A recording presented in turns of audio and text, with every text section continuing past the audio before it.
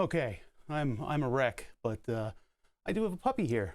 I have a puppy to show off for anyone who's interested. I know she's a little weirded out because I just moved the bed down here. But here's Willow. Hi, Miss Willow. Good girl. Here's the puppy.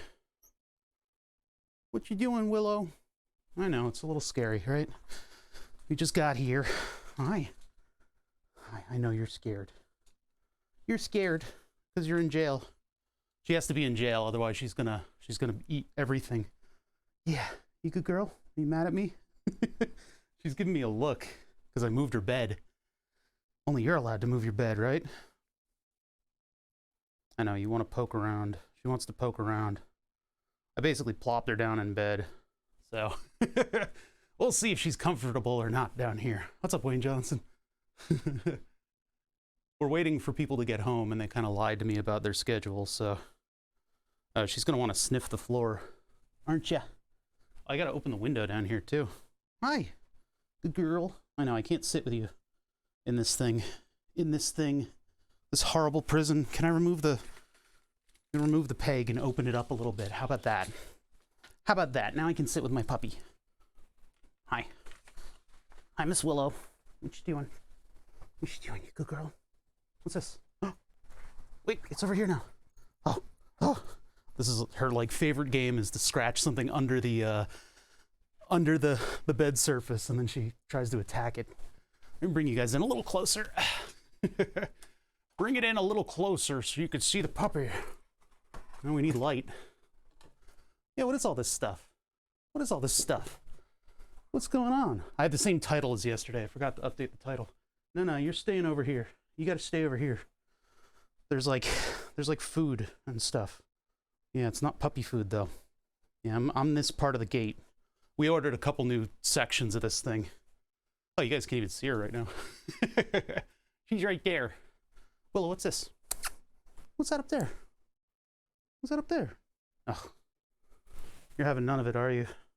I may not be able to continue being on the We're over here right now, huh? You gotta be over here with me. What, are we gonna do this again?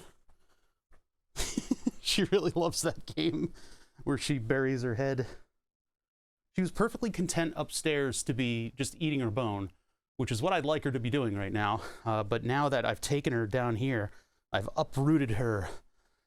So she is naturally going to want to either pee somewhere or just poke at all of the boundaries that I've established. No, we don't use my arm as a tunnel. That's not how we escape. Good girl. Good girl, Willow.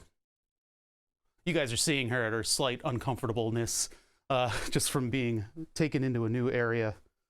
Hi. Oh, you found the treats in my pocket. You want a treat? Okay. Come here. Come on. We don't have a lot of room to do this, but if you come here, can you sit? Sit. Really, in front of everybody, you're going to do this to me? Good sit, good girl. There you go.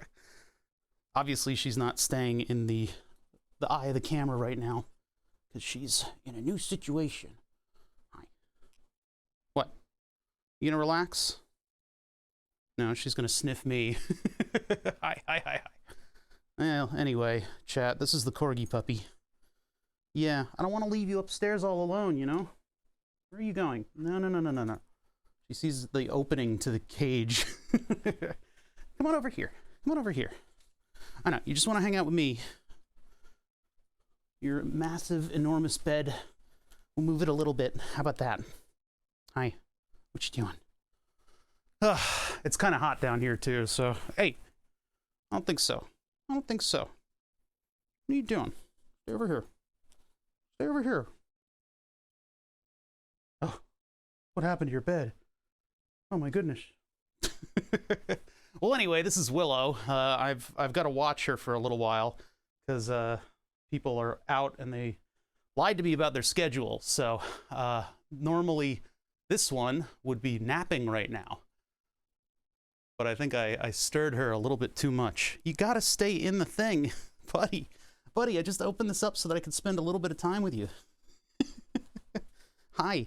I know, it doesn't make any sense, right? I'll put it back together if you're gonna... Okay, we're gonna make this into a game. That's what this is gonna be. She's gonna eat the microphone cable, too. So this is Willow. I would give you guys a better introduction to her, but she's being a little precocious right now. I think she's eating my shoelaces. Yes, you are. Don't... Hey. I don't think so, puppy. What are you doing? God. Well, I knew this wouldn't go very well, but... Oh, she's, what are you doing over there? Huh? You're eating me. She's eating me. Yeah, this is what she does. She's casually investigating, and then suddenly it becomes an escape attempt. Over here. Huh? Say hi to everybody. You've got adoring fans. Yeah. I know, you're in jail. You're in jail, and it's completely unjust. What? What? You gonna bark at me? Is that what's gonna happen? Willow. Hey, puppy. No.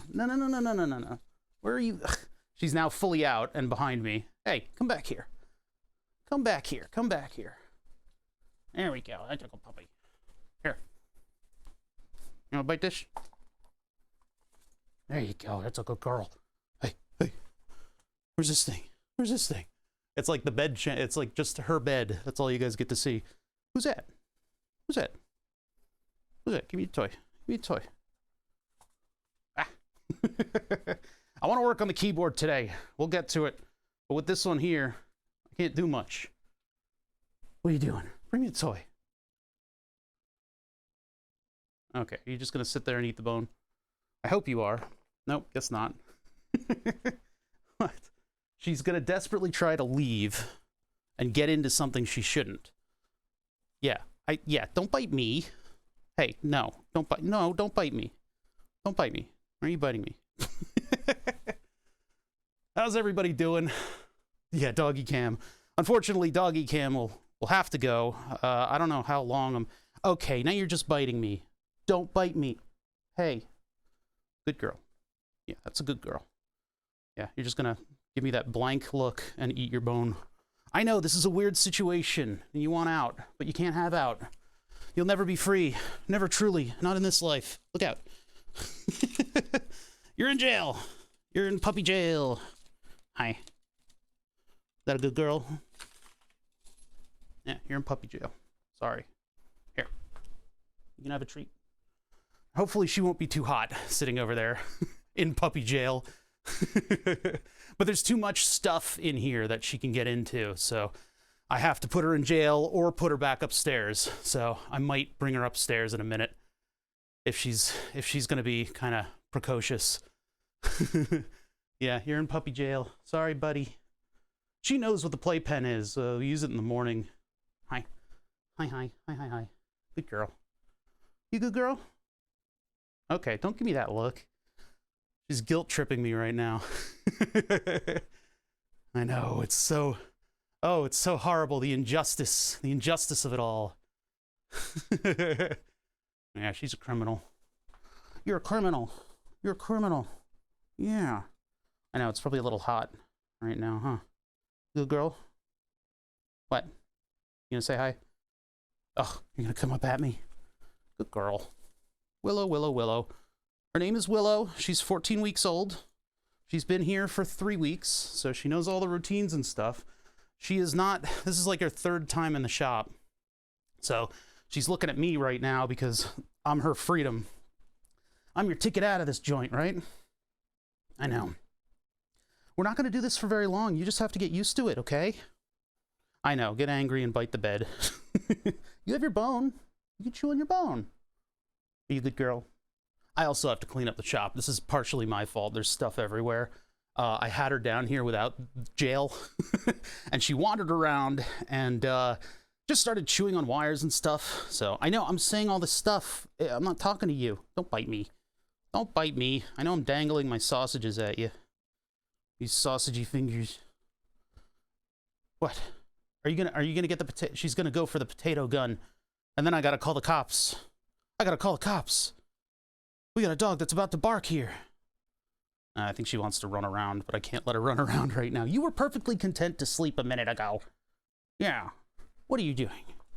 What are you doing? What are you doing? You a good girl? I want to get you used to being down here and me yelling at the furniture in the presence. Yeah, this is the savage beast. Look at her. You're terrible. You're so scary. You good girl, Willow? Good girl? She doesn't know what's going on. Oh. Get mad. Yeah, get mad. Kill the bed. Just don't pee anywhere, please. Are you gonna relax down here? Hi. What? I know. Why am I being so loud? That's because this is called streaming.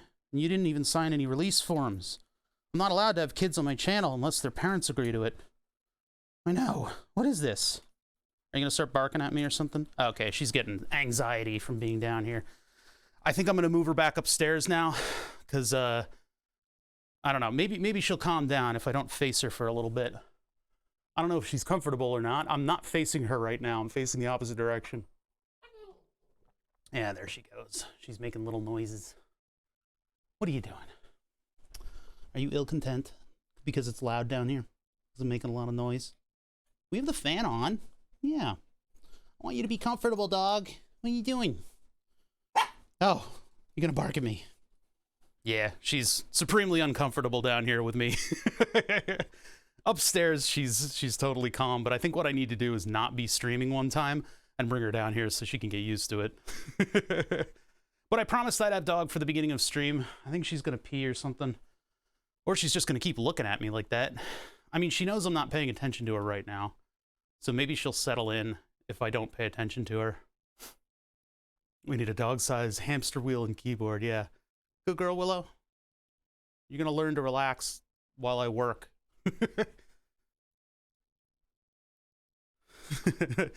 Yeah, Window Cat has already laid claim to this shop. And she knows it. She knows it. Hi. You good girl? Do you want to go back upstairs? Is that what it is? Or do you want to, do you want to play with me? Or do you want to poke around here and find stuff that you're not supposed to eat? I think it's that one, isn't it?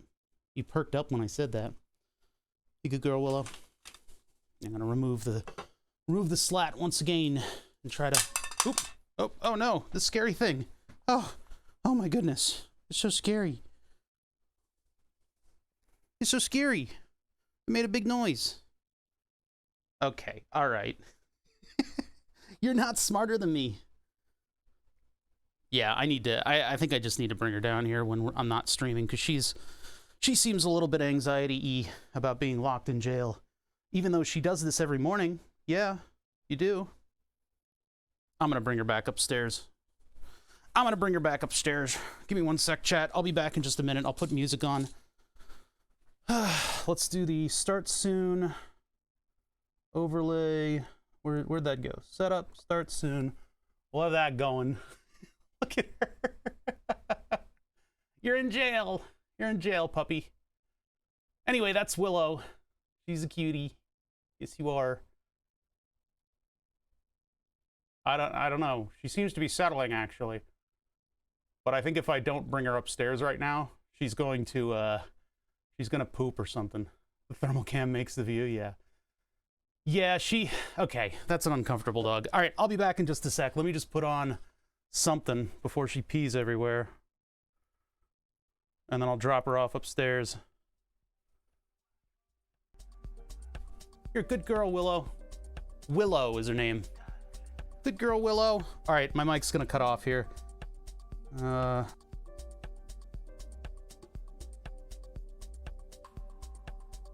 Wait a minute, she's kind of settling in. You being a good girl? I think the first thing she's gonna do is poop somewhere. Well, pee somewhere, just out of anxiety. It's a good girl, Willow. Your cat's name is Willow? It's a good name for her because she's gonna have long hair on her body. I've got the fans on her right now, but it's not blasting. She likes cold. So I moved her big fluffy bed down here, and the big fluffy bed is probably pretty warm. I mean, you can just see on the thermal cam. So I don't know if she's gonna, get out of the bed or what. Yeah, we're gonna have puppy cam for maybe a minute or two more.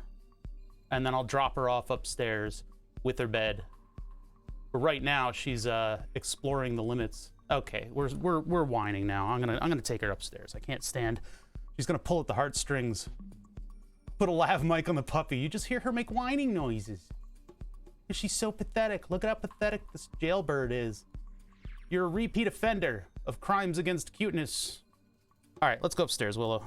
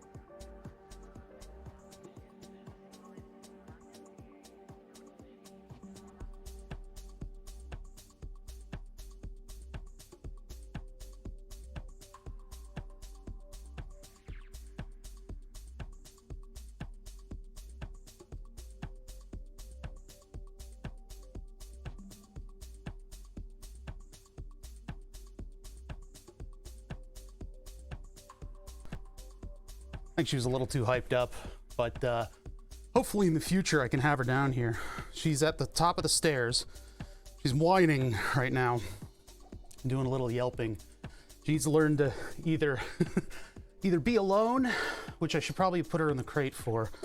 I'll go up and visit her periodically until other people get home. They should be home any minute now. Whew, I'm sweaty. Yeah, I've been puppy sitting and I got kind of full of anxiety from not streaming. I need to stream today, so yeah. We had puppy cam for a little while, but I don't think the dog is too well adjusted. Now, the question is, she's alone upstairs, looking down the stairs, like wanting to come and hang out.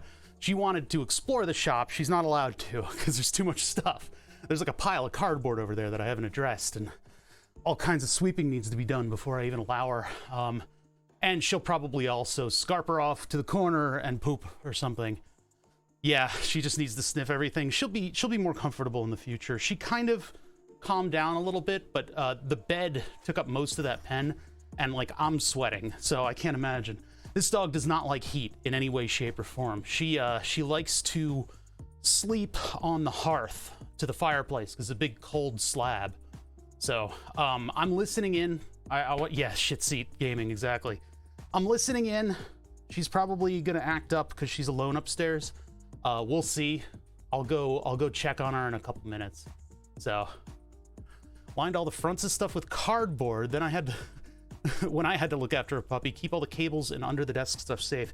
I may have to do that. Yeah, I may have to harvest cardboard and just cover things up and just have like a pen in here where she can do, you know, run around and stuff like that. But jail, puppy jail, kind of works. I mean, she sits in it in the morning.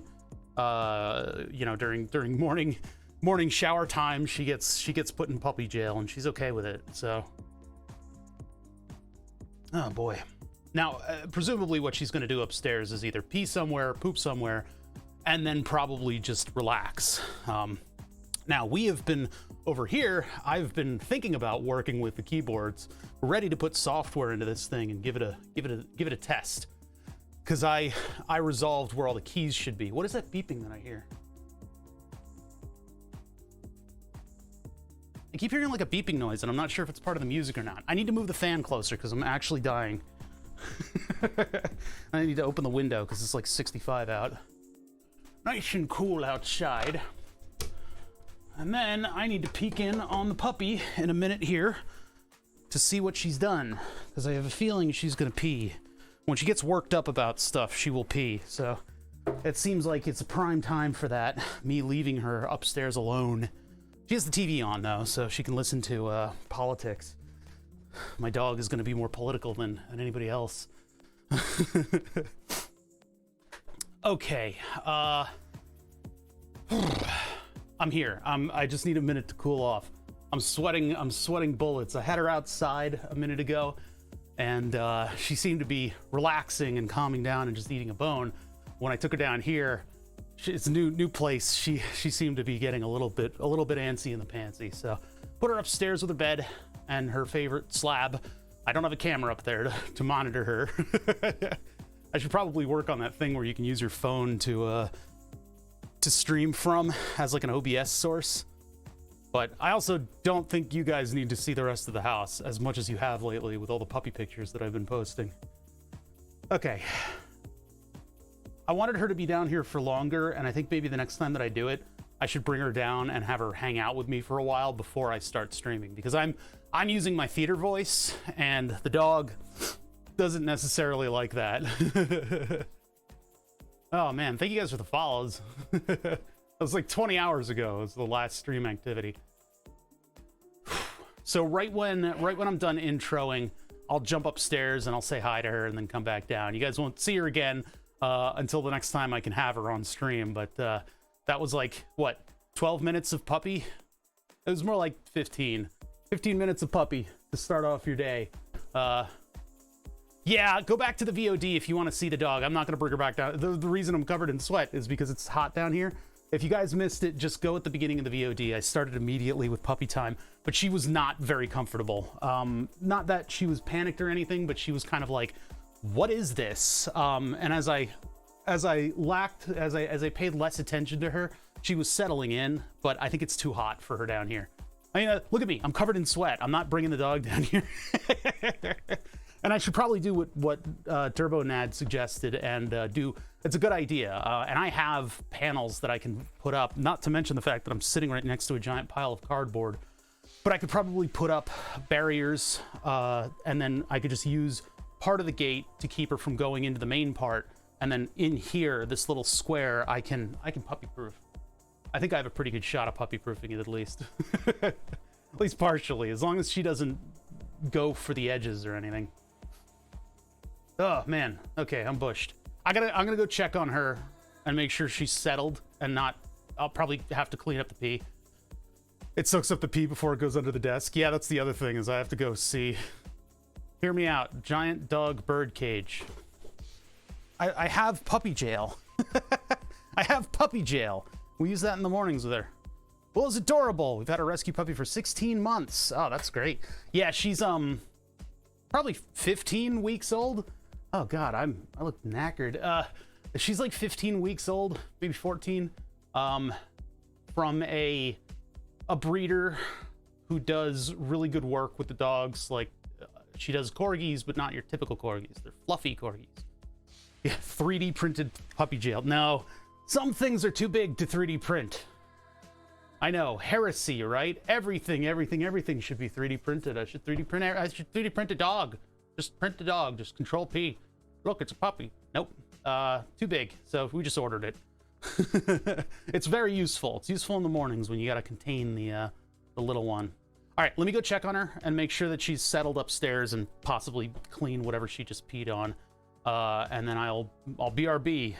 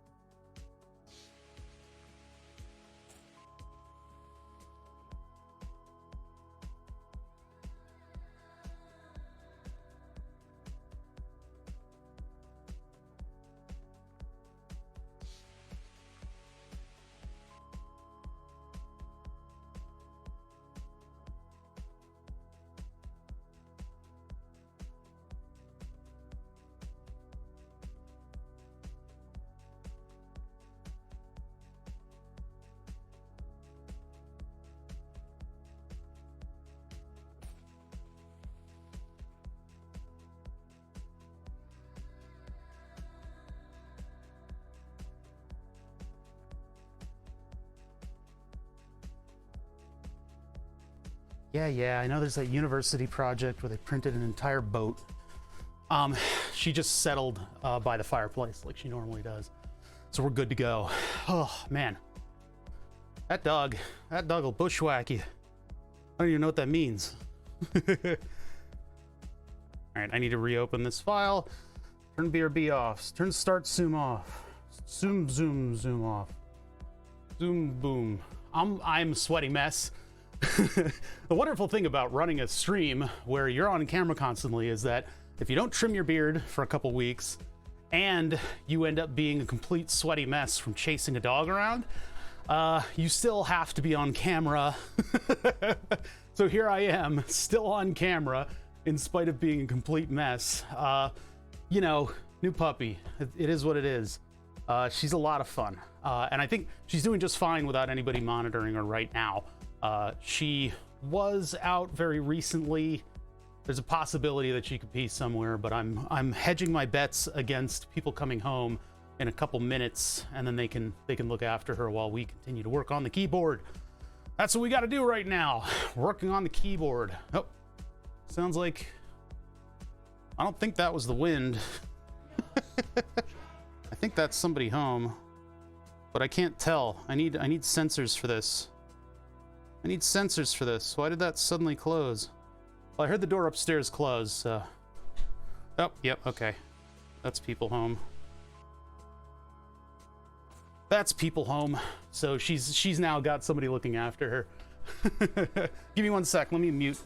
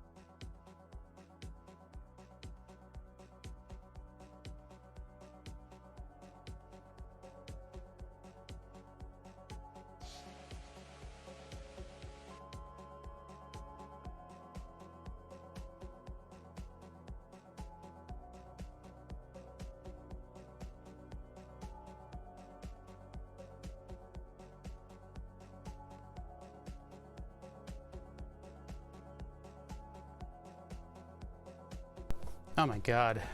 I'm here for clicky clacky. Yeah, me too. Where did I put the stabilizers? Where did it, what, huh? Oh, they're there. I got a set of cherry style stabilizers, and I don't know if I can put them in the keyboard or not. Hi, I'm your sweaty host. Oh my God. Who is this sweaty man? Why is this sweaty man streaming? Hi, welcome to my channel, chat. Welcome. Oh, I'm so sweaty. Okay, anyway, I'll stop doing that bit. I'm sweaty because I've been chasing around a puppy. The buck has been passed. The dog has somebody watching over her right now. She's a new puppy. She didn't pee anywhere, and she was just sitting. What kind of stabilizers are there originally? Corsair. So there's not much of a chance that I'm going to be able to put these things in. I'm thinking about it though, at least. There are people that like their host sweaty. No, we're not getting into that. Yeah, Willow is an adorable puppy. I need to get her more familiar with hanging out with me down here because I think she can be pretty comfortable about it. Her signal to pee is not as good as it could be for down here. Her signal to pee is to sit by the door, and sometimes she'll yelp at us a little bit. She only barks when she's frustrated, and it's the cutest, but unfortunately she doesn't have a very strong correlation between her signal and going out yet, so... Yeah, they're CoStar. I've been calling it Corsair, which is wrong. Why am I not responding to insulin right now? My glucose levels suck. Is this thing... Yeah, this thing wants to give me a tiny little bolus. We'll let it. Whew. I need to cool off. I need to get unsweaty. We got this running in the background, which is a Costa Rica mix from my buddy Big John, who's FK Productions PHL. Where's that fan? That fan is not nearly... I need to be sitting on the fan. I need to be directly by the fan. All right, so what has gone on with this keyboard? Where are we with this thing? I haven't been able to work on this thing all day, so now we're sitting down and we're figuring out where we left off. Not typically possible to swap in cherry plate or PCB mount stabilizers. Well, that's what people say, and then some people say the opposite, so I don't really know. Plus, this Code keyboard has all kinds of weird features to it. Like, for instance, I've got this weird shaped hole on some portion. I think that's just for mounting, because there is no... These are plate mounted. I don't know if I got plate mounted stabilizers. And then in order to get to the stabilizers, I think I'd have to desolder all the switches. Yeah, CoStar's clip in a pretty specific way. I wonder what it would take to modify this to use cherry stabilizers, because the CoStars are very annoying to work with. Well, okay, that's not the point that we're at. The point that we're at, I mean, I guess I could have done this sometime in the interim. I could have done it sometime in the interim, maybe before I even launched into making this thing QMK, but... Yeah, because I'm looking at it now. I mean, there are holes for other stabilizers in this plate. So I don't know what that's... is that where the cherry goes? That's a weird question. A weird, creepy question. Oh god, there's like food in the key. I really should have done a full refurbish on this thing.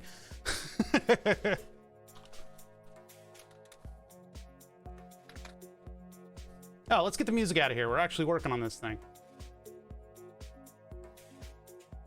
Look at that music out of here. Sorry, I've been running around like a chicken with her head cut off.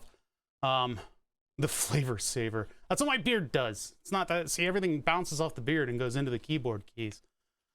Hi everybody. I'm a sweaty mess because I've been chasing around a dog all morning. Having a new puppy is a hell of a thing. So welcome. I'm your intrepid host. I always look good when I stream, you know? I always pamper myself and make sure that everything is fixed and in perfect working order, and that I look great for the cameras, so that I'm always putting out my best impression. Yeah, we got a new puppy. Her name is Willow. You're a first-time chatter. On the Discord, I had to make an entire pet section because of all the pictures of Willow. We needed containment on the Willow pictures. So if you join my Discord, you can check out all the pictures, or you could just rewind to the beginning of stream, and there's about 12 minutes of Corgi puppy. We got a Corgi puppy from a little bit north of here, and it was an hour and 45-minute drive to get her home, and she puked 1 hour and 40 minutes into the drive. So 5 minutes from home, she puked, which is just fun. It was great. The puppy always pukes on the ride home, so that's standard. But she held out for a long time. She's been here for about 3 or 4 weeks. I'd have to look at the date. She's been here for a couple weeks, and she's taking to this like a dog takes to water. I don't know how that phrasing goes. What's up, Demi? Yeah, she's taking to life here like you would expect a puppy to. Very quickly. She's a very smart breed of dog. She is a fluffy corgi, which means she's going to have long, soft hair, and she's not necessarily highly regarded by the breeders. Usually, the breeders love the Pembroke Welsh corgis, but she's a very typical little corgi. Very, very cute. She's a little potato. And I have 1.5 billion pictures of her on the Discord if you're interested. Does she love cables? That's the thing. We have actually gotten her to stop eating cables. We had to make sure to mask the cables with the crinkle tube, and then, when she gets near them, scold her, and she knows not to eat them anymore. The one thing that I've been working on is lunging at faces. When she plays, she will lunge at my face. She loves biting my beard. She's probably only historically the second person I've ever allowed to do that. But I need to, I can't feel, I don't have nerve endings in my beard. I don't know when she's biting it. So I have to what are you doing? Are you, and then scold her for it. But I've gotten her to, she knows not to bite at faces. She still gets puppy energy when she's playing, and will mistakenly, she'll chomp my nose, but it's all just play biting. But she's learning. She's learning it gradually and very quickly for the type of breed of dog she is. My beard is its own entity. Oh yeah, my beard's taking a nap right now. I gotta feed my beard. I'll be back in a minute. It gets antsy if it doesn't get food. Okay, so I'm here. I'm a little disheveled just from puppy time. If you're curious, check the beginning of the stream. It's very adorable. But we're working on my keyboard right now. My Code 10 keyless keyboard, doing a round of upgrades to it. And the reasoning behind that is because I'm a horrible alcoholic. Now, the reasoning behind it, and actually, I am being honest when I say it was just diet iced tea powder mix that I spilled on the keyboard, flipped the keyboard upside down, went to bed. It was that was the last straw in my day. I was just you know what? Ah, fuck.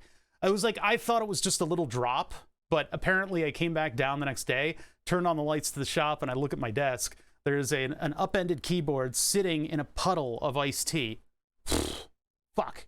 So I took a look at what happened. The way that the Code keyboard is organized, the microcontroller for it is on the back of the PCB, which means if you spill something on the keyboard, it'll go down and into the microcontroller. If water gets under the chips, under the clock especially, it can just kill it. It's been a good, I was about to say it's been a good dog. It's been a good keyboard with this processor on it. It's survived quite a bit, and the previous one that I had survived quite a lot. I think I got rid of it though, unfortunately. I should have kept it. But it survived a lot of that kind of treatment in the past because I know how to clean electronics. And so I gave it an entire bath of alcohol, of concentrated cleaning spirits, and I cleaned it, and I made it look brand new. And then it worked. And I put the front cover on it, and then it stopped working permanently. It just, gone, done. No more keyboard. See, as the sweat dries, I actually start to look okay. I don't look like I just buried a body. That is actually what I did do, RoboLathe. The one problem with doing that with conformal coding is some circuit elements that you don't expect need to be exposed to air, e.g. the clock. The clock, your typical clock, will have a hole somewhere in the cover so that atmospheric pressure can even out on it. It'll have a hole even though it's this microscopic little surface mount part. It's kind of interesting. There were a bunch of iPhones that were temporarily completely ruined because there was an over average release of helium in a hospital one time. So the helium got all the way into the clocks and ended up doing stuff to the processors. Oh, there we go. Yeah, I think, thank you for the follows, everybody. Sorry, I was wondering what flashed up in front of my eyes over there. Yeah, so the clock may need to be exposed to the elements, and if you put conformal coating over it, you can affect it. So you mask the clock, you mask the connectors, and then you can do a polymer conformal coating spray. Funny you should mention such things, because almost on camera is my new can of conformal coating. I don't know if I'm going to do this or not. I bought the can. This will probably go flat before I actually get a chance to use it. What's up, Pyro? Pyro, you might want to go back to the beginning of stream, because I had Willow on camera for just a minute. Twitch recommended? Is that how you're here? Ah, that's cool. Yeah, welcome to my shop. We do all kinds of weird stuff here. We got something called Burn the Subs that we're going to get back to working on. Burn the Subs was and will be a Twitch, what do you call it? Oh, man. It is a Twitch-powered, Twitch API-powered subscriber board, what uses a laser to burn the names up on a big block of wood. Now, we got a couple problems to solve with that thing, but first of all, I screwed up my keyboard, so we're going to do that. Burn the Subs, you still do that? Shut the fuck up. Fucking hate you guys sometimes. No, I'm just kidding. I'm just being mean. No. Yeah, I still do that. We'll get back to working on that.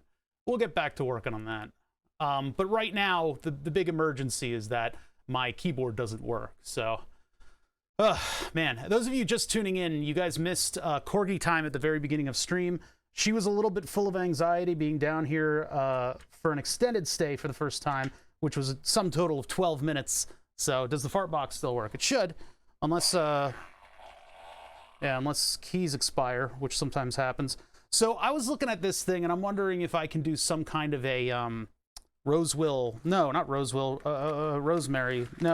cherry style stabilizer on this keyboard, and what I would have to modify in order to run the other style. But it looks like these are pretty widespread in their mounts. So yeah, this would not work, unfortunately. It can't just clip in place of the, what is it called? The whatever kind of thing.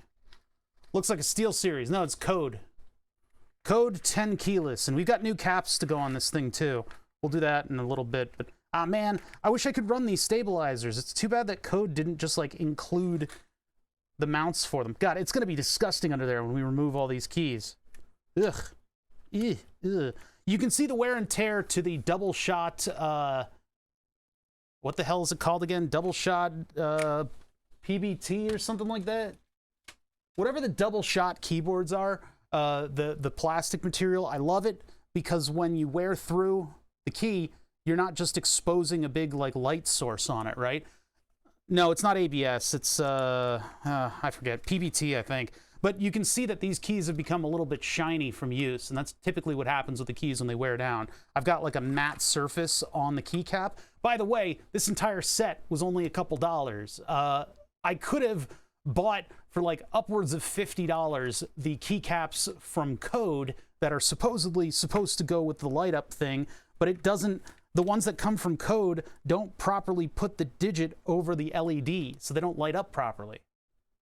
It's really obnoxious. But I run clear rubber bands, and these are they're like the white, the translucent white rubber bands.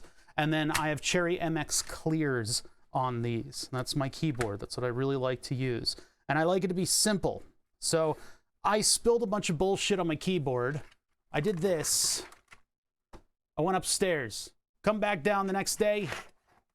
Thing's covered in liquid. It was dead. So, what are we going to do? Well, what I did is I decided that because I had a couple Raspberry Pi Picos standing around, not really, they were sitting, they were just kind of lying in a bin. Had a bunch of Raspberry Pi Picos sitting around, so I decided to utilize the Raspberry Pi Pico. And just recently, two years ago, oh boy, 2 years ago, compatibility was added for the RP2040, which is the processor that the Raspberry Pi Pico uses. And actually, 2 years ago is when I bought these things. Hold on, this connector is, it's like that's a weird one. That's the USB input connector. So what I did is decided to have a little bit of a skill challenge soldering this thing. And actually, it didn't start with a skill challenge. Where's my keyboard tester? I have the whole thing sitting on a solderless breadboard that has gone missing. There it is. So what I did is I decided that the RP2040 would be the processor for this thing, right?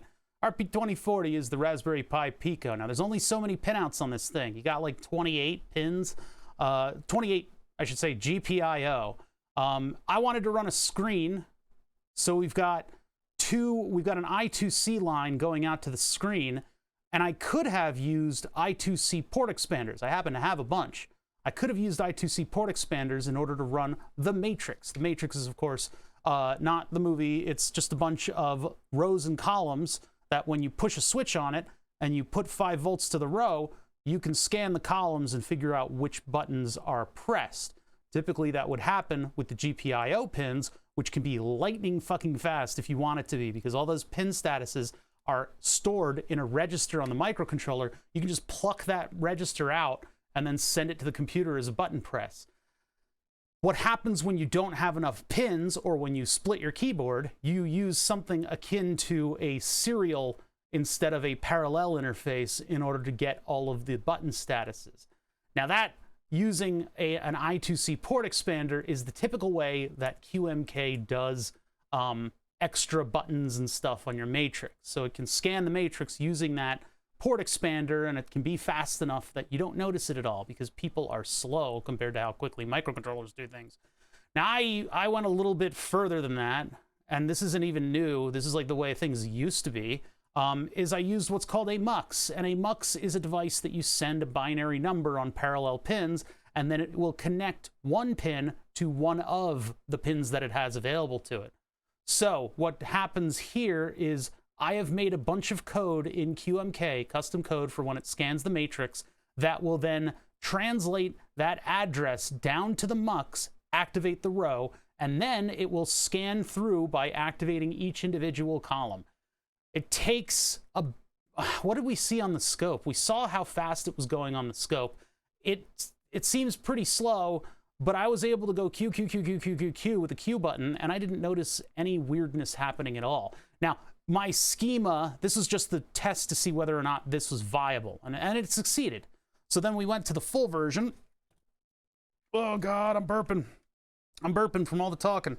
We went to the full version, and the full version involves 3 port expanders that I have glued, that I've attached to the PCB. I exposed a ground trace and soldered the ground wires to the ground trace. There is a lot of wiring that happened here. This represents probably 10 hours of work, maybe a little less than that, just because I'm really good at what I do. This represents a lot of work, wiring this thing up. Now, it didn't have to be this crazy. I could have gone by rows and columns. I could have gone directly to the switches. The switches and the diodes on the switches would be a way to do it. If you're faster than a microcontroller, I'm happy and successful. You guys are weird. Yeah, what would have happened, last miles, what would have happened is on Burn the Subs, all the gifties would have gone on the board. And if you upgrade the tier of your sub from 1 to 2 to 3, you can get on the board 3 times. But the board isn't up right now. So, none of that happened. But, I mean, your 5 gift subs of all tiers is an absolute fucking bolus of cash to this stream. And I will never stop appreciating it. Thank you for doing it. It's insane. It's so many subs, and I hope a lot of the people that have been gifted subs by you have thanked you, because yeah, pretty cool.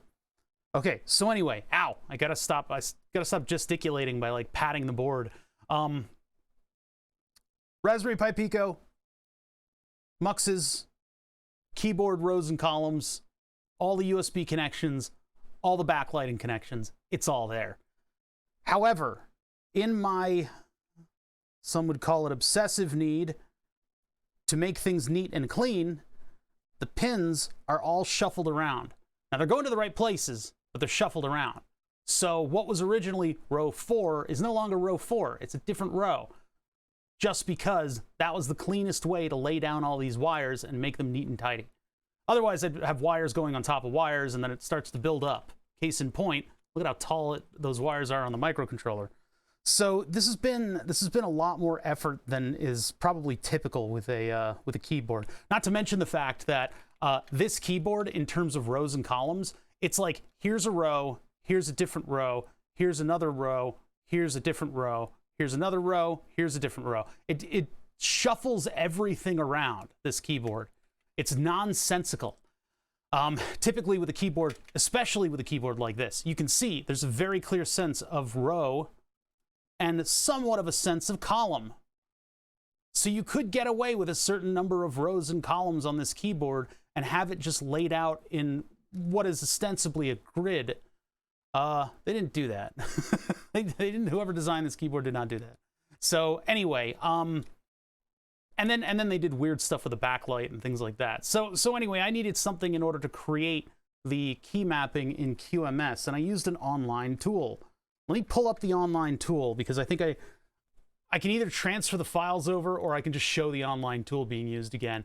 We're going to load that up into the code that represents this keyboard so that our key mapping is correct. And then I guess we'll fire it up. We'll program the Raspberry Pi, we'll compile it and program the Raspberry Pi Pico and see how it does. See whether or not I've got a functional keyboard, if I succeeded at all in any of my wiring. That's where we are with this thing. So yeah, hold on, you gotta go back. You guys gotta look at my sweaty face for a minute. So yeah, I'm a little late because of the puppy, but we will continue on with keyboard stuff and possibly go late as a result. Okay, so where is that? Would be in Stream Projects, and then I've got this piece of oh god, how hard is this going to be? Layout.json. I guess I'll just download it. That's what the tool generates. Here's a map of the rows and columns, by the way. Let me pull that up on the screen. Can I get the guy in the booth to pull that up on the screen? Look at that. Look at how logical that's laid out. It's so logical. So logical, those rows and those columns. It's so simple, actually. I mean, you can just see it. It's right there. Very, very simply laid out. It's all over the place. If you're curious about how the rows and the columns are actually organized, let's see here. This is per pin number, but over here I've got them mapped out in row and column number in accordance to how they're hooked up to the muxes. So like, it's a mess. It's all over the place. The Corgi mode is great. It's a mess. It's all over the place. This is crazy. So I used a tool in order to organize all this stuff and get it into the right spots and then define everything. Let me pull that up. Hold on. Let me actually find that program. It's something online. There's two tools that you can use. And what I did is use, hold on, I got to scroll a billion miles until I see the old keyboard map, and then the link is like right there. Scroll, scroll, scroll. There it is. There's that one, and then there's this one. So KB firmware and keyboard layout editor. I'll show the web pages, and we'll load up my JSON, and then we'll make a keyboard firmware. But this doesn't support the RP2040. I'm just using it in order to show, in order to get all of the stuff into the right spots, right? Okay, hold on. In order to get the matrix to be correct and reference everything correctly. So you can paste the layout into this one on the keyboard firmware builder. The keyboard layout editor lets you could first of all choose from beginning with a preset, right? So like I could have done it from this preset. Instead, I decided to go with a ISO 105, and then I just deleted the numpad, much in the same way that they invented the code 10 keyless keyboard that I use. Ta-da! Now it's a code 10 keyless keyboard. All that to get the layout correct. Where's my OBS? There it is. Where's my chat? My chat is under a window. There we go. Okay. Chat's dead anyway. Chat's completely fucking dead. Like there's no Corgi here. Let me just tune out. Yeah, so anyway, I created the keyboard by doing that, and then you go over to the raw data, take that raw data, copy it, and place it in the keyboard firmware builder. What that does is it tells it where all the stuff is. Oh, it's a tomato viewer. I don't actually mean to be stealing viewers from tomato. Yeah, but anyway, so we paste it in here, and this will actually make QMK firmware. If we go over to compile, we can get a hex file that we can just directly load onto the microcontroller, or a zip. But in the settings, you can see here we've got a certain bootloader size, and you can tell it, you know, how to handle the backlighting and stuff like that. You can change the key map, which for some reason it didn't understand where the arrow keys are. And you can assign microcontroller pins. But again, the RP2040 isn't on this list. So I basically just used the tool in order to create the matrix, in order to create this wiring map so that there weren't overlapping buttons and stuff. Oh, this is actually the wrong kind of keyboard. It's got the big enter key. Those should be 2 keys. I hope I did it right on the one that I made. I guess it's not totally the end of the world, but some of the slash key and the enter key could be in the wrong spots. If I used this model, I don't know if I used this model or not. I thought I used one that directly resembled the keyboard, but I can't be sure anymore. I just don't. Oh well, I can look at the picture. Well, hold on a minute. Let me pull up the picture all the way down to the bottom. Which model did I use? Oh no, I used the right one. I don't know, I must have pulled up a different keyboard. It's ISO and ANSI, I guess, are the 2 different types, and I got this type. So yeah, I got it right here. But yeah, the keyboard firmware builder. This is actually an extremely good tool. Mr. Anderson, subbing for 39 months. I don't always gift subs. When I do, I give them to myself. Well, thank you for the 39 months. Yeah, this is 10 keyless, specifically. It's nice because I don't use the numpad for anything, and what will you do when you need to type in Korean? I don't do that. I don't do alt codes and stuff like that either. And I'm perfectly happy to punch the numbers at the top of the keyboard. I don't. Oh, but the numpad is so much faster. Well, it depends on what you've trained in. You know, I worked retail for a little bit, and everybody was using the numpads at that point. But I was still using the home row of numbers. So it gives you so much more keyboard or mouse space on your desk. I like it a lot. I actually really enjoy my 10 keyless because I don't need that numpad. The only time it actually bit me in the face was when playing GTA 5. Remember GTA 5, that game from 35 years ago that's still apparently the latest GTA? That game uses the numpad. Show in folder. There's my layout that I've saved. But that was the only time that I've ever needed the numpad, and so not having it is actually pretty awesome. Anyway, this isn't how the keyboard's laid out. I'm wondering if I can load in that layout. But yeah, this is how you do it. I mean, you make your keyboard over here, and then you cut and paste it into this tool. So let's reload this tool. It's going to give me a warning. That's good that that's there.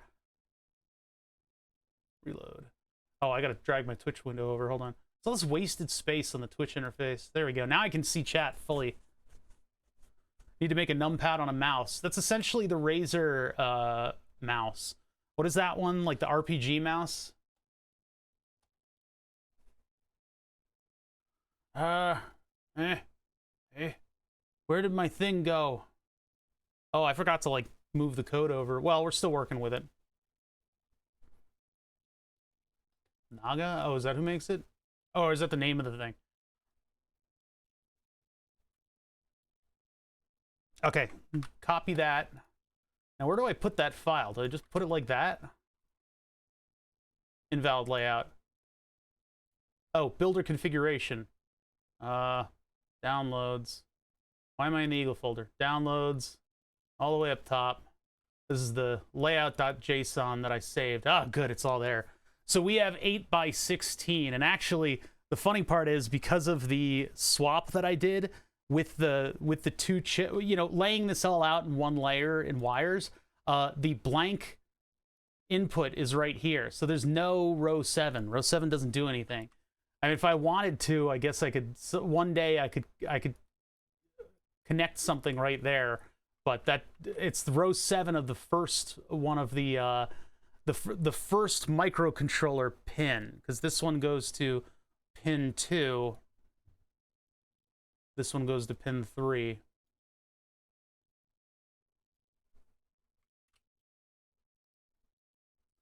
Yeah, I know people who played WoWcrack love that mouse, because apparently WoWcrack needs 10,000 inputs.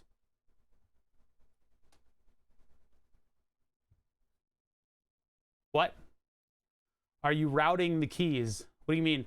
This is the way, so the way I soldered the wires in is that wherever they go, they don't interfere with one another. I didn't want any overlapping wires in this scheme, and I was able to achieve that. The price of that, though, is that the rows and the columns, as they lie, don't line up with the inputs to the multiplexers. So what I had to do was rearrange all the inputs, and so I made myself charts of how this thing was laid out, because these are the pins of the microcontroller that I soldered to, and those are the columns and rows that are connected to those pins, and those go out to all the keys. Now I could have had overlapping wires, and it could have been a big bird's nest, and then I could have actually organized the rows and the columns as they lie, but whatever. This is what I ended up with. So I used that map, and then I went key by key and told it what row and column each key lies in. And that's how this thing works. That's how it does its stuff. So when we go to the pins, we just assign unique pins for all of this. We're not going to use this. We might use the backlight, and I'll change the pin. But yeah, the lines are crazy. This is how the code 10 keyless keyboard is arranged in terms of rows and columns. The visual aid is completely bonkers and doesn't actually help. You probably need 2 pictures, one for rows and the other one for columns, and then it might make a little bit more sense if you break it down. What code tried to achieve with this keyboard is that as it's scanning the rows and the columns, it's not just scanning the top of the keyboard or the bottom of the keyboard. It's scanning a bunch of stuff at once. That way, your hands on home row are getting scanned more often, I guess. There's a better chance that the keys that you're pressing will get scanned faster, which I guess benefits us because the muxes are not, they're a linear thing. They're not all at once scanned, so it's a lot slower. So yeah, you go over the pins, you go over the key map. Key map per layer, you have to have a reset button somewhere on this thing. So what I did is I made escape into reset, and then I have backlight controls up here. I don't have any other need for key mapping though. I could, technically, if I really wanted to, I could put the numpad here, but I don't really feel a need to do that. So I have only 2 layers on the keyboard, even though this thing has many available layers to it. The code will be there in QMK, and I can modify it as I need. So macros, I don't do anything with macros. My keyboard, for me, the keyboard is very simple. I want it to feel nice when I'm typing on it.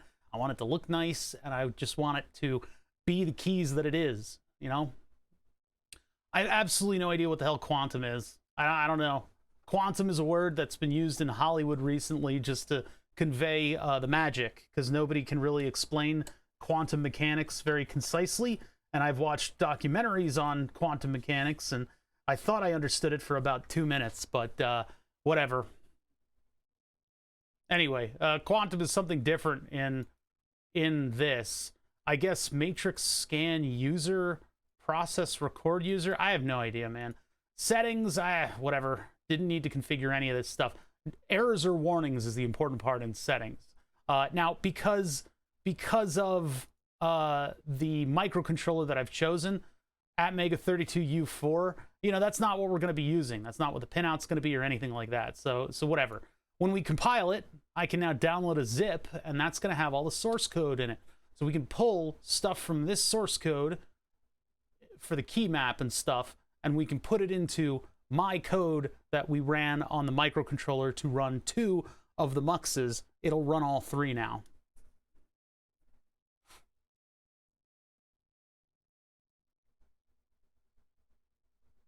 No, I haven't seen the one video on why diodes are needed in the key. listen, matrices in this manner have been around since we were all just a twinkle in our daddy's eye. Matrices like this have existed before most of the people watching my show. The concept of putting diodes on a matrix came about when fucking, like, before people, like, they were figuring that out under candlelight. Like, it's been around for a long time. Yeah, I have diodes on this board. Code added the diodes. There's also actually a function in this that also prevents the ghosting of keys, because it's called ghosting when you hit like 3 keys and it thinks the fourth is actually hit, just because that's what it looks like to the scan. The idea of matrix math is hundreds of years older than all of us. I thought control systems was invented in the 60s or something. Didn't matrix algebra come about pretty recently? Hold on, I'm gonna Wikipedia. Maybe it's just in the modern form. Matrix mathematics. Matrix theory, no. Table of numbers, expressions. Further specifications, linear maps, blah, blah, blah, blah, blah. Notation, operations, equations. Maybe it's just linear algebra that... Is it? I need to settle this one because, history, here we go. Long history of applications solving linear equations, but they were known as arrays until the 1800s. Chinese texts, the 9 chapters on the mathematical art, written in the 10th to 2nd century BCE, uses array methods to solve simultaneous equations. Oh, god damn it. So it's like super duper duper old. And determinants. Oh my god. 1545. All right, so I guess it's the control system stuff is the recent one, huh?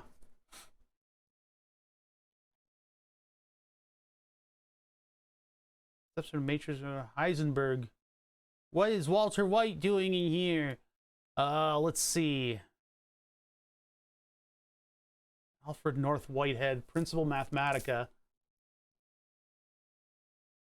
Let us give the name of matrix to any function of however many variables that does not involve any apparent variables. Then, by possible function other than matrix to... I can't understand. I'm totally lost. This isn't English. Who said math isn't sexy? Oh, yeah.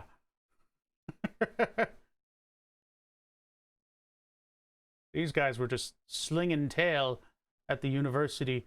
All right, anyway, matrices is the same as matrices. I'm not even getting into that. All right, so anyway, we downloaded the zip of our layout, showed it in the folder. So I'm going to take this, cut, and we're going to put that into my QMK folder. And now we have all of our keys mapped out. And I was able to use a tool that wasn't completely excruciating, and I didn't have to go into the individual files and the matrices stored within the files. Where the hell, QMK firmware drivers. We are working in the local folder now, and I will, at the end of stream, I will copy the files from my local folder to the remote folder. Now, the server folder, I actually do want to put this layout on there. So what I'll do is I'll go back here, and I'll go back to keyboard overhaul. Now I've got a layout folder here. Let's do new folder, and I'll call that old layout. I'll make another folder, new layout. The new layout's the new layout, old layout's the old layout. You know, my nomenclature schemes are vastly complicated, and they're very hard to understand. That goes in old layout. Okay, so now we've got what represents an entire night of me sitting there clicking after doing a little bit of photoshopping. Well, I say photoshopping, but actually it was MS Paint. I had an evening with MS Paint. An evening with MS Paint, and oh bother, a wine glass. It was excruciating. But all that work pays off because now I can just copy the layout from here. And I've got all the stuff that I need in order to put together, you know, to basically associate one of the muxes with one of the buttons. I could also throw the LED code in here as well. So this is where we will be copying files from, and we will be putting them into this PC, local disk, users bother, QMK firmware. This isn't, which folder are we going into? Drivers, project stream. So project stream, I gotta be careful of this one. Remember what happened the other day is that, here's botherboard. The other day I was cutting and pasting the files around and I went in the wrong direction and I hit Control Z a bunch, and then I decided that I should probably do repeat action in order to get myself back to where I was, and then I accidentally fat fingered the UI on Windows and it deleted all of the work that we had done. So I had to go into the VOD and transcribe all of the stuff so that we got our code back, basically, right? So I don't want to repeat that. That's why I'm being a little dire when it comes to moving the files around and stuff like that. I just picked a scab and I think my arm's bleeding. Oh well. Oh well. Okay, so LOL, oh well, oh well. Let us close the stuff that we don't need. I'm starting to get too many windows open in here. We will close the layout. I have a bunch of this stuff open. I should probably close all of this stuff so that I don't get confused, because we're starting from a point where we were able to upload code to the micro and it ran the matrices. So I've got my own little Max 308 driver. I've got the MCU configuration.h. README, I don't have. Info.json. I wonder if I need to move the layout.json in there, because this one has all that information on it. Let's see. I mean, the JSON file isn't really for much. It's just like if you want to display what the keyboard looks like. We'll start there. We'll start there and just start moving code over. We can just move our code. I don't know where that accent comes from that I have. Oh, wait, that's in downloads. We did need a folder open. Hold on, I can just shift-click. Nope, apparently I can't. See, it's layout and info. So edit. Actually, let's take layout.json, and I'm going to copy that, and I'm going to put that into the NAS folder as well. Oh, which was this. Yeah, here we go. There, and then we go back to that, and I'm just going to paste that right there, and that goes into new layout. And now I want to open it up. I think I have something that'll format this. Is that in tools? Nah. I remember having a tool that would allow me to format JSON. That's ASCII to hex. Dispel check, no. Mime tools, no. I must not have it anymore. Oh well. I don't think I'm gonna move stuff over. It would have been nice because this has the layout of the keyboard, and maybe I can get it from that online tool, but I don't think it looks like this, though. This thing is so organized. Look at that. But I think it's overridden by other files anyway. What do we have? What do we have in the online tool? Where did that go?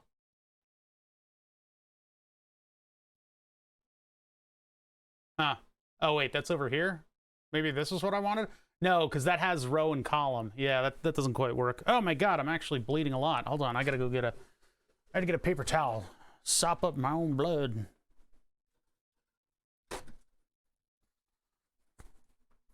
Jeez. Bleeding a lot. It's like I'm sweaty and my heart's beating a lot. Okay. Was that? Oh, the gift sub from Last Miles. Yeah, that was awesome. Really appreciate that. String of gift subs. Okay, keep that nearby. All right, so it doesn't look like I've got anything that I can populate the JSON file with. I mean, I've got the save of this. It would be nice if I got a proper formatted this to put into the files, but I guess not. So cancel. Let's not leave there. We'll just keep that page open. All right, so on to the next file. We should probably just go down in order and see the stuff that we should replace in all of these files, just to, because I don't remember how to do this. I don't remember any of this stuff. So here is the QMK firmware, and then in keyboards, TMK, we've got the build, the make file. Okay, so digitally pass, guys. All right, appreciate it. Thank you very much. So key maps, config H, the keyboard file, the maker file we don't need, and then the rules. We got to see if the only thing that would really change in here is just the layout. So config and key maps are really what we want. We'll start with key maps. Let's go to default and then keymap.c, edit with Notepad++. And here are the magical files that tell the keyboard what functions are associated with what keys. Our matrix is all over the place, but this should be pretty useful. In addition to that, it looks like we have the macro in there that we're not using. And then we have the LED setting. What are we doing? USB LED numlock. I don't know what keys those are going to be connected to, but I think we do need to, I do think we need to work with that a little bit. I got to get that stuff functioning. Well, let's just start. So let me open up keymap.c in our files that are on the local disk. Keymap, are we doing, we're doing default, right? Yeah, because oh bother was a different one. This is, of course, not quite the look of the keyboard. I just kept that in there. So this would be, yeah, this will be the one that we'll use. So I'm going to grab this, and I will just grab all of the key maps. All the way up to here. Copy it. And then paste it in. Down we go, all the way down. All the way down to the bottom. Control V. All right.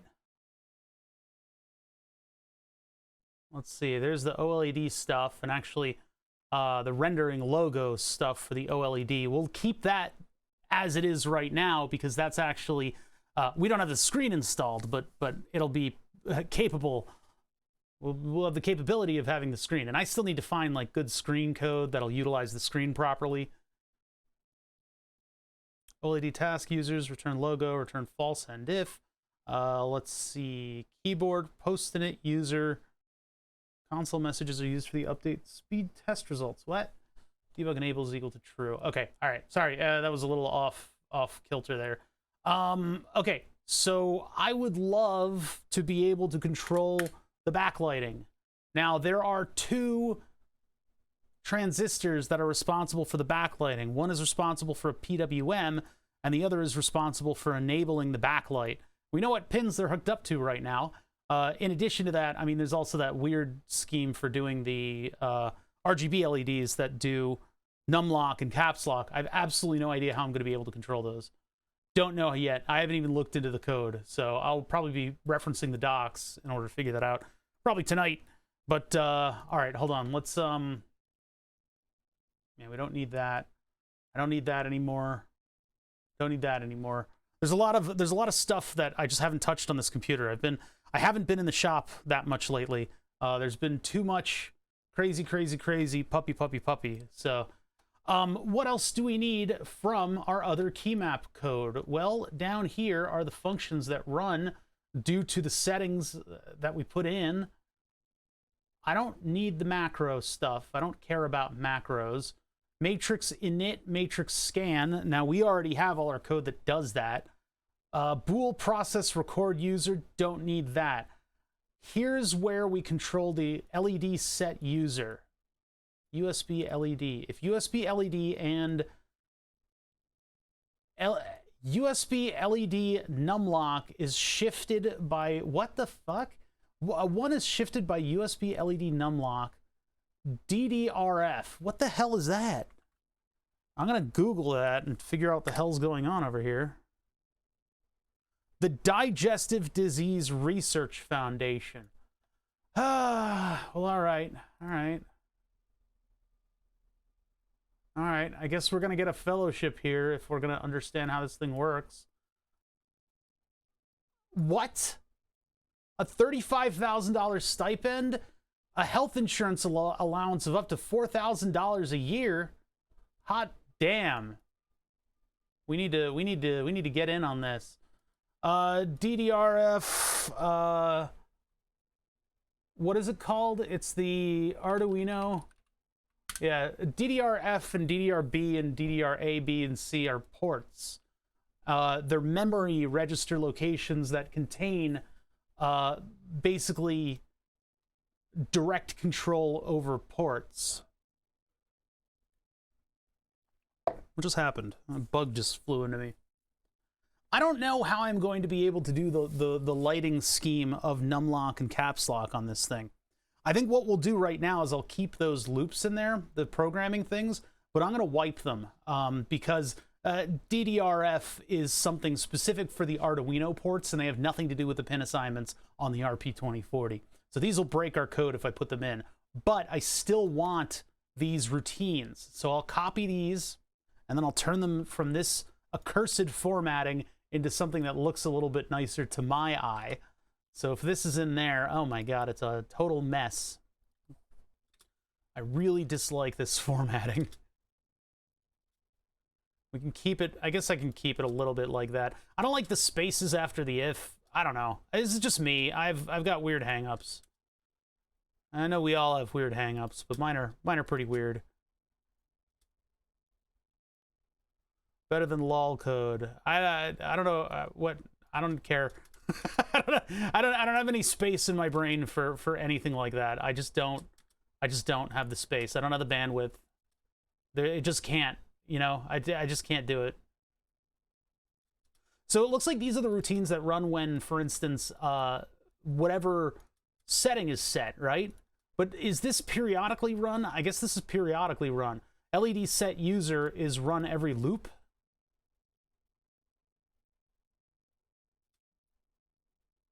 And I don't get why the ifs are set up the way they are. USB LED caps lock. Are we doing an opposites kind of thing here? What are we doing? If USB LED, I don't know what that's all about. USB LED and the shifted USB LED numlock location in the DDRF register, DDRF, the F register. What's up with USB LED? What is that? Oh, that's passed into this thing. So UN8T is the status of the register. I think USB LED is the register. This is the location. We're checking to see whether or not it's set. And port F and DDRF.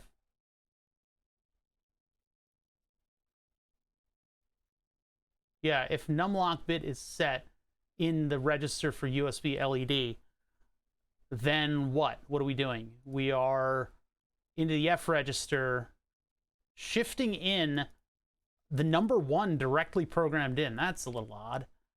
Because the DDRF register is a UN8. So why are we shifting 1 by 1? We're putting a 1-0 into the DDRF register. This is a weird way of doing it. I don't know why it's doing this. Why are we shifting in a 1 like that? And what if it's a 0? Else nothing. Well, I deleted that part of the code. Else we are unsetting that location. This is 1, 2, 3. 1, 2, 3 in the DDRF register. That's weird. That's a weird hard-coded address that they've put in here. You would think they would be using, for instance, this in some way, shape, or form, right? I don't know why they're... That's like direct... That's going directly to the pin register, too. They're not even using an I/O write. Very strange. Yeah, I know they're explicitly stating that you're turning on that bit. Yeah, I know that. It's an odd... After looking at this code for such a long time, seeing them do something this direct is out of character for basically every single piece of code that I've looked at. Because you're supposed to be able to... Like, if this were programmed properly, you would be able to swap microcontrollers, and then the location of the pins would be, you know, it would be able to do that.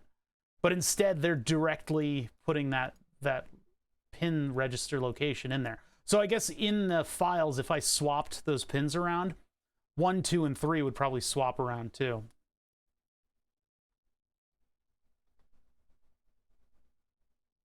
Oh, it swaps it to an input. Okay.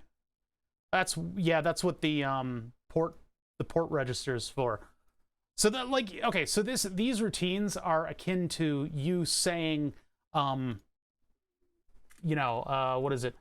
Pin mode, pin 5 input, right? That's basically what is happening when you run this routine in an Arduino.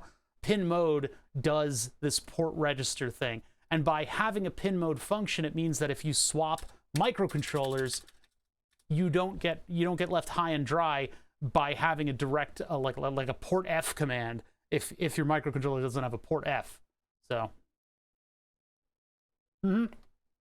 it's very odd that they're hard-coded pin numbers in here, and I guess that's just how this tool nope, hold on, the keyboard firmware builder probably works.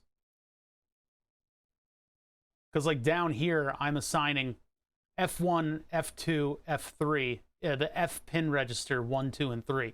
So that's where the port F or DDRF and port F register, etc. That's why it's port F, because I set that. Strange. Oh wait, I don't want to leave that page. Okay, anyway, sorry, I was just trying to reconcile that.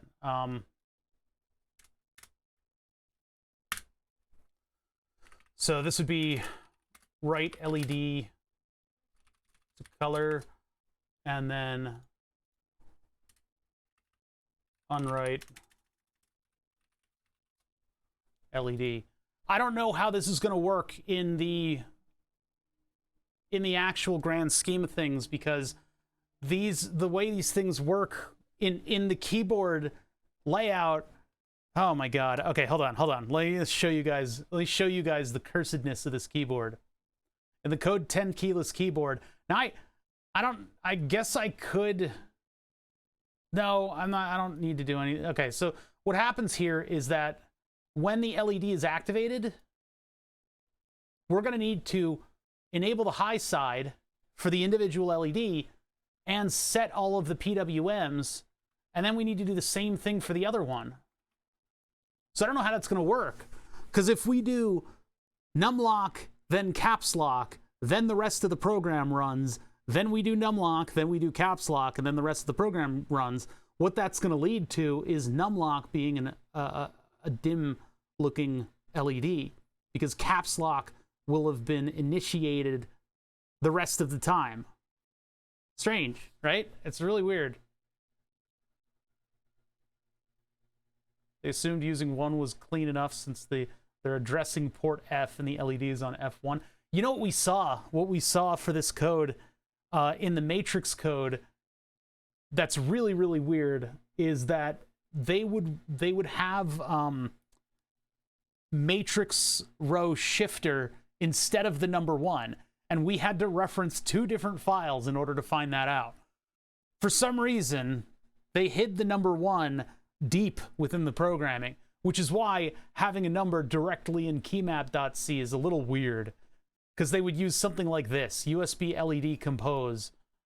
All right, save that. That is our copy. So I know where the LED code needs to be. We're not there with the LEDs yet. I'm just trying to put the right stuff in the right place so that we know what to do, right? So we know what to do. Yeah, so I have absolutely no idea how in the world I'm going to initiate this and have it run regularly, unless I only have it activate for a fixed amount of time, but that seems kind of bad. I don't know what kind of like reciprocating register I could possibly access that would have all of that stuff in it, or if maybe, I don't know, maybe I need like an every other run, one of the other runs. I don't really know how I can do that. We'll think about that while we get to the rest of this stuff, though. So I still need to have these pins register. I need to have these go high, and then I need to have these go low so that they deactivate, even though there's already pull-ups and pull-downs on them. So I guess I could just float them, but we'll have to register those pins when we get to the pin registers, just to make sure. And I don't know where the backlight code is. We're still going through files, though. I got heartily distracted. We've done the key map, so we've got everything we need for the key map. This is the one, this is the C users one. So we're good on that. We're using default. So now we move on to, I guess, the named file, which is, okay, there's the one we're moving from. So this would be the one that I downloaded. So there's config keyboard C and H. Thank you for the follow. Yeah, let's do, before we do config, let's do the C and H file. So botherboard.c and botherboard.h, include botherboard H, keyboard, post-init, debug enable, all that stuff. Let's see what the other one has. Let's close our key map. So that's botherboard, and then we're going to keyboard.c. Okay, so I guess we're good there. Let's open up the H files. Keyboard.h, so botherboard.h. Oh my God, look at this layout. So this actually looks like the MS Paint drawing that I did. This right here, you see how blank, blank, K2, K3, K4? That is similar to what I did here, where rows and column numbers represent the different keys. So you can see, based on my key map, that's what this is. Let's grab that. Everything between the defines.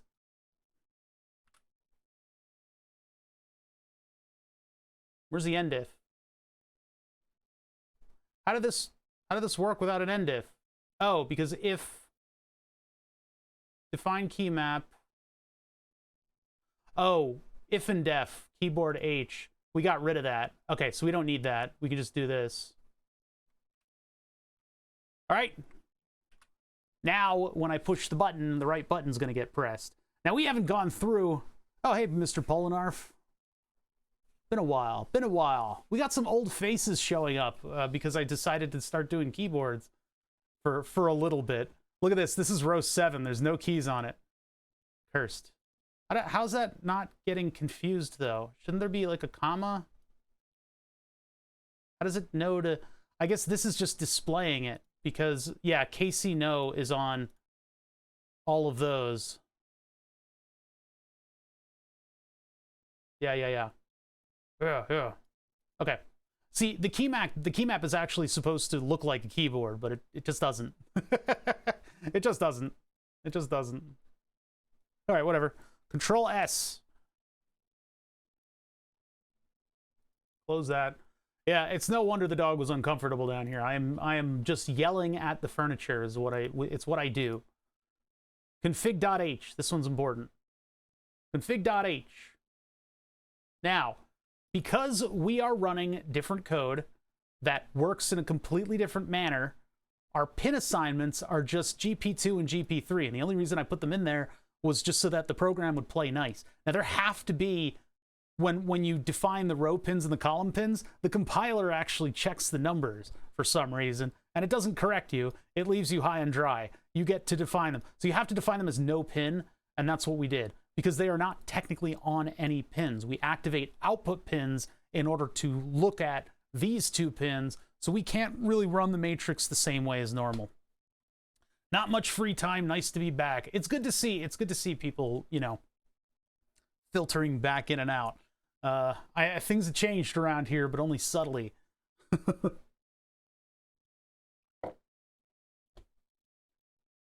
Lot of Mister in this chat. What are you talking about?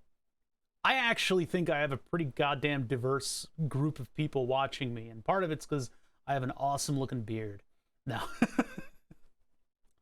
I think we have a pretty decently diverse, especially for Twitch. I think we have a pretty decently diverse crowd in here. So yeah, the column pins and the row pins we have to define as no pins so that the software doesn't eat itself. And then I have my code here for the Max 308s.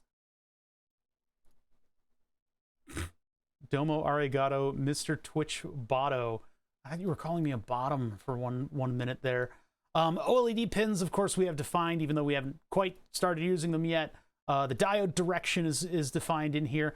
And then over here is something that code put in as well, backlight levels. So if def backlight pin, define backlight level 6, end if. We didn't define a backlight pin yet. Let's take a look at this code, which is essentially the same thing. But we have defined backlight pin. So we're going to take that line. I'm going to just put it right in front of the if def. If and def. So backlight pin B6 is not the right pin. It is not backlight pin B6. Instead, oh god, this is another one of these freaking stupid shit fucking things that this crap does. So the keyboard has two transistors responsible for the backlight. So we're going to need to go into the backlight code and we're going to need to alter it appropriately.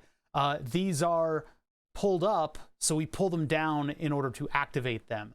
So that would be 4 and 3 are what I've identified as the pins of the main microcontroller. And I think the only evidence that I have of why the hell they would put 2 transistors on this job is that I think this is an old school enough microcontroller that PWM is only available right here. And so what you would do is run a PWM from that pin, and then you use another pin in order to activate or deactivate that. I think maybe you run PWM out of this one and it just permanently comes out of that pin. I don't know why you wouldn't just not put it on there. I don't know why. I don't know why that's the case. Because you can change the backlight level and stuff. It's like stored in the microcontroller, so I don't fucking know. Anyway, either way, we have one responsible for PWM and the other one was responsible for just turning it on and off. We could set this transistor, you know, the pin to this transistor, I could just set it so that it's always on, or I could just bypass it. I don't know if I need to do 2 separate pins or not. I'll do it. We'll try to figure it out. It's a fun thing to try to figure out. But for the time being, I mean, we just want to see whether or not the keyboard works at all. But the pins that I've decided to use are GP27 and GP26. So the backlight, I think that backlight pin is going to be responsible for running PWM. So we'll say it's GP27. So I'll just put in GP27, and then we'll do define backlight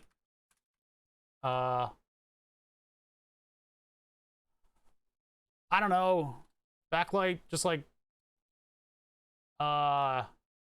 activate. I don't know. Backlight on off pin is GP 28 or 26. I think it was 26. Let's just check that real quick. Bring me MS Paint. GP 26. So 27 and 26 on off is that one. So what I can do is if we find the area that this is called in, I could just set that to like just low. Just set it low. All right, let's take a look at this config. Debouncing delay. I didn't actually put in a debouncing delay. Maybe we should put one in.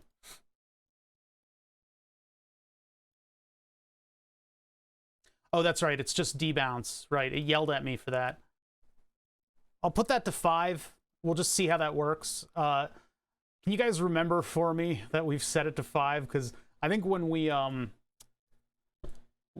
I upload code, that debounce might work against us. It'll be weird. It'll be like, oh no, my keyboard doesn't work.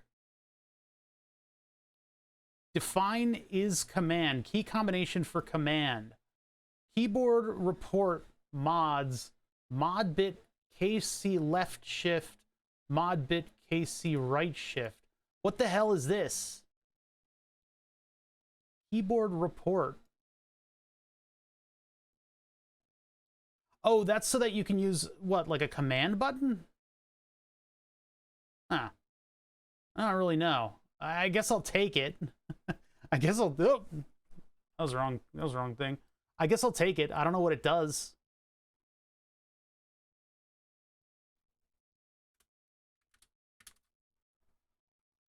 And then save that.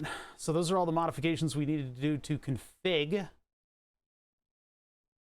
We don't even have a prevent stuck modifiers. I think we got everything we needed from this. We still got a lot to figure out, but mods equals alt, control, and shift. So then what, oh, I should probably have prevent stuck modifiers then. Just in case.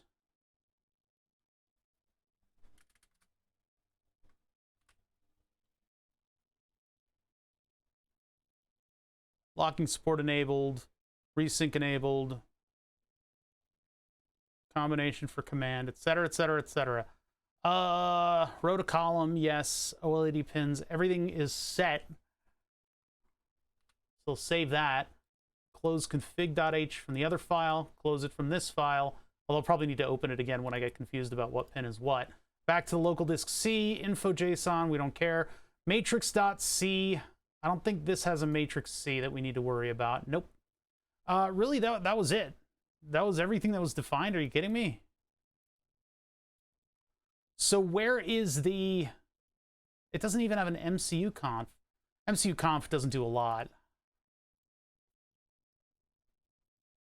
So that should sort out our matrix. I still have all the stuff in the matrix C, but I don't know where... Oh yeah, rules.mk. Wait a minute.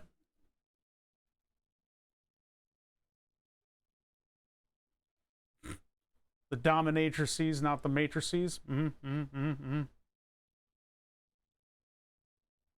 Yeah, custom matrix is equal to light. Bootloader's RP2040. Boot magic is enabled. I don't even know what this is.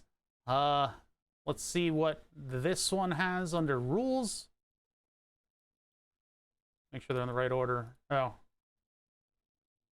Yeah, so this one has a bunch of stuff for the Atmega 32U we don't need to worry about. N key rollover. Oh, that's right. So I definitely want N key rollover. How's it going, Shorts? Interrupt driven control endpoint tasks. That's more Atmega shit. Oh yeah, backlight enable, yes. RGB light enabled, no. Audio, definitely not. Backlight, yes. And then, what else do we need? Sleep LED, that would be kind of cute, but I don't have one. Command enable, commands for debug and configuration. I think that's part of the code that we put in, right? That's what Phil did. Console for debugging, audio control, blah, blah, blah, blah, blah, blah, blah. Mouse keys plus 4,700. What's up with that? What's up with that number at the end of it? Okay, I think we have all the settings that we need from rules. The only thing I'm wondering about is where the backlight, the actual backlight stuff occurs. Oh, bothers what I say every time I end up in this stream because I don't get any work done when I'm here. Why? It's a good stream to just have on in the background.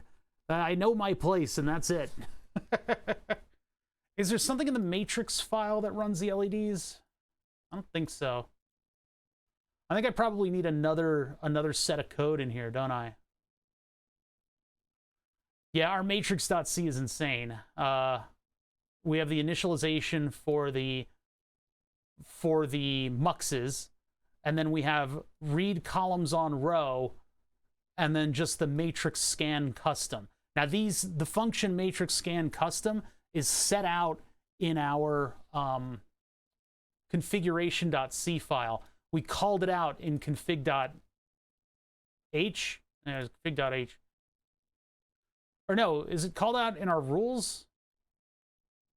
Yeah, it's called out in our rules. Never mind. It's configured in this file, but it's called out in our rules. And that way, because we defined it as being a custom matrix light, we have matrix scan custom that gets run. And so that's where we put our code.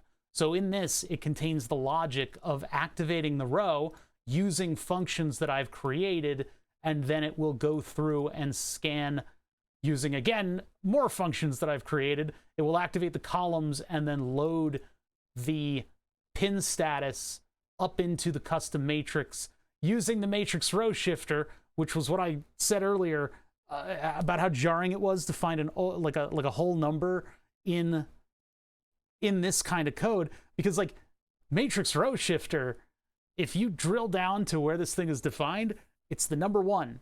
That's all it is. It's a 1 or a 0. And I guess if you wanted to invert your matrix in memory, you would set it to 0 as being active, and then your matrix row shifter variable could change. It's so weird. It's so weird. This code is very weird. But I need to do something similar for the backlight in order to make it work. I don't know where the backlight stuff is called. I don't know if I need to define somewhere in the... I mean, we could just look it up really quick, but really, what I'd like to see is that my keyboard works, but if we can get the backlight running initially, that would be good too. So let me just see here. It's probably in the documentation. QMK backlight functions. Backlight.md, huh? Individual LEDs placed underneath the key switches, features distinct from the RGB underglow and the RGB matrix. So we don't have an RGB underglow or RGB matrix. Although, technically, we might have to use the RGB matrix and just have it as a 1x2. I think we actually do need to do that. That's weird. I guess code began designing this with an RGB matrix and they didn't commit.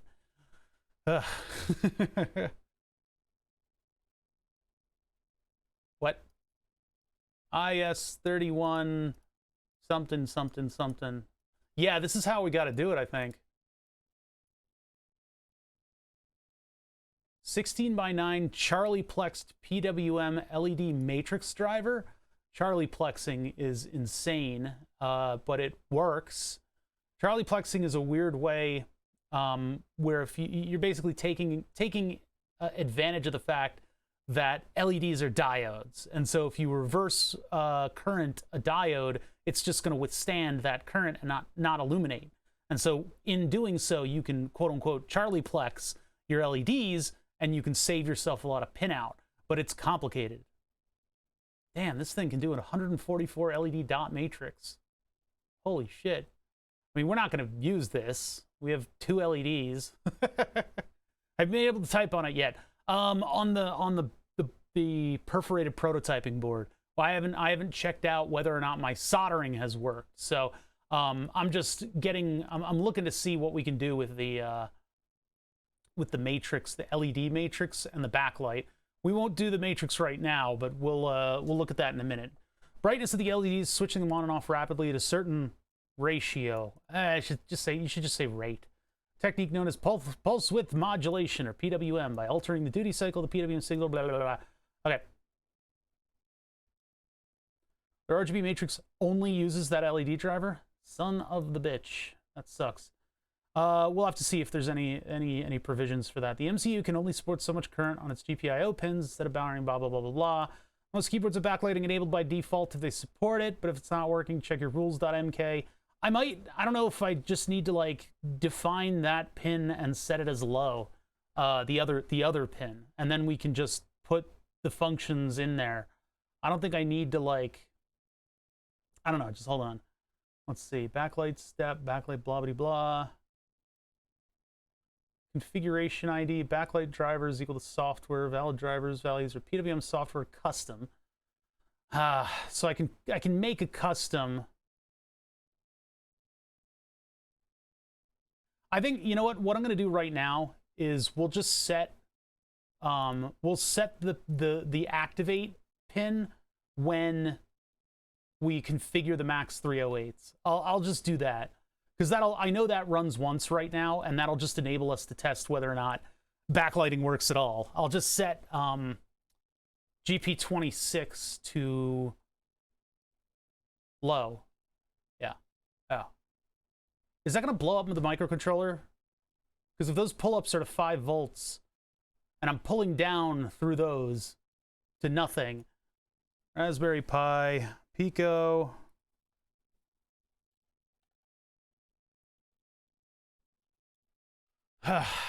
Raspberry Pi.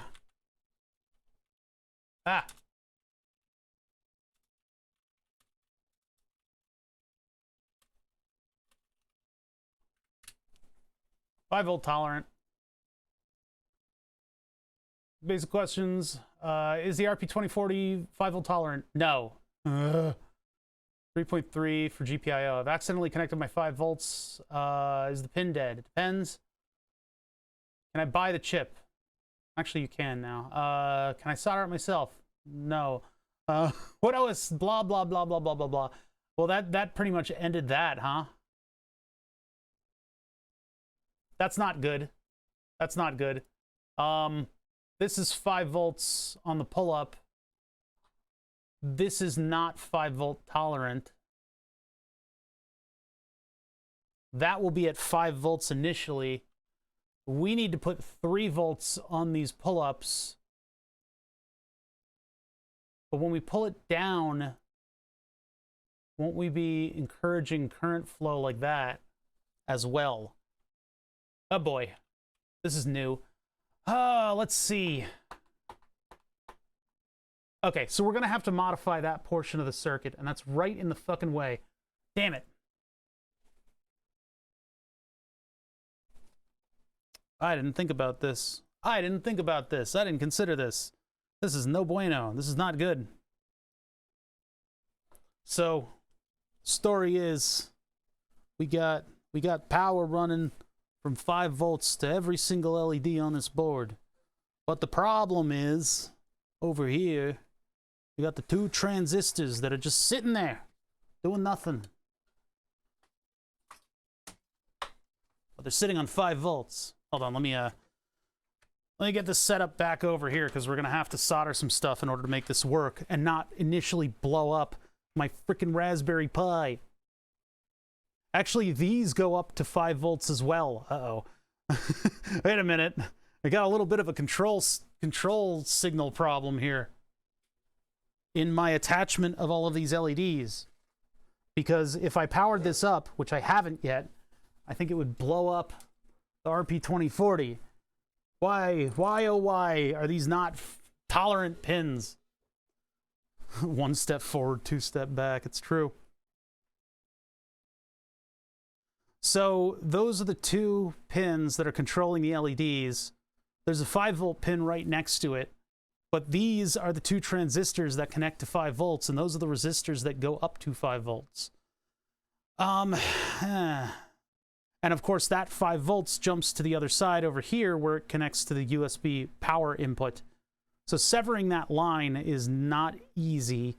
Plus, I need it to pull down, I need the transistor to pull down the 5 volts.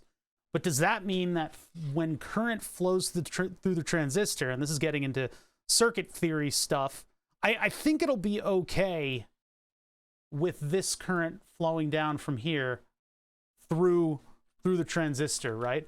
Callan27, thank you for the Prime. 15 months. I appreciate that.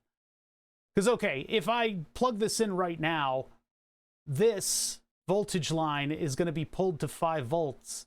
This thing is not 5-volt tolerant, so it will fucking die. It'll fucking die.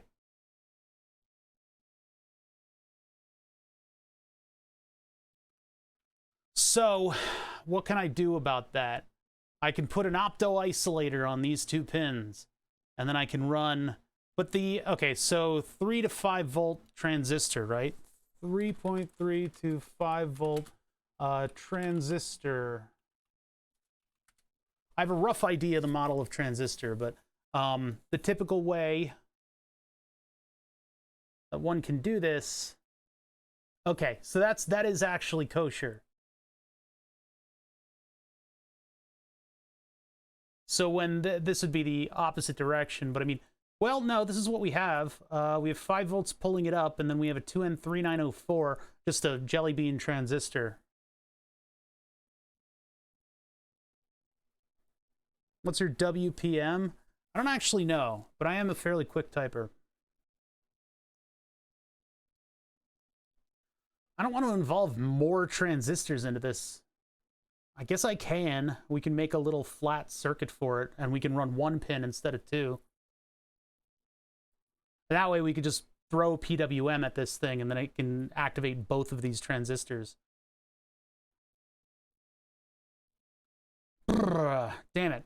Okay, let's grab a 2N3904 equivalent. We got to build this circuit, and then I can remove one of the wires for it.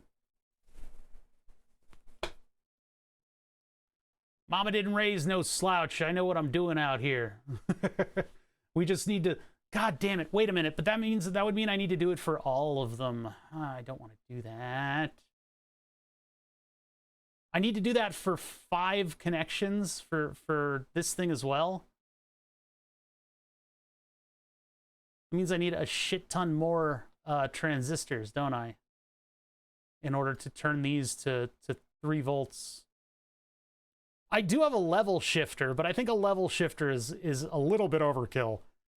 I think putting a level shifter in there is a little bit overkill. You know, you might as well just make that with the transistors at that point.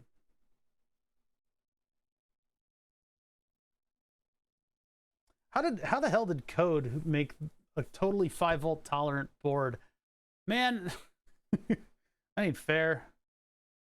All right, so in the interest of actually testing this right now, I think what I need to do is desolder all of the transistor connections from the Raspberry Pi Pico, and then we'll test the board, and then I can figure out what I'm doing with all of this. Because this is, I mean, I could take 7 inputs and put it on a 3 to 5. Where is my 3 to 5 level shifter? How many inputs does that have? I think it's a totally inappropriate use of one of these. Oh my god, I have so many windows open. Hold on a sec. I have way too many windows open. We gotta pare down. Look at all this crap. We gotta pare down some of the windows that we have open here. I just looked at my Chrome and it was like the bar of the windows is huge. Yeah, the first transistor in here, no. I don't need that. This is a select LED. I think I need all of these, unfortunately. It would have been easier if... I mean, I could, like, just double these up, but then I'd have to cut traces and stuff. So, I heard, by the way, TurboNad was telling me last night that Scott Manley was streaming on Twitch, and he was having a lot of trouble building the circuits, and it really makes me want to make, like, a... How does Oh Bother Do Stuff tutorial? Because I've got a lot of weird little tricks up my sleeve in terms of, like, assembling things physically. Like, for instance, I was just posting it on Twitter. But yeah, so one thing that I've found is a tile cutter is an incredible tool for severing traces on a circuit board. This thing will definitively sever a trace. You just go shoop, and it makes a nice V cut right over it. That's a tile cutting tool. For the backlight transistors, yeah, I only need 1. I mean, I can activate both of them simultaneously, or I could just bypass the one. Remaps are one thing, but do the RGBs work? No. Hold on, man. First of all, this is a monochrome board, and I put orange LEDs in it. This is monochrome, so there's only the backlight pin, but these are actually RGB LEDs. The num lock and the caps lock indicators are RGBs, and they're treated like they're on a matrix, even though there's only 2 of them. So I don't know what part of the code is actually going to be able to run that. I just don't know yet. But the backlighting for the rest of the keyboard is just monochromatic. We just need to activate one of these 2 transistors, and we can activate them both at the same time. I don't think it's going to really matter all that much. I think if we hit them both at the same time and we just activate both of these transistors, but I could also desolder one of the transistors and then bypass the voltage, the 5 volts, into it. Because they're set up like this. They're set up like this. I mean, I could get rid of the pull-up on one and then wire that like that. No, that doesn't really work. I was thinking that I could turn them into a low voltage trigger by rearranging the circuits well enough. I mean, I can remove the 5 volts there, cut this, make this 3 volts, and then connect that to 5 volts. and then connect this to here. What? Fucking what? No, I need an NPN. I need an NPN in there. So what I can do, if we want to test this now, I can just do those two. These two will go to basically a 3904 to ground, and then we get that going back to the pin. So it'll just be one transistor that pulls them both simultaneously.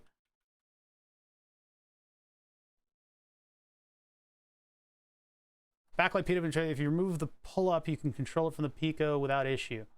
That's true, actually. If this... Yeah, you're right. You're actually... Pyro's right. Pyro's completely fucking right. Why didn't I realize that? You know, sometimes you have the stupid, and other times the stupid has you. I just get rid of the freaking... Because we're pulling... I mean, we're controlling this high or low, so we could just pull this. And I can get rid of one of these, too, and just do one wire for both pins. That's what we'll do. Solutions have presented themselves, and I feel a lot better about that. But for the RGBs, I gotta pull all these. I gotta pull all the black wires. Those all have to go. But we'll only do one of the, only one for the backlight. So, soldering iron on. Get ready. Which one do we pull? I'm gonna pull this one. Oh, there's a hit. Ah! I just hit my glasses on the thing. That's a beard hair. That's definitely a beard hair, okay? That's a beard hair. Oh no, that's actually plastic. Usually I call everything a beard hair, and chat gets to call it a pube. But in this case, it actually was plastic from the wire. I swear. Oh, now it's stuck to my tweezers. It's disgusting. I need to, hold on, I need to move the camera. My head position right now, I'm looking like this to look at the, I'm like working over here. Oh yeah, this is great for my back. This is actually kind of wonderful. It's not a pube. Stop. No. Not what it is. It was plastic. It was plastic.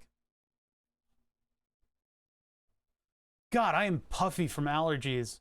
It's been bad out here. It's been bad.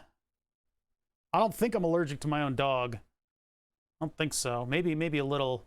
But, I don't know. I woke up just, like, feeling like I inhaled a whole fucking tree of pollen. Alright, so we're getting this one and we're removing it. Yo, come with me. Yeah, Pyro's totally right. Because we have full agency over these pins, we're setting them to be low. We're not letting them float. So... which one is it?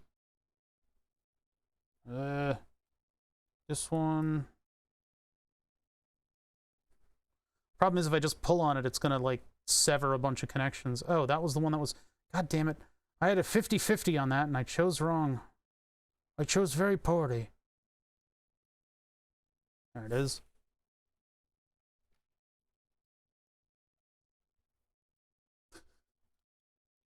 Hell of Satan. That sounds like a My Summer Car curse. Satana. Perkele.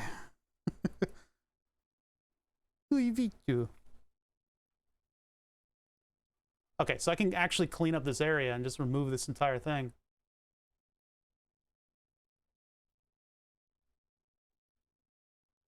That pin goes away. These two are just going to get soldered together. And I'm going to move this out of the way, and then we'll get rid of the pull-ups.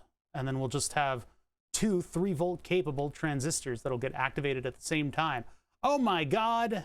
Groovy! Groovy doesn't have to sub. What are you doing subbing to me, man? I appreciate that very greatly. Thank you, Groovy something. For 45 months! Pasca, where does the time go? I used to wrestle. I still do. I like the emotes. I gotta do emote work! I feel bad, because, like, it's about time. Those emotes are getting kind of crusty. I have a bunch of ideas, including the one that I think you guys made for another server that is just the chip holding a heart. I need that emote to be in Twitch. I like my emotes. What I did is I basically, the way that I do emotes, I mean, obviously, what I'm doing is just stealing Google blob emotes. But in addition to stealing Google blob emotes, what I do is I consider the emotion, or I consider the emote's purpose is to convey an emotion. And that's sort of how I choose which emotes I use. That and whichever ones are easily stealable and pixel art. The pixel art looks good enough and clear enough. Emotes need to be clear. They need to be, well, they should be themed. Some people don't really follow themes, and it's a little discombobulated, but I like to have things that say something and sort of, you know, have a clarity to them, a clarity and a theme. So obviously the yellow chip is the theme that I chose. It's not that I'm particularly fond of yellow, but yellow works really well in light and dark mode. Yeah, like in Steam, you get random weird ones. Twitch is you know, other people's Twitch channels also don't necessarily subscribe to that philosophy, which is fine. But, you know, for instance, like the tomato emotes are exactly on that vein. He's got the brand theming and sort of a uniformity to them all. But again, this is me getting a little deep into that. Oh, the tumbling car emote, yeah. There are basic, I think, aren't there basic animation tools for some of the emotes that you can use, like when you upload them? So I think you can actually, like, I could, like, make an emote. I could probably make the spinning yay emote, too, which I kind of want. See, this is why I don't grab the wire with tweezers. You see how squished that wire is now? So there it is. That's all we did. I just removed the pull-ups and then soldered the wire to both of them. Yeah, Rabaz is doing a replay from nothing in My Summer Car. I'm really interested. I might jump into the VODs and watch that later. I'm really interested in that because it seems like it's a lot of fun. Okay, so, well, also being able to fast forward and not having ads are another reason that I want to jump into the VODs and not the actual stream. I just started again, too. I lost a 205-day save. Why do you guys do mortal mode? Why do you do mortal mode without save scumming? I'll never understand it. You guys are a bunch of psychos.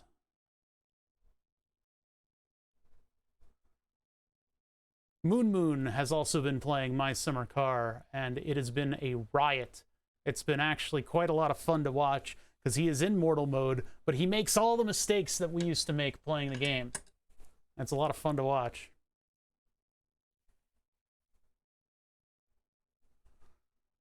If you can pull down the first transistor, you can have it always on and save a pin. I don't need to. Unless the switching time is going to be weird for the two, I think they'll be fine like that. We'll just use that because I can PWM both of them. They're the same model transistor, so they should have the same response time. We're just talking about, I mean, 5 volts will propagate down, and then it'll have to propagate down again. But I think that'll happen in such a small time interval that it's not really going to matter. We follow Ohm's law in this household. The on resistance for the transistor is going to be negligible. It'll essentially just be fine. I mean, that's how the backlight worked in the first place anyway, so. The spiky embrace of a pine tree. My first death when I started the playthrough that I've been doing on stream, my first death was to a branch on the scooter. I was just doing the first run of parts in and out of town, and just like, all right, all I need to do is grab this stuff, and bah, dead. I unfortunately I stole the poker machine off camera because I was just in town and noticed nobody was around, and so I just went through with the heist, which I shouldn't have done. So I might be due for a start over on My Summer Car as well. But I would never wish the hay bale job on my worst enemies. Apparently you can take the sledgehammer and push the hay bales around a lot more easily. But I think what I'd like to do in a different playthrough is do essentially sort of what Moon did and just go immediately into town, buy the supplies you need, wait until the middle of the night, steal the poker machine, and just make out like a bandit. But I think what I want to do is get the tractor into town with the flatbed, and that way I can purchase everything I need and put all the stuff in the flatbed and then just hightail it home and just be set to build the car. Like hay bales for when you're far in the game and just want to spend some time doing things. That's kind of where my save is. The master save that I've got. It's just the master save that I've got. We need to win that rally. I refuse to go without winning that rally. Now that we have that reverse lockout on the steering wheel, I should be able to command the gears much more intuitively. Okay, what did we do? What did we do? We did this. Instead of that, I'll just do this. Nice big thick line. Bada bing. Bada bingus. And then we took this, we got rid of it. So now we're just pulling that up or down. So we need it to be default up, and then we pull it down when we want to activate the backlight. Oops. Bada bingo. There we go. And then we do, this is, no, you know what? No. Redo. I'll just delete the whole thing. No more wires. No more scientists. No more test tubes. No more. Down here. And we are going to pin, 1, 2, 3. 1, 2, 3. Yeah, we're going to the top one. I just had to be sure. You got to be sure about this stuff. So now we're just doing this. And hopefully the timing of the activation of the transistors is going to be negligible enough that the PWM comes through properly. I'm fully confident that it should be. It's just we're activating two things at once. So what's going to happen is on the microsecond scale, that 5 volts is going to propagate down to this one, where the silicon down here will finally be biased so that it can propagate down to the next one. So there's a little bit of like a microsecond delay. Yeah, there's my handwriting. A microsecond delay in there before it'll activate. But I don't think in the grand scheme of things, I think instead of it looking like this, it's going to look like this. It's just barely going to be off. It'll just, I don't know. It'll just barely be off. I think it'll be fine. Which means that GP27, where's our config.h? This is local disk C, okay. Config H, and so all we need to do is just do GP27. Or was it 26 or 27? I forget which pin it was. 27. 27. Okay, cool. That'll just work. Cool. All right. Well, Pyro completely saved my ass on that one by mentioning the simplicity of basic circuits and knowledge therein. For some reason was completely escaping. I was about to go look for a chip that was going to do all this advanced stuff. Okay, so where are we? I think we're, I need to get rid of either the pull-ups or the pins themselves. I think I need to get rid of the other pull-ups. I think we need to get rid of the other pull-ups here. Then I put that there and go into infinity mode, and then we can just do this one. And then because the Pico Pi is not 5 volts, and I don't have good access to the pins that give power to these, because these will be pulling down 5 volts in the end. These are going to be pull downs. Wait, these are pull downs, so these don't matter. It's these. It's the ones over here. What's up, Zifthor? These up here. Why is there crud in my... I need to clean my fingernails for the days that I do microscope stuff. Days I do microscope stuff. I need to get the soldering iron in here. And I need to remove both of these pull-up resistors. Which will mean that our LEDs are going to be active unless I think I can get in... I'll need to... Maybe I can put it in the Max 308 code for now, just because I know that that gets run once. And we'll set the initial state of these 5 pins. They had 2 RGB LEDs, which is 6 total pins to control. And so what they opted to do with these 2 RGB LEDs is they wanted to make sure that they were using a minimal number of pins. And so what code wound up implementing was a bunch of transistors in sort of a matrix kind of deal, and they managed to save a singular pin. It's so stupid. It's so stupid. So I can maybe lift the entire micro and just brush it to the side here. It's not really going to move all that much, but if I could just hold it there for now, using, I don't know, anything at my disposal. Now I can get the soldering iron in there. So we need to just remove these two resistors, and we should be good. Hopefully the transistors will deactivate at 3 volts. I didn't think about that. I think they will.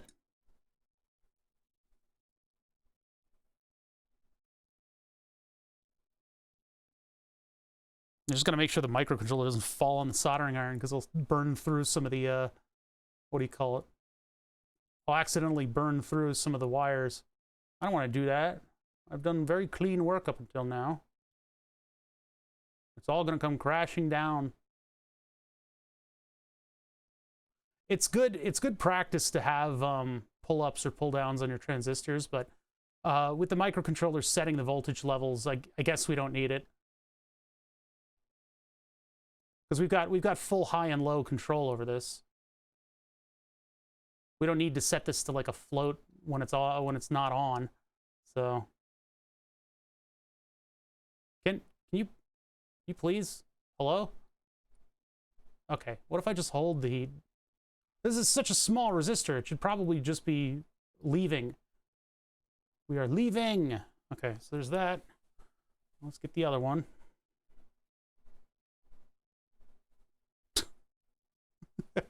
It's a million pins on the grand scheme. I don't know. I don't know about that. I don't know about that.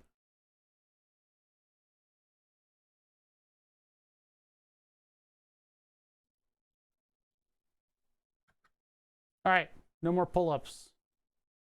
Pull-downs we can keep, because those just go to ground, and you know, ground isn't going to blow up our microcontroller. Now, if I don't line this up properly, I'm going to have a shit fit. Good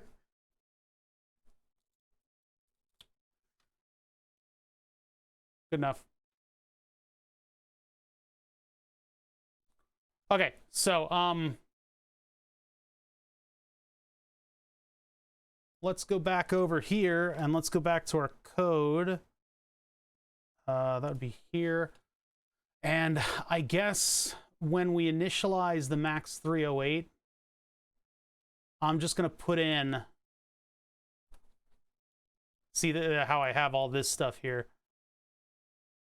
So I'm just going to take these and we'll put in stuff to initialize the unused num and or scroll transistors. And then I need to set these variables. Hold on. That would be in config, and then we have, these are the RGB LED pins. No, transistors.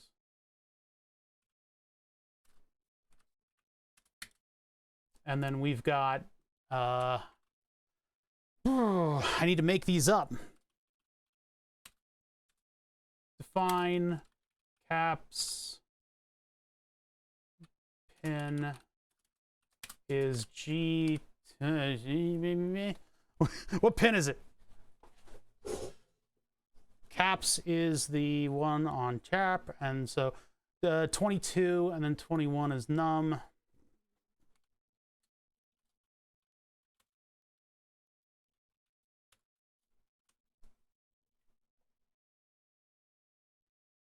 I don't like the S in there. Caps and num, but it's not nums.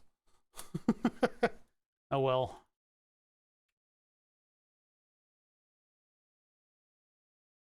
Nah. Caps pin, num pin. Define. Oh, what do we call it? RGB. RGB NPN. Let's do caps PNP pin. Just to symbolize the high side and the low side. So num PNP pin. RGB NPN red pin. Jesus, that's a long variable name, all right?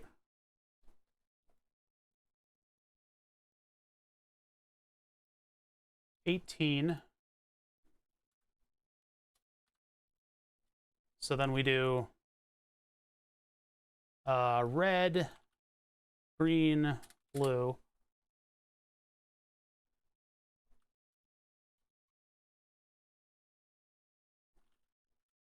Is it 18, 17, 16? Hold on a minute. 18, 19, 20. Okay, good. And so red, gurn, and blue. This is gonna forever annoy me.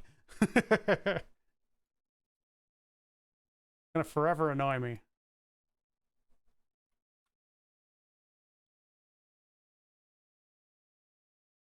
Yeah, let's get, hold on, let me make sure I don't confuse myself. Okay, so there's that. That's the variable we're gonna need. We're gonna set these.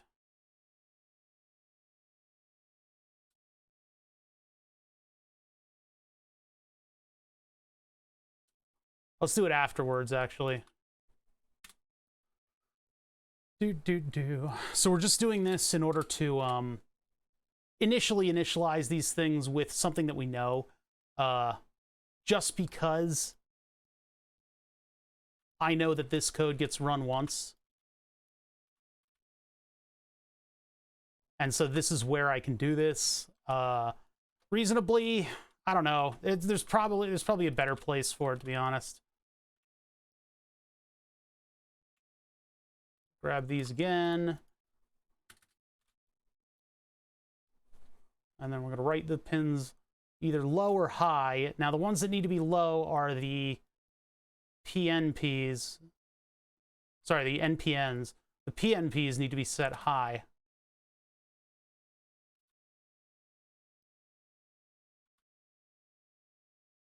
Or to do that, let's do that.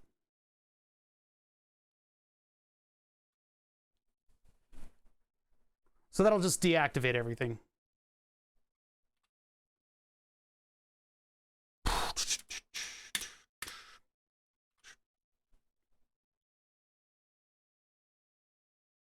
All right, that should be good.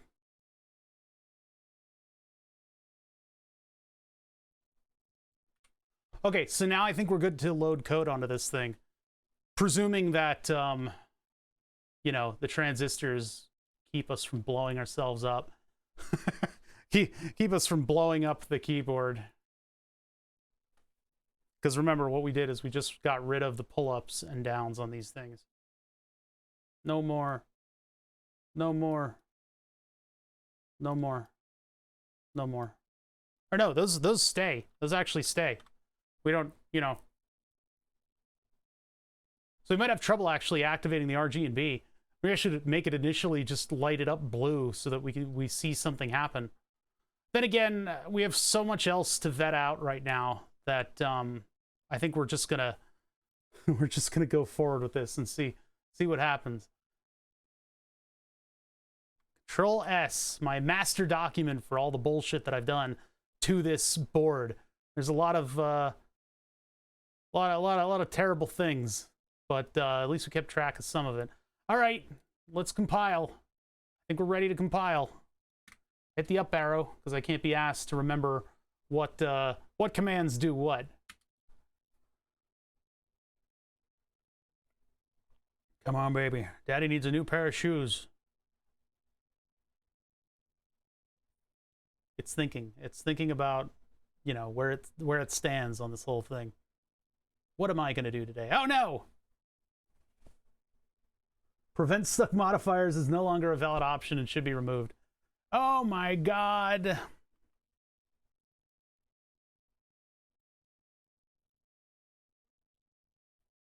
So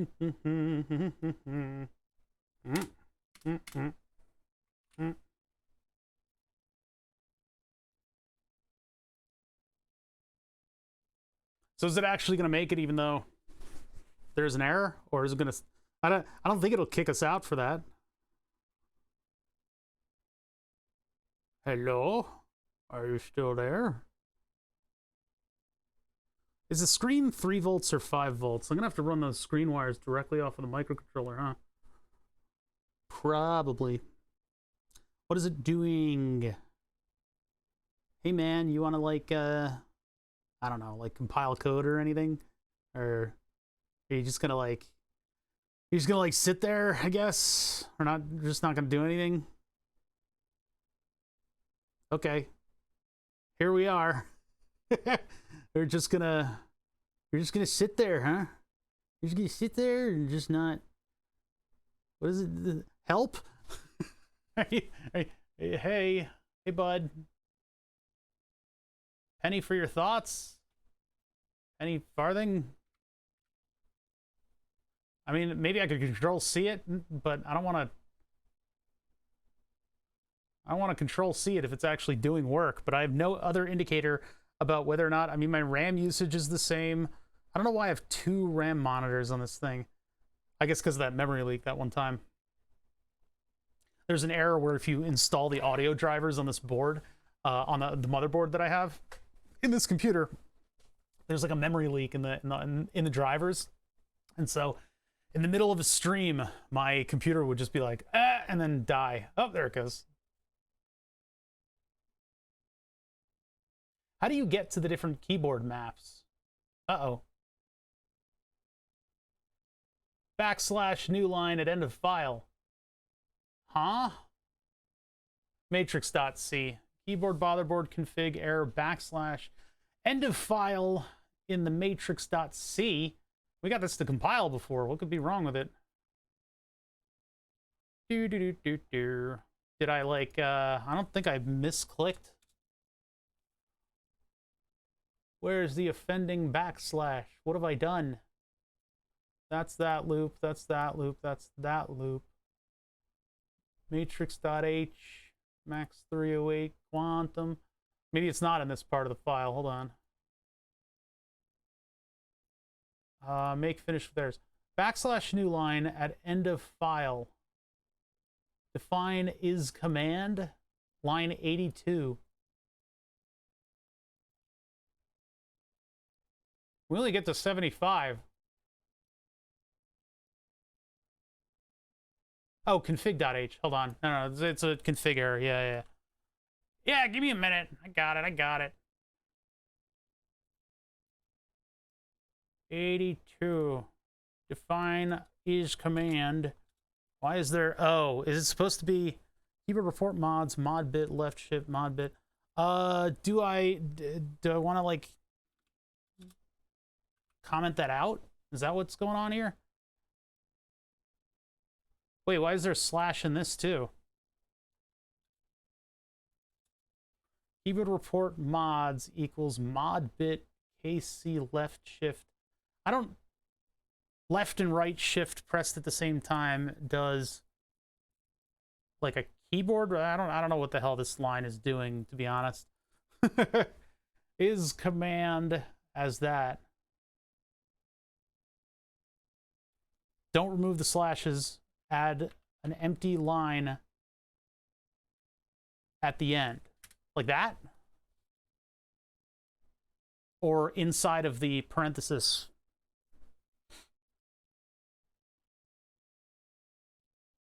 I guess it doesn't like it at the bottom of the file. Okay, just like that. All right, give that a shot then. Let's try that. That's a weird one. That was a weird one. That goes beyond my knowledge. All right, so we got those 2 things corrected. Let's try again. Keyboard is motherboard. Key map is default. Please work. Please. Then I get to figure out how to do the other stuff. But if the backlight works, I'll be pretty shocked. I don't know how to get to key map number 1. And there's like a bunch of key maps, so I'll have to figure out how to run the screen too once we install that. That'll probably give us statuses and stuff. Oh, and I need my USB cable. Where did my USB cable go? Here it is. Right in front of me. Give me my... Why is it... It's tangled into everything. Oh, what happened? We fucked up again.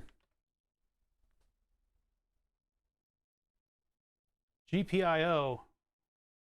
Whoa. Look at all this broken stuff. Oh, G19. Oh, I left the pin names in there. Okay, I left the pin names in there.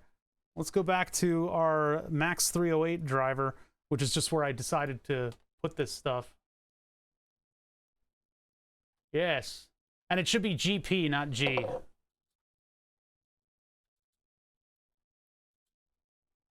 There's a fun propagation of an error.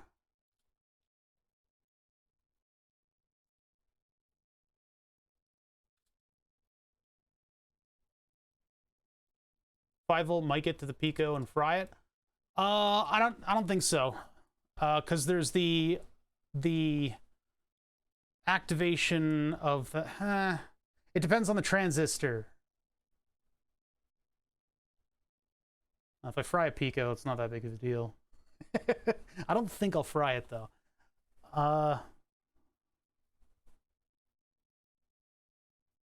Through the PNPs. I know that there's a pull down through the PNP, but I don't... Yeah, maybe we need to look that up. Hold on. Well, there's only 2 PNPs on the thing. Oh, no, the other 2 are PNP as well. Yeah. I think... Wait. Are those PNPs and NPNs? They're PNPs. Okay. Which means that this is going to be inverted. For what it thinks is going on. I could replace the transistors. Because, yeah, PNP works where when it activates, a bit of the current goes through. But if it's super low current, 5 volts, is it going to blow up the Raspberry Pi? I don't think so. But the alternative is an NPN, which I guess I could maybe... Well, the problem is it needs to send the 5 volts to everything. That's the problem with that. So, non-dairy neutrino. Thanks for the raid. How's all 3 of you doing? So, yeah, swapping out the transistors is probably not something that can be done because it's the wrong way.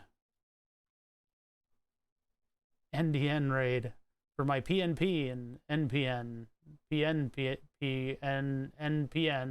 I probably should have left one of the pull-ups in there because what I could have done is added another... I could have added an NPN directly, and then it would have been perfectly cromulent. I guess I can try to find one and put it back in, but then I need the same thing for these 2 over here. I would need to put in one of these on each of them.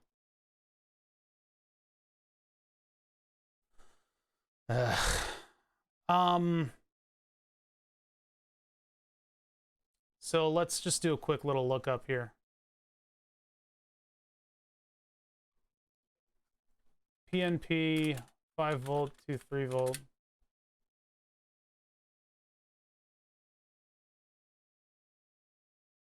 Yeah, like, is this gonna blow up my 3 volt device?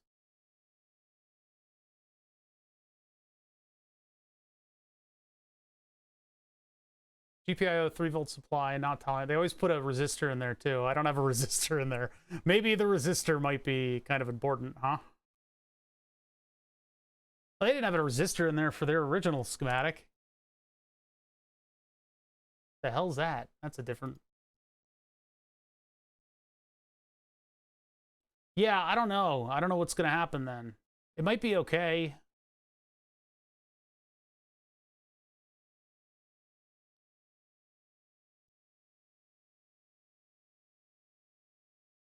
Huh? Swap the PNP by an NPN. The only downside is you have 3 volt over the LEDs. Yeah, that's not... I was just talking about how that's not...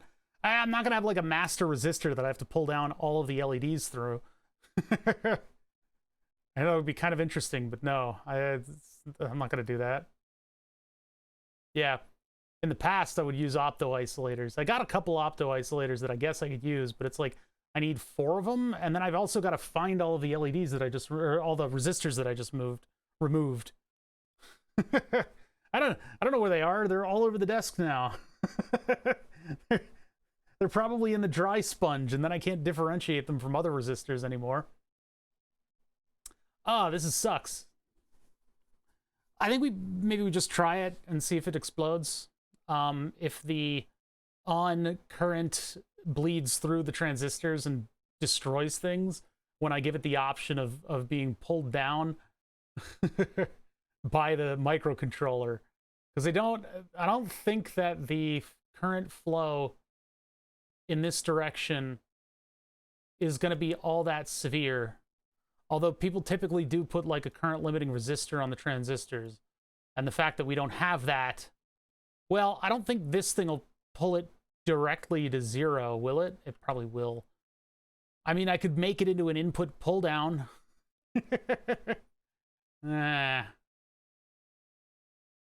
Until otherwise pulled up.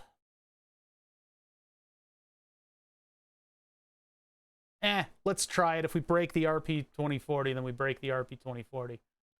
Because yeah, I mean, you're right. This is 5 volt. An electronic stack exchange. All right, let's see. I found an equivalent part, but I don't know if it's the right one.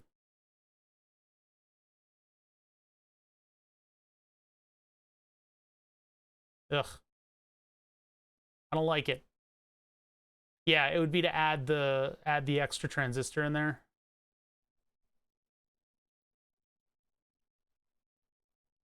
I might have to do that in the end. R3 is to pull Q. We want to drive Q2 hard on. Given the gain of 350 in your comment, 2 milliamps would be about right if we set R2 to 1K. So that's just making sure that enough current gets through there.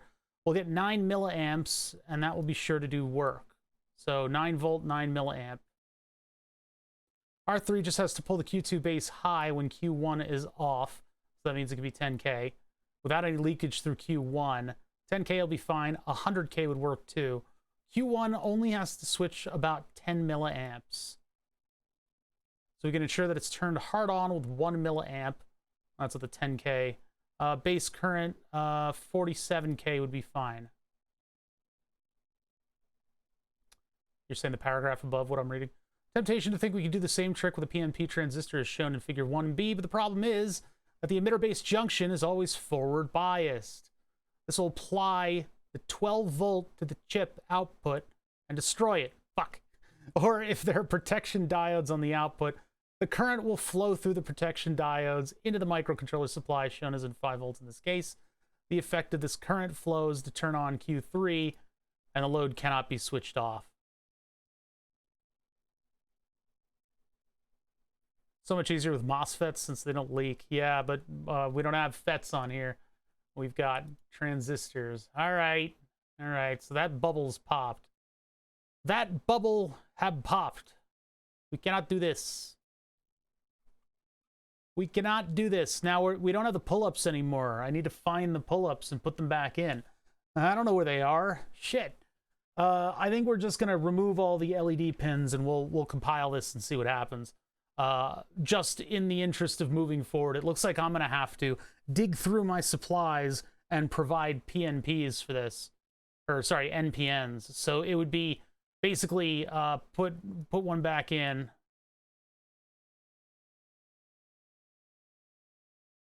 Don't do this because it's dangerous. It leads to, it's a gateway to terrible, horrible, hard drugs. So then we'll put an NPN in there.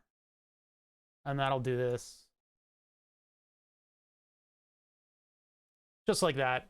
And that way, I mean, this is going to like be a weirdly delayed system if that's the case. It's like a weird system where this needs to pull it down to a certain potential. When it reaches there, this will activate. And then this one will reach that potential as well and activate. So there's going to be a little bit of a lag between the two, but whatever. Whatever. It doesn't matter. So yeah, that's how we'll do it. And that's simple. That's simple enough. So this will be like a 10K. So this is easy enough, and then I can dual pull up both of these at the same time. So that'll justify the additional resistor. For now, I'm just going to sever the connections to them. And then in addition to that, we have this guy right here. How am I going to do the num and the caps lock? I guess I'm going to have to individually add, resistor to 5 volts. 5 volts. Those will again be 10Ks. And then we cut these two. And now, actually, let's just do them. Let's just make it look like what the really thing looks. The thing that look like we make. Go. My brain does not work anymore, chat. Because I stream.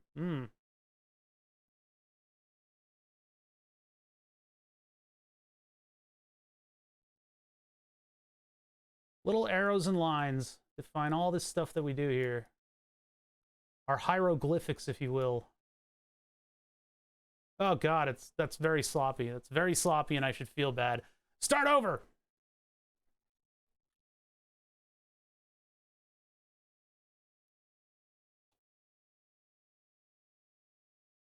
Make this one cleaner too. That one looks like shit. It looks like shit. I don't want to include the resistors. I'm just going to do this.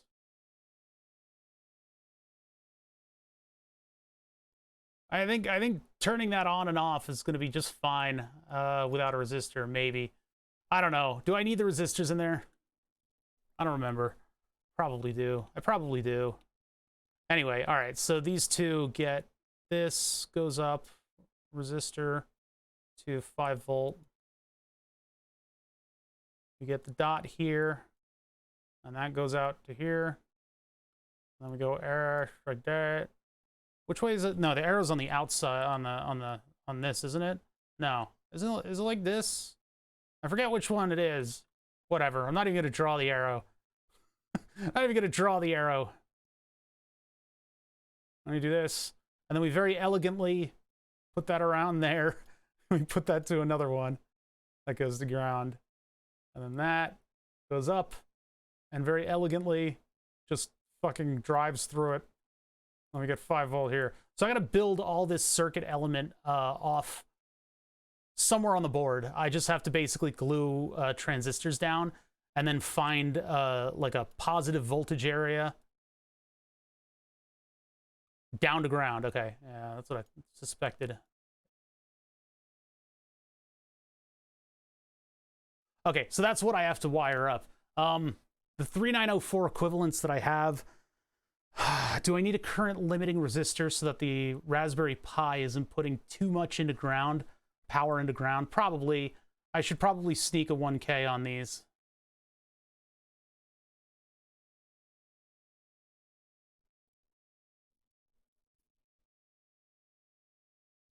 I don't really know if I need to.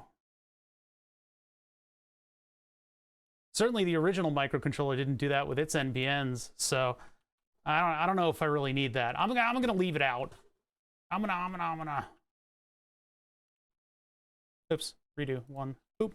Yeah, okay. And I don't think I need pull downs because we're taking over the microcontroller pins. And these don't even, the RGBs don't need pull downs either, but we'll do that, and then that way these lines will default to 5 volts until you activate the transistor, and then there isn't leakage current going into the microcontroller and blowing it the fuck up, which is not a thing that we want.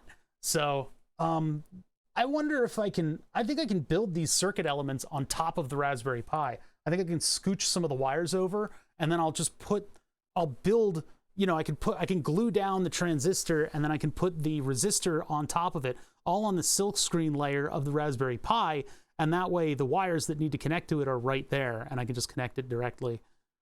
But for now, I need to desolder all these. So let's do that.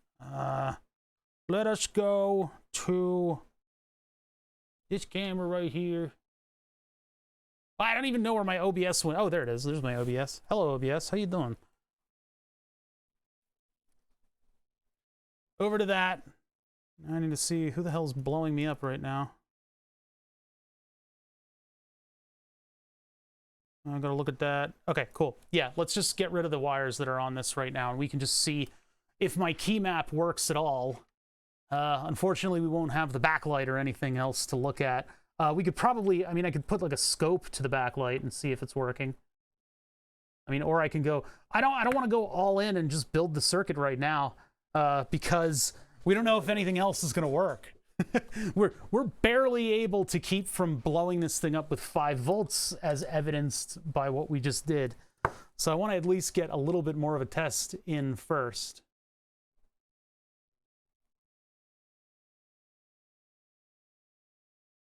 So I'm just removing these, and then I got to move them out of the way so that they don't interfere with anything that we're doing. Oh man, I'm going to lose track of them too. Well, I guess the NPNs can stay, which I think are these 3 down here. So I'll just remove these, because these 3 are the ones these 3 are the PNPs. It's dynamite, PNP. Because I can build those circuits basically here in this big blank spot where they put the RF thing, and then I can run over to the 5 volts over there so that the resistors have a place to go. I can just build 3 of them right here, and then these 3 wires can go to those.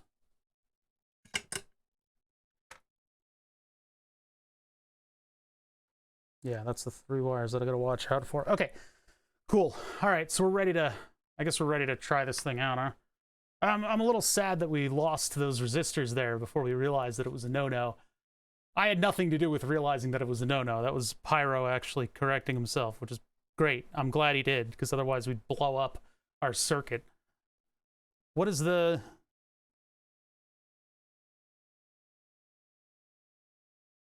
Yeah, this is the part that I kind of looked at. Oh, wait, no. Don't take me to that. What are you doing? This thing took me to the wrong place. What are you doing? I just wanted to see what transistor it was. It was actually very difficult to find. Okay, what is going on here? It's like a special thing. Oh, I see. It's a click on the... Oh my god, they make it look like pages.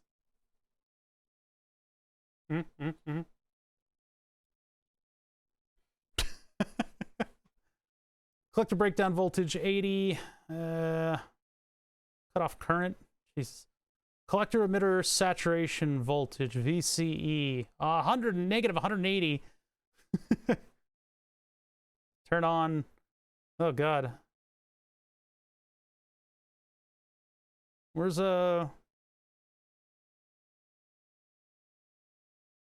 collector base voltage, emitter base voltage, peak pulse current, power dissipation. 500 milliwatts, yeah. All right, anyway. Yeah, I was aware of the current existing. I was not aware of it being capable of blowing up the microcontroller. So what am I doing? I'm looking for QMK, going back to this scene, and then we've corrected. Oh, I didn't correct those pin designations yet. So we got them out of here because they're not supposed to be called in here.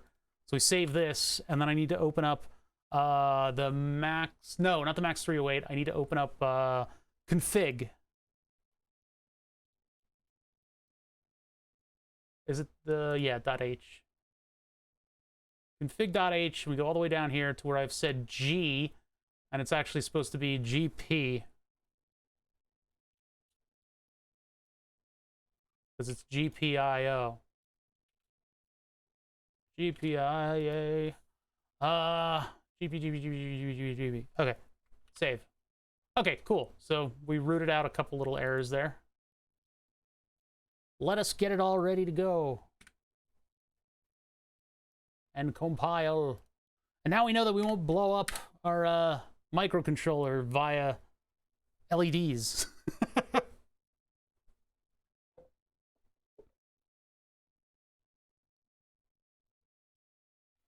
I was hoping that in this system we could get away with it. I mean, tolerant inputs is not that big of an ask from a modern chip. especially one that's going to be used in such sort of like scrappy conditions. If we used a teensy, it would be 5-volt tolerant. It's a shame. Oh, no! Reset undeclared here, not in a function. Did you mean resets? I don't know. I don't know, and I'm scared.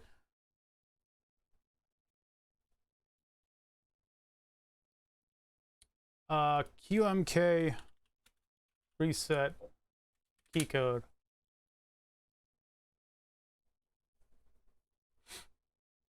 QMK requires a reset key code to be added to your key map. Huh? Either hold escape as you plug it in or hold space and B. Oh, that's new. 76 requires holding escape on boot up. It's actually not the top left matrix position in mine. I don't have anything there. Under normal circumstances, there's no, unfortunately, added, blah, blah, blah, blah, blah, blah, blah.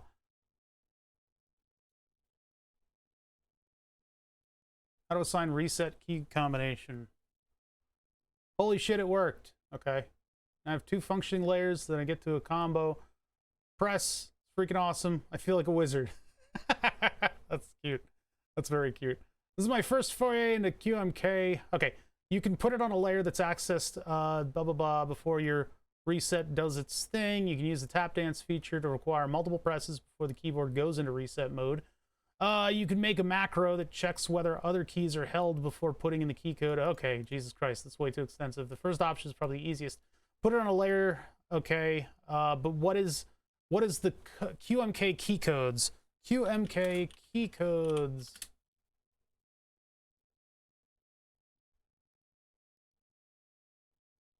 "100% we've read this before, super deja vu." I don't remember it at all.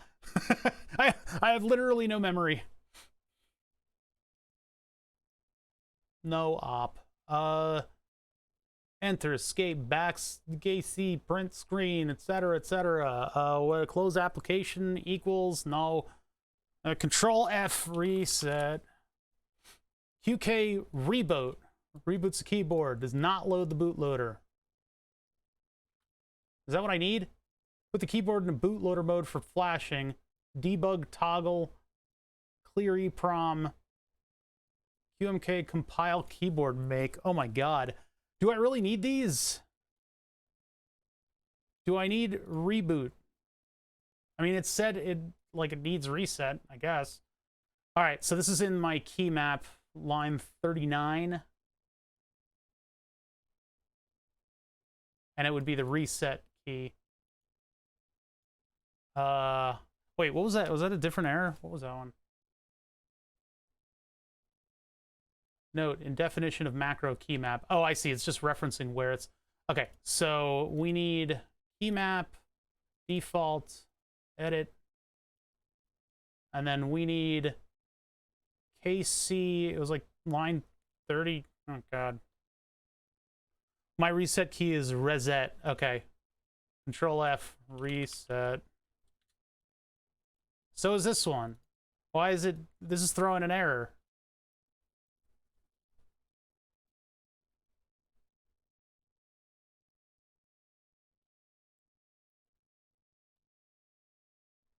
Weird. On my second layer, on the escape key, KC escape, I'm setting it to be reset. It works for Shorty, but not for me. Why? How could this be? Did you mean resets? I guess so. S. Save. Okay.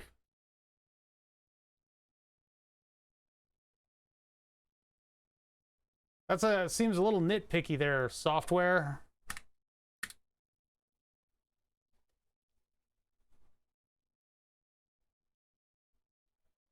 I don't know what I'm going to do about the reset button. Maybe I'll have to make a little board that will mount a button on it. Talking about the energy consumption statistics of the new Ethereum cryptocurrency merge. Huh. Energy consumption statistics of crypto merging. Oh my god. What do you mean?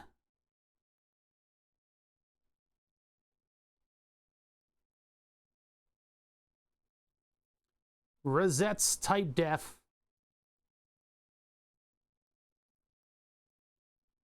Error. The initialization of a short unsigned int from resets type def makes integer from pointer without cast.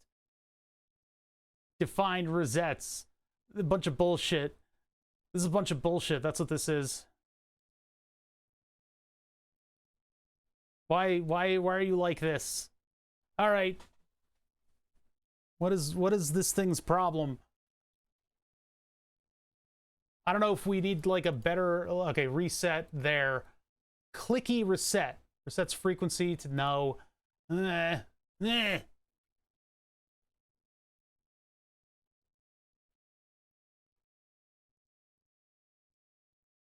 don't think it's resets, but resets, and reset. It said, did you mean resets? I've reached semantic satiation with this thing. I don't know what the word reset is anymore. It's just this weird undefined thing in my mind now. Reset undeclared here, not in a function. Did you mean resets?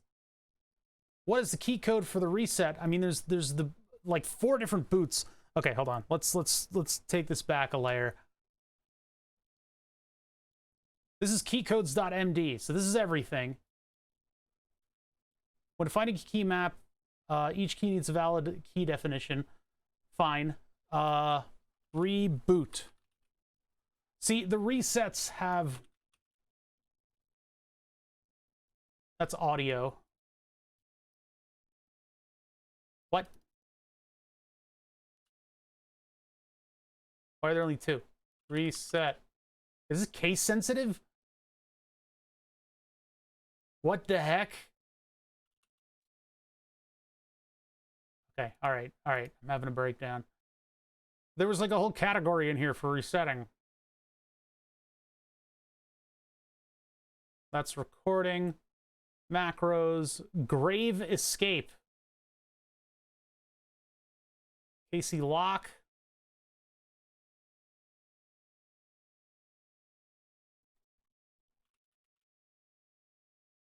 So quantum key codes. That's quantum, and we haven't done anything with quantum yet. Audio, and that. Why is this not referenced anywhere?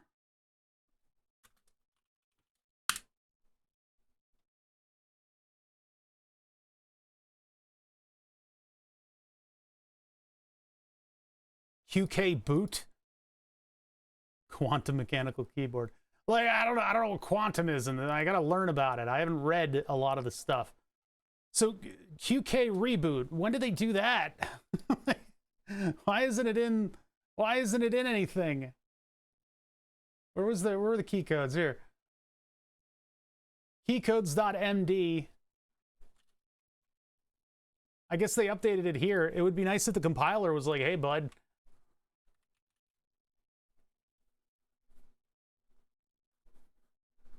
There is no QK, well, alias, so QK bootloader. QK boot, put the keyboard in the boot motor. Okay, so that would be the one that I want. Where did my Notepad++ go? Wait a minute, why? Where's my key map? What happened? Did I close? I must have closed it by accident. Keymap.c, edit. With notepad, and then put that instead of resets, it's quantum key boot.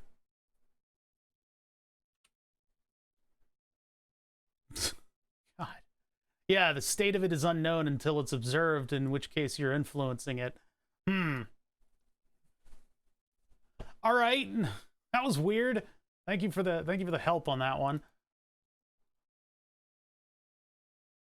Where are we? Oh yeah, we're all the way down here. Okay. Yeah. You hate everything. Maybe you'll do it now. Ba-ba. I still got to do the screen and then I have to build the transistor thing that's going to enable all this stuff. If I plug this thing into USB, it will, yeah, it'll function normally. So I can use either of the USB plugs. An updated package for Notepad++. No, thank you. Oh man, I've been through the ringer with this puppy today.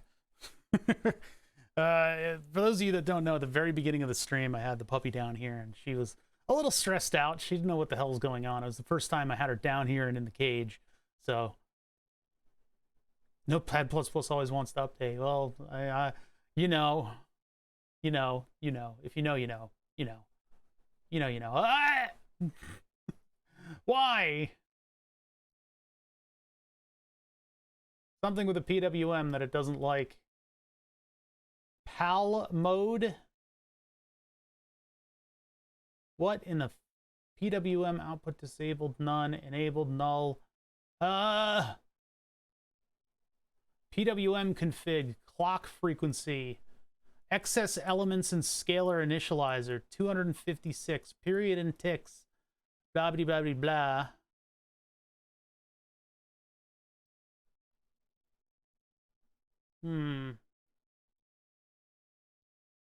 What?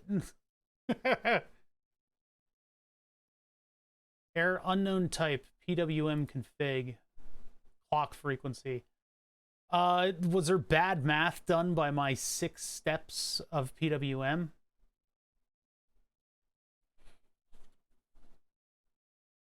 Oh. You think I need to... Yeah, maybe there's... I mean, that tool, that online tool, looks like it works on a slightly older version. So there might be new stuff about how to initialize PWM. QMK, PWM, backlight.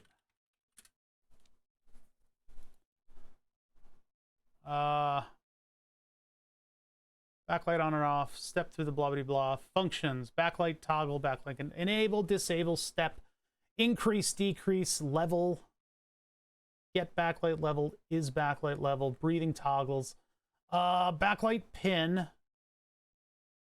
We have, let's look at our config.h.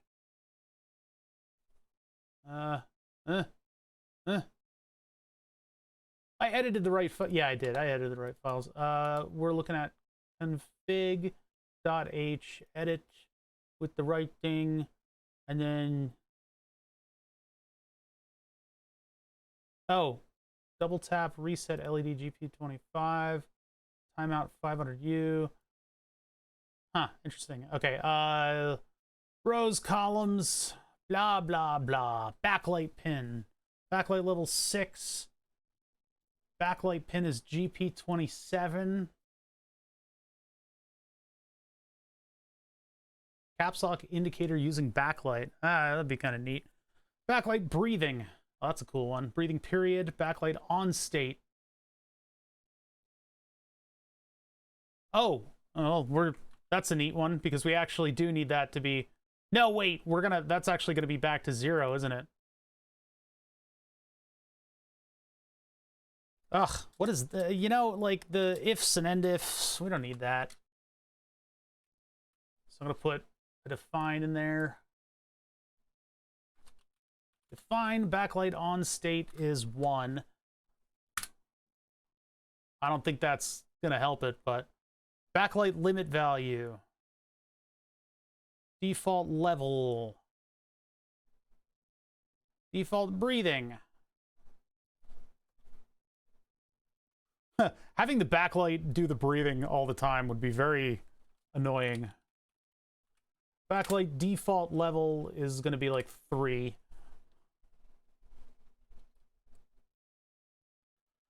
On state, breathing period we don't need because we're not enabling breathing. Backlight caps lock, levels 3, and then pin. Pin level 6.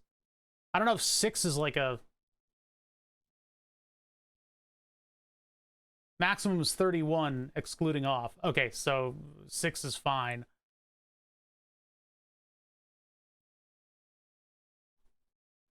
Save. I don't see why it would be completely broken otherwise. It doesn't look like we didn't define something. PWM configure initialization though. PWM config.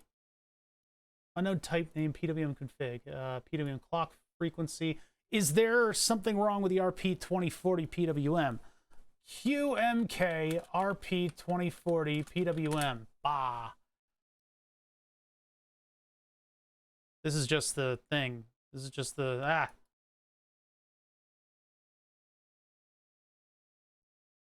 GPX. Yeah, I did that.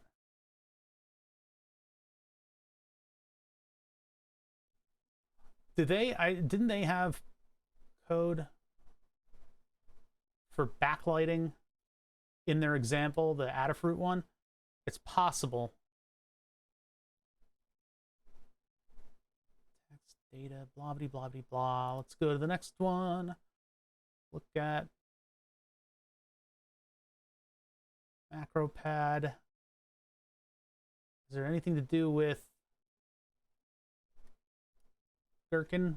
No, Gherkin doesn't have backlighting, I don't think. I just want an example of somebody that did the RP2040. Editing key map, QMK firmware. This would be the tutorial that I keep trying to look for the OLED. What's up, Copper? We're having some trouble with the PWM for some reason. For the backlight in QMK. My code is exploding. Test characters. Yeah, so I don't know. It doesn't look like backlighting is in this tutorial set. Let's see. QMK RP2040 PWM backlight. Not working.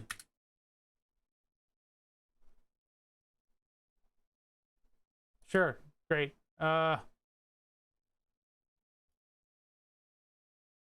Breaking changes.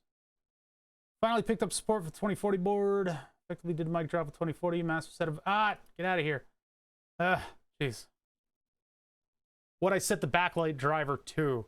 I don't think you needed to. Maybe that's the problem.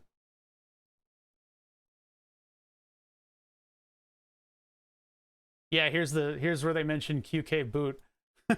If only I had read that. QMK allows for controlling the maximum number of layers. Don't need to worry about that. Reset QK boot. Update the keyboard code base. Data-driven USB IDs refract. What the hell? QMK has decided to depreciate the specifications of USB IDs inside config H. Oh yeah, we ran into that. Notable core changes. Add CLI command to import keyboard key map. Where leveling of EEPROM. Pointing device improvement. No, I don't care about all this stuff. That's a lot of changes. That's a lot of changes. That's a lot of changes. Where the hell is PWM even mentioned in this whole thing? Control F, PWM. WS2812. Yeah, where do you... Okay, so let's look up, like, QMK, PWM backlight setup.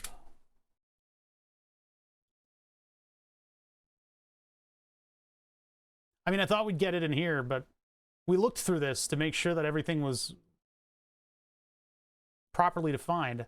Oh, backlight driver. That's it. That's it. That one line right there. I missed that one line right there. Why wasn't that included in the... whatever. Define backlight driver. PWM. PWM. Save. Let's try that. That'll probably solve that. Man. It broke a lot of stuff.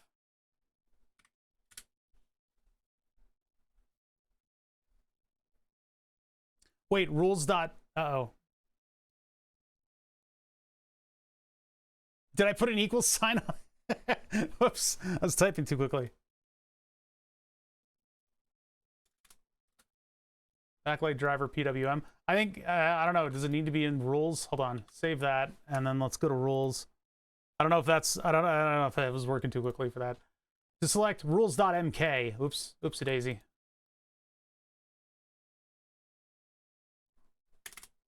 Nope. Save. Minimize. That thing's gonna error out in a minute. Rules. Edit. Backlight driver. Not in here, yeah. Backlight driver equals software. Da-da-da-da-da. Save. Okay, that's where it needed to go. Close that, minimize that. So many errors. Yeah, I know. I know. Any other hidden surprises from the PWM driver? Software, custom, or no. To configure the backlight, define in your config.h. We've done that. And so PWM software, custom, or no. Okay, yeah, I think we got it. I think we got there. This software is wild. This keyboard software. All this for a keyboard, you know? I mean, yeah, we're on a lower level, so I guess that makes it super duper powerful. But man alive, is it a pain in my ass? I'm gonna stand for a moment, lest my legs fall off.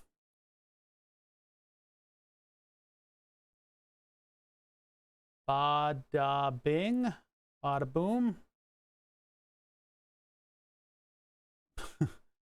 I know, the keyboard better do my homework for me. Jeez. With all this effort that I put into it. I better be seeing something in response. What keyboard? This is a Code 10 keyless keyboard, what suffered from liquid death. So I have taken over the rows and the columns in it, and just recently redefined them all to reflect my soldering, because of all the wires coming off of where the controller used to be. And I know there's a project where people reflashed the Code 10 keyless chip, but I'm not doing that because the chip was dead. So we put in a Pico Pi that I happen to have lying around, not doing nothing. So we're able to run QMK on it, and then eventually I'll be able to get a screen onto this thing. We haven't installed it yet. I just did all the wiring, which is what you see sitting in front of you here. I just did all this wiring, and it's ready to test. We just had a couple little slip-ups, initial slip-ups in that. What happened? Was there a no on chip? Dun, dun, dun. But yeah, we've had a couple little slip-ups with pull-ups and pull-downs with the PNP transistors and the weird layout that this keyboard has for running diodes and such. For running, not diodes, for running LEDs and, yeah, basically the way it runs LEDs is cursed. Every single one. I have a Moonlander. I don't even know what the hell that is. Is it that blue one? I don't know much about mechanical keyboards. I didn't get too far into it. I just found some switches that I like and just buy keyboards in that. I like the Code 10 keyless because it's a very minimalistic kind of board. Please don't explode. I appear to have uploaded code to my keyboard. This is where we are. We'll use the infamous keyboardtester.com. Now, is there any heat in the board? Is anything heating up that shouldn't? It doesn't appear to be. So we go to keyboard tester, and I put the cursor in there. Yeah, do I look like I'm in exactly a position to start Googling shit? Backspace. Nope. None of the keys work. Ah! Maybe they do. Well, that row works. And it's multiple keys at once. Blah, blah. This is exactly where my other keyboard was when it failed. I'm hitting like F keys and shit too. Oh my god. 1 is actually 9. That one has... Oh god, we're hitting that whole entire column. There's a whole mechanical keyboard subculture. Yeah, I know. You guys are crazy. I basically just found something that I like and went with it. I mean, why would I put mechanical keyboards in the title if I wasn't trying to take advantage of you fucks? Okay, so all kinds of shit's fucked.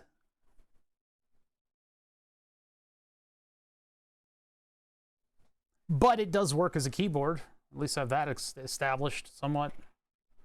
That means that I'm going to have to go over what exactly is going on here.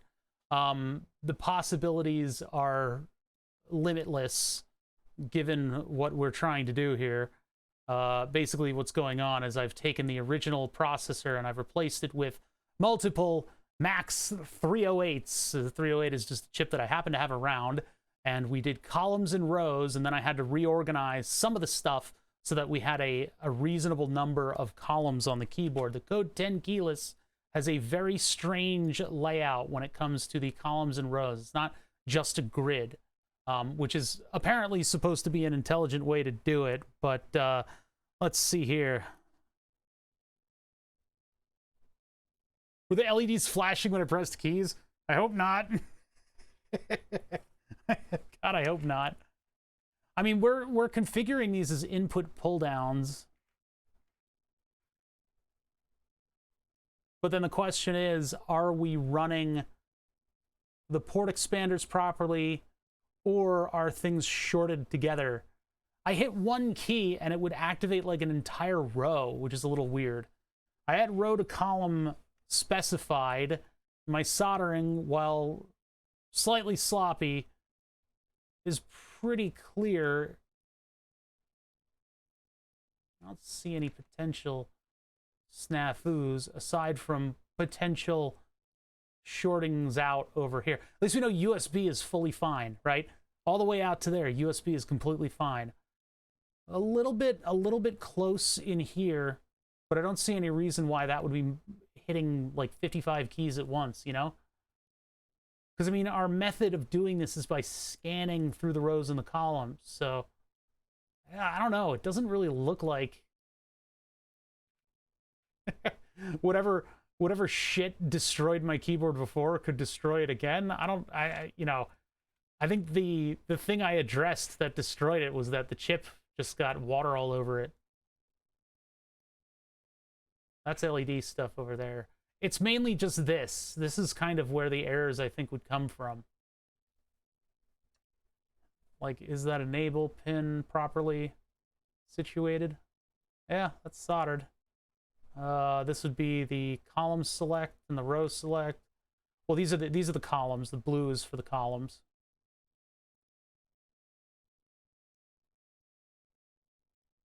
Tone it down. What are you talking about? What does that even mean? Holistic. There's one water molecule floating around, and that was enough to do everything. I don't think so. I think mainly it's just that it's funky scanning. Well, let's take a look at the oscilloscope. That'll be I think our best bet here in terms of determining what's going on, because the row is active high. Now, is that yeah, that is specified in the matrix code that the row is active high. We need to see that addresses are flowing into the Max 308s, all of them. It could be a pinout issue too. But instead of double checking, we can just look. We just look. Because we have an oscilloscope. So let us get probe number 1. And it could be a mapping issue. Maybe, I don't know. If I messed up which Max 308 is which, in which case I'll just have to change the pins around. I can flip those in code.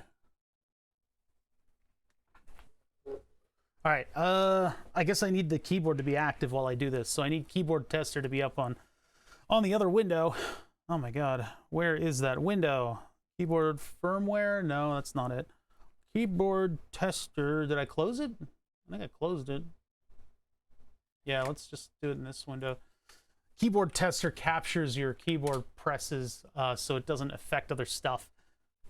I don't even have a monitor window open. Hold on, where the hell's my video monitor window? I need to be able to see what I'm doing. We'll just put the keyboard tester in this window that you guys can't see. And I'll be making little noises. All right, plug it in. And then turn on the O-scope. I don't have the O-scope front and center today because it's been wiring hell for the past couple days here. Good old wiring hell. Let's see, we can pick up on a ground pin by basically just going right here. So now we have ground.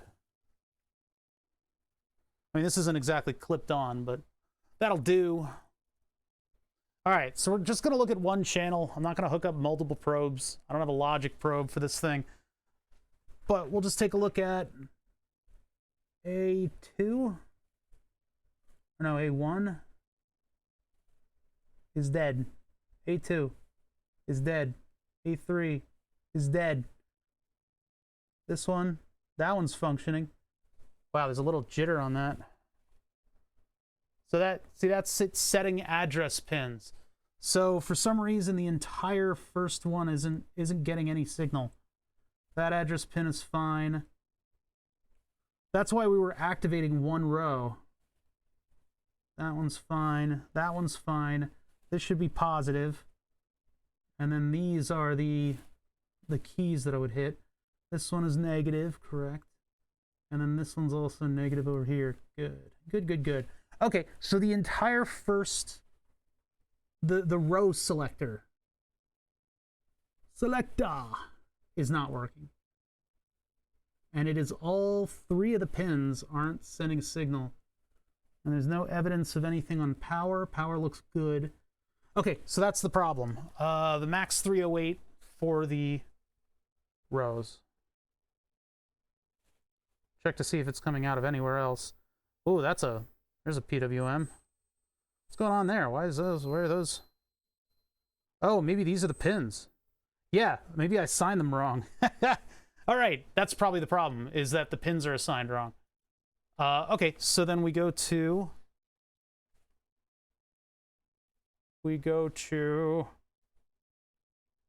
here, config, and then it's the rows 7, 8, and 9. MS Paint. Come in here. Take a look. What did I say I did? Oh, 7, 8, 9. That's for the number 1. That's for this one. Wait a minute.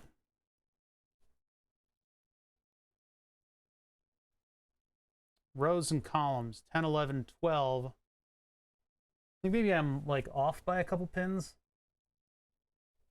We got the ground right in the middle of that there. There's 3 Amogus. 1, 2, 3. And then we go into 2, 3, and 2 and 3 are the inputs. 4, 5, 6, 7, 8, 9. Oh, 4, 5, and 6. So, and then which one is that? That one is, so 7, 8, and 9 are actually the columns. I think I forgot to set this originally. 7, 8, and 9. And then 4, 5, and 6. There we go. Okay. Save. And then compile with QMK. Carefully remove my probes. This is why having an oscilloscope is very helpful indeed. It's one of those tools that you should probably seek out.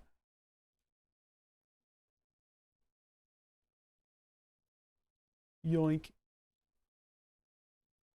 There's just so much more information coming from an oscilloscope than any other kind of testing tool. What's up, Hellgreen? Correct, correct, correct, correct, correct. Ugh, I gotta go through a giant list of compiling things just for one little pinout error. One minor pinout error. So yeah, I'm gonna need to do like a level shifting for the transistors, which is annoying. But at least I can combine stuff a little bit.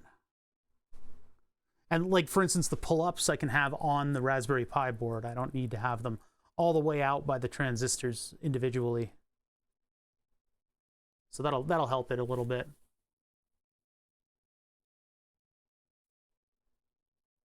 Wait, no, I can't do that.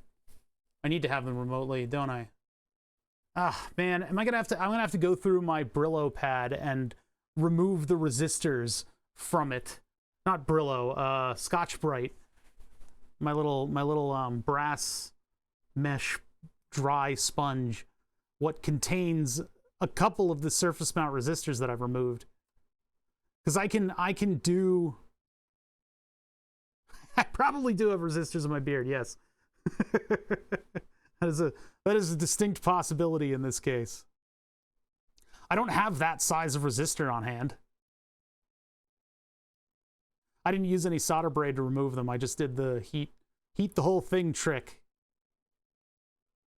God, I gotta find all of them.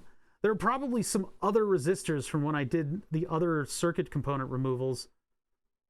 So I'm gonna have to like shake out the pad and then take the multimeter to them to try to find them again. Do the beard hairs have an ohm value? You'll never know. That's too personal. It's too personal. Is the keyboard coming along well? No, it's actually is. It is. It's going well. You know, everything is fraught with errors. At least my handiwork is okay. We made some assumptions about how to drive the LEDs to save the hold on. Oh god. Ow. That might have drawn blood. It didn't draw blood. That unplugging that USB socket put my finger directly into one of the leads, one of the cut leads. But yeah, we did a little shenanigans with the FETs. Not the FET, they're not FETs. It would have saved us a little bit if they were. We did a little shenanigans with the, what do you call it? Oh look, I got backlight somehow. That's not good. I guess the floating transistor decided that it would. Ah! Why is my backlight active? Re! That's not re, those are F keys. 1 4 3 2 WU 7 9 nothing. That's not the pause key. But they do seem to be individually activating keys. So it might be this is just a key map issue.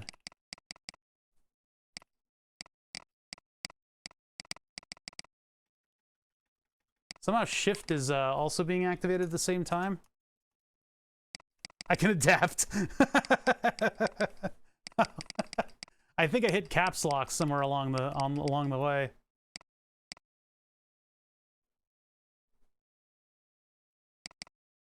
None of these are correct, but at least they're mapped. I wonder what happened here. Oh, my arrow keys at least somewhat function.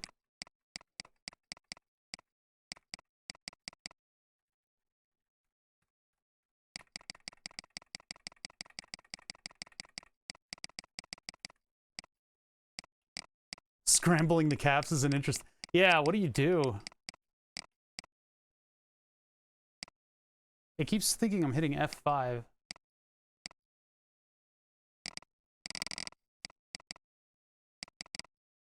I can't really test the N key rollover. Yeah, this is like an advanced. It's my own derivative Dvorak. I type in a very particular way, and this is actually mapped out in order to accommodate for just randomly hitting keys. I mean, okay, this is just a key map issue.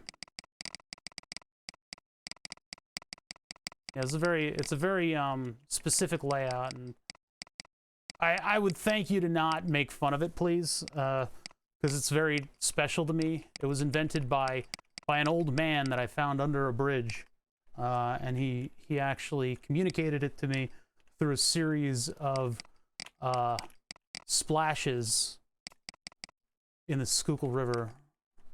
Some of the keys aren't being hit, and I think I've hit everybody. But I think that's just because of the mapping. And then the floating transistors are activating the the backlighting. So, hey, you know how cool my keyboard looks when it sort of works, right? Does the top row read bother? Yeah. Oh god, I just activated something. Okay, I gotta unplug this. So, okay, that needs to be remapped, and I have absolutely no clue what the layout's gonna be at that point. I'll have to try to figure out what I screwed up with the mapping. It might be, I mean, it might just be a matter of switching the pins. Let's try that really quick. Hold on. What about GP3? Hello? Oh, okay, cool. So, wait a minute. Hold on a minute. Why is this keyboard messed up? Hold on. Wait, it messed up all of my keyboards. That's not fair.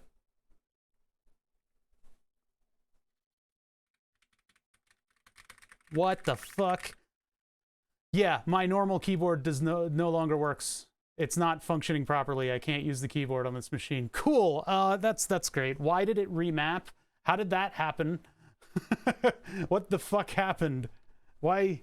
It's not plugged in, this keyboard. How did it mess up my other keyboard? Did it flip to like a layer and it thought permanently that every keyboard attached to this machine was in a certain state? I didn't even know this could happen. I just unplugged my main keyboard and plugged it back in. Oh, God, this is a mess. All right, well, without a keyboard, I can't keep streaming.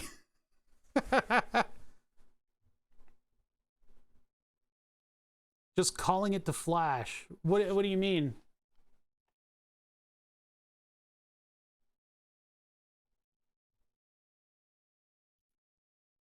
I did put it in a bootloader. Control Shift to change the language settings. I don't think. Oh, that opened the S key. I think we might have a stuck key. There we go. Okay, Alt was stuck. Caps lock off. Okay, there we go. Yeah, I unplugged the microcontroller and almost fucking drew blood from the cable popping out. So, all right, anyway, GP3, GP2. I must have bumped something on this keyboard. Alt got stuck down. So, Control S, and let's compile again and just see if that might... Oh, dear God. Insert... no? How do you get out of this mode? Oh, there we go. I hit enter. Okay. Oh my God. What a pain in the ass. I think it activated everything. It's just like, it was like, oh yeah, you hit everything at once. Congrats. It's still got a little bit more soldering to do to get this keyboard sorted out. I have to do all the different transistor things now. Once I get that done, though, we'll be in good shape. I'll have pretty much a keyboard. I'll just have to... Oh, we got to figure out how to put the screen on and all that stuff. We have a feature. We'll see if GP2 and GP3 reversing might fix it. I hope it does. Otherwise, my key map is completely screwed up. Yeah, I gotta unfloat. We floated all the transistors, and I have to unfloat them now in order to add an additional one that'll control its on-off state. How do you say? Oh, Laparis. Laparis, thank you for subbing it to tier 1 just out of the blue. Hey, thank you. I'm glad you feel that I've earned that. You get access to all of my freaking awesome emotes. You know how to do. I've been in some people's chats, like other streamers, and I've seen them using my emotes, and I'm like, should I be embarrassed? What should I think about this? It's awesome when it's like the smaller streamers who really appreciate it, but some like big channels, sometimes people will use it, like I'll see one of my emotes fly by, and it's like the only one that's been used in a half hour. I'm like, oh, I don't get why some streamers who will remain unnamed, there are multiple, have this weird aversion to other people's emotes. I don't know why they do that. I don't know why they would even have that opinion. Maybe it's just to stir controversy within the chat so that chats. I think that's a little whatever it's called, like a, what do you call that? What's the name for that?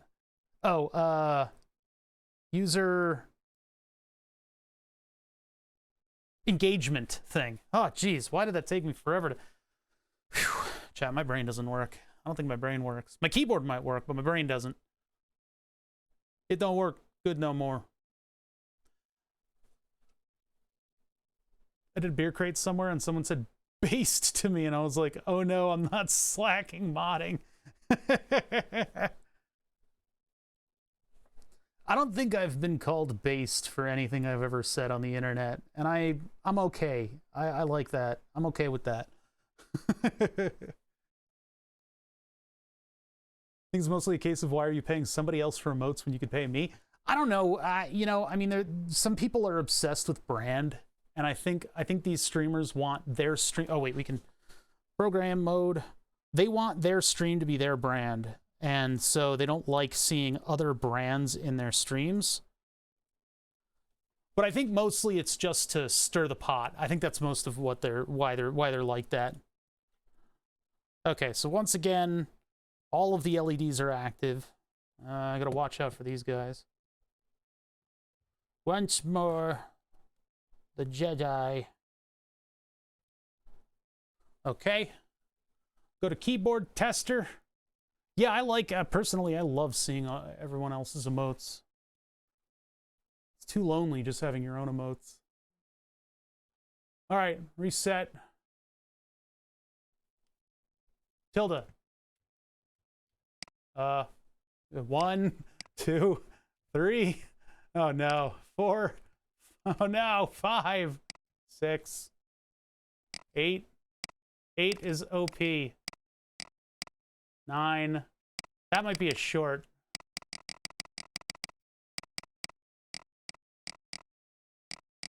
Huh. Yeah, it's all fucked up. I think we've represented most of the buttons. It's just the slide over from O to P. Hitting 2 at once is a problem, and that's what it seems to be. We seem to be hitting 2 keys at once. That's a bit of a problem.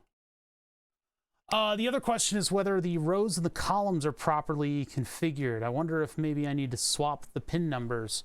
I don't think so, though. I think I did get those right, because the column is the one that comes in... The column is the lower number pin. So... Oh, yeah, okay. Doot.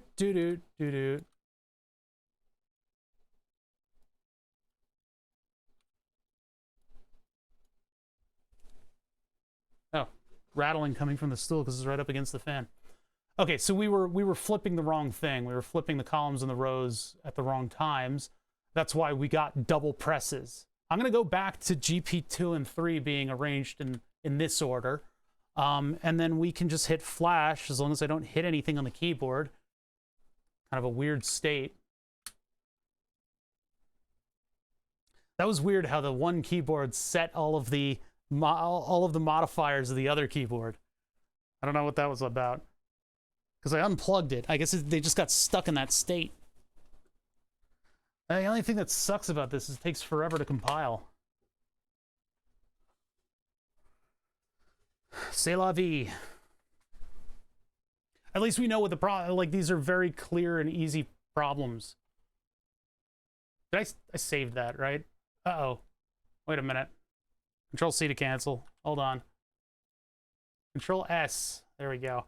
So 7, 8, 9, 4, 5, and 6. I'm going to double check that my A0s, 1s, and 2s are properly configured too. So on the Max chip, the pins are 0 is pin 1. 0 is pin 1. So over here, we have purples. The purples are pin 1. So we have, going up in number, we have 2, 1, 0. 2, 1, 0. So the lowest number is an A2.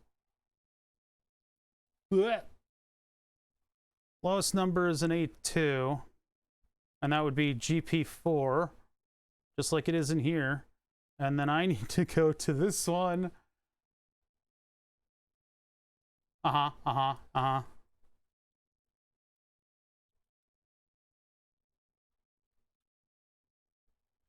Nine. There we go. That might have done it. That's multiple different flopping errors at once. Save that. Let's try it. Oh my god. Is that loss? What is that? It's a ruler. Evo measure. Okay. Wait, what a Nat. Night attacks. All right. Okay. Yeah. Yeah. Compile. I'm starting to lose my brain. This is when you make the mistake that kills the microcontroller, right? This is typically when that happens, is when your brain starts to go and you start correcting very tiny little errors. And sometimes those tiny little errors can snowball and ruin a project. So you gotta be wary at this level. My brain is soup today. I've been having days like that, and I think what I need to do tonight is just go to bed. You know, you remember that? You guys remember that thing called going to bed? I need to do that. I've been having a lot of trouble with sleep lately. And it's, you know what? I'm in a time when I'm suddenly changing my diabetes management over to something that has far fewer alerts on it. So I'm actually doing better.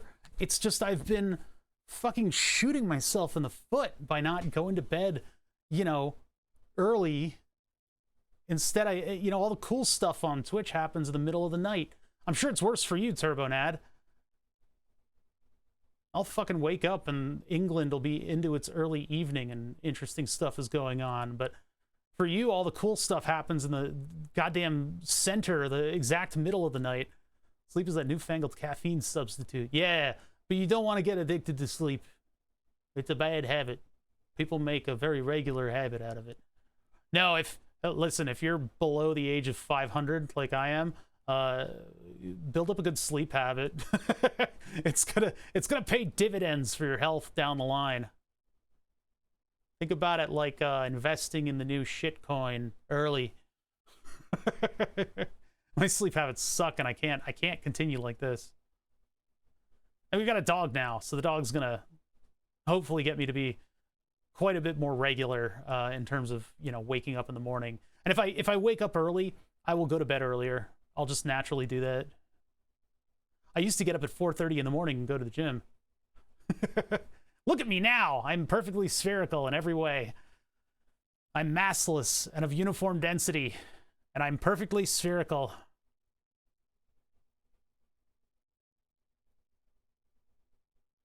Is it? No, it's like 10 p.m. Are you saying things happen at 4:30? What? This is taking a while as it lazily compiles just my pin swap. Yawn.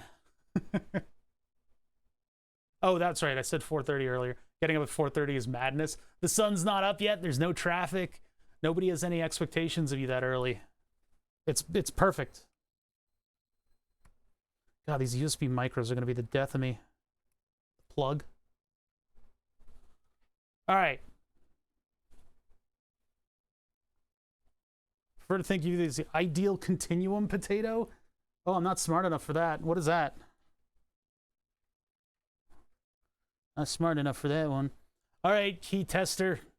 Let's see what you got for me.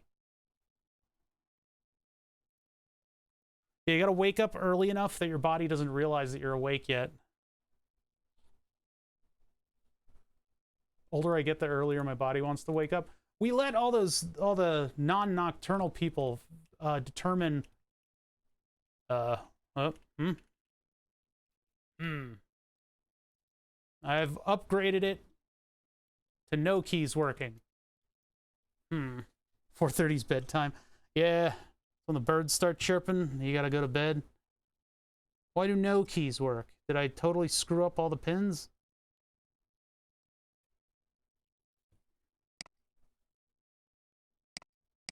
Well, they're still kind of messed up.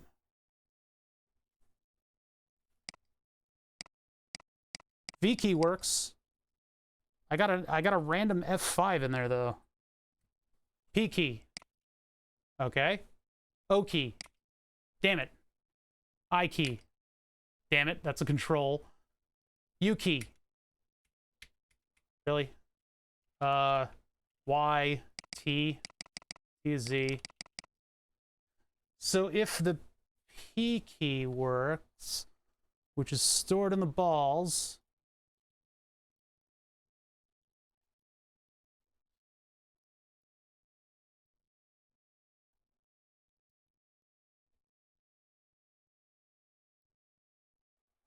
all right, where's P? Oop.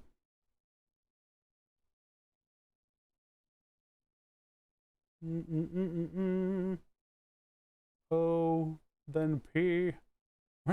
Oh, God. I mean, I could reference the pin numbers if I need to.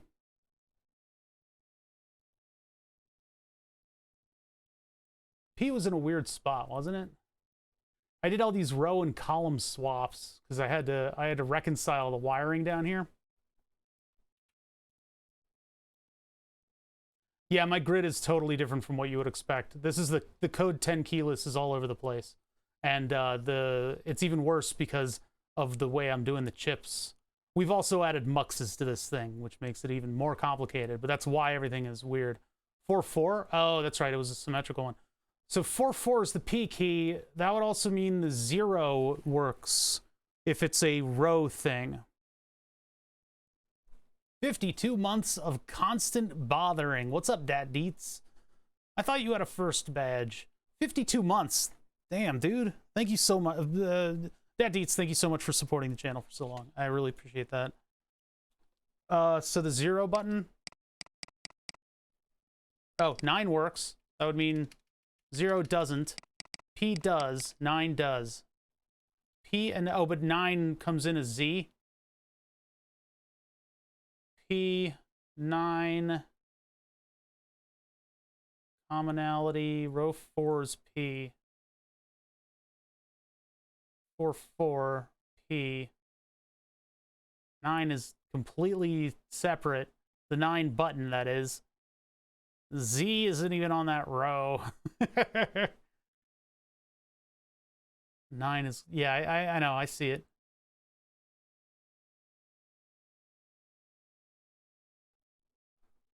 That's the button. That should, but what it was typing was Z. And Z is my brain. Z is right here. There's no correlation. there's no correlation. Now keep in mind the keyboard is scanning twice. So when it's scanning, and that's interesting that they're on the same one, too. Because it's scanning 2 at the same time and running down the list. Which should work. But when I press the one button, it's activating the other. I'm just looking to see if I, like, swapped something around that shouldn't have been swapped. Or if I don't know, got something wrong. All these rows and columns are sacred. I've very carefully planned them out so that all the right things are, you know, all the rows are all represented. Pin 40, pin 40, pin 40.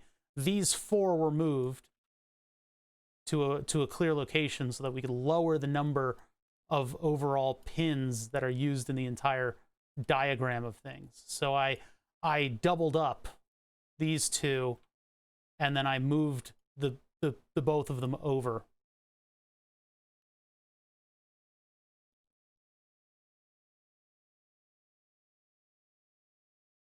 Eight to 13.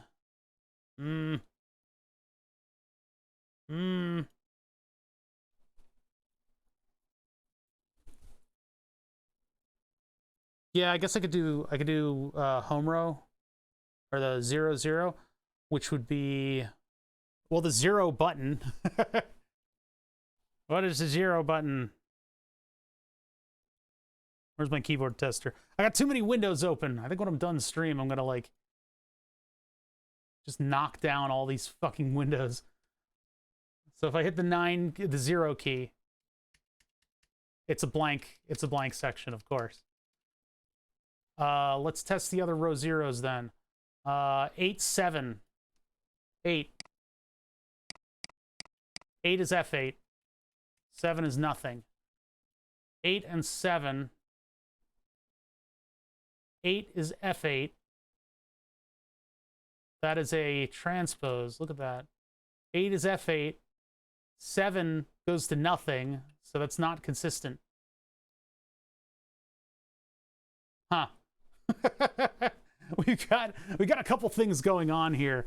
There's a couple things going on here because we're sending what is ostensibly a binary number, a 3-bit binary number, in parallel to the and by the way, when we tested this on the Q key, it worked immediately.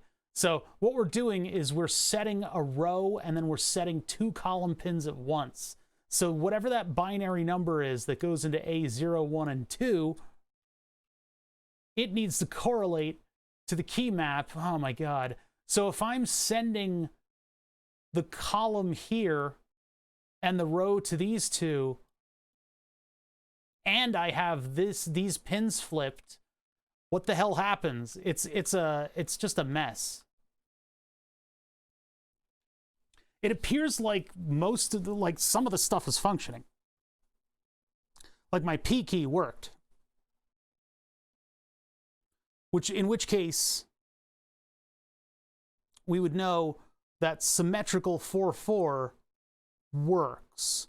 So does that mean that 5-5 works? I'm going to press the function key and nobody can stop me. This would be in the case of like a row column swap. Oh yeah, it can't sense that. Never mind. No. I don't think you understand. I have 2 port expanders that are in parallel. So when we scan the keyboard keys, we're scanning 2 columns at once because it goes into 2 microcontroller pins. So all I need to do is count up with a 3-bit binary number, and it gives me column and column plus 8, sort of. What we're considering to be column plus 8.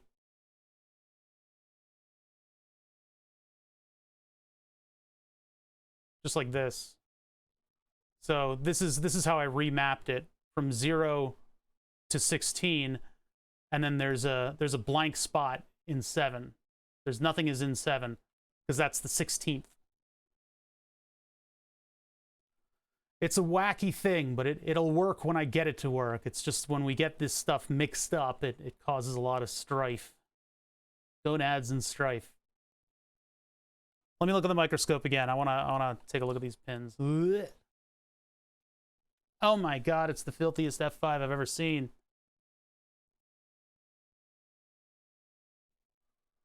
No, I have 3. I have 3 bits. 3 bits. 3 bits for column. I don't know. That looks sloppy, but I think it's in there. So yeah, A1, 2, and 3, or 0, 1, and 2. So purple 0 of the columns. Columns, we're just following the wire right now. Oh God, where are you going? Okay, columns are the A0 of the columns is the largest of the numbers. And that is more or less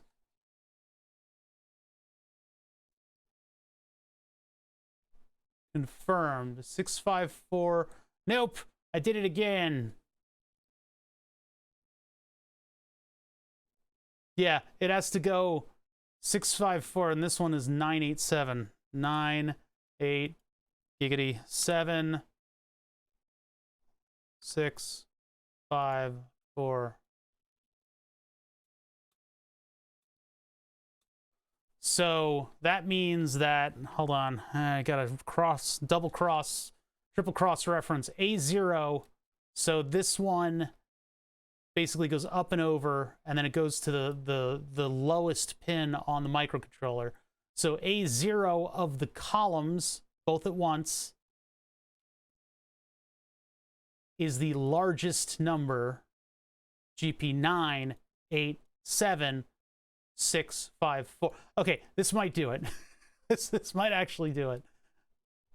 Double check 987 and then 654, and I can double check that by cross-referencing the color by going to the microscope.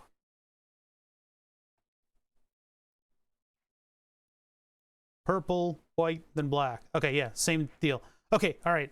Okay, so there it is. Whew. Okay, so I need to save this, and I need to compile it again. I just need to keep flipping things until it finally works.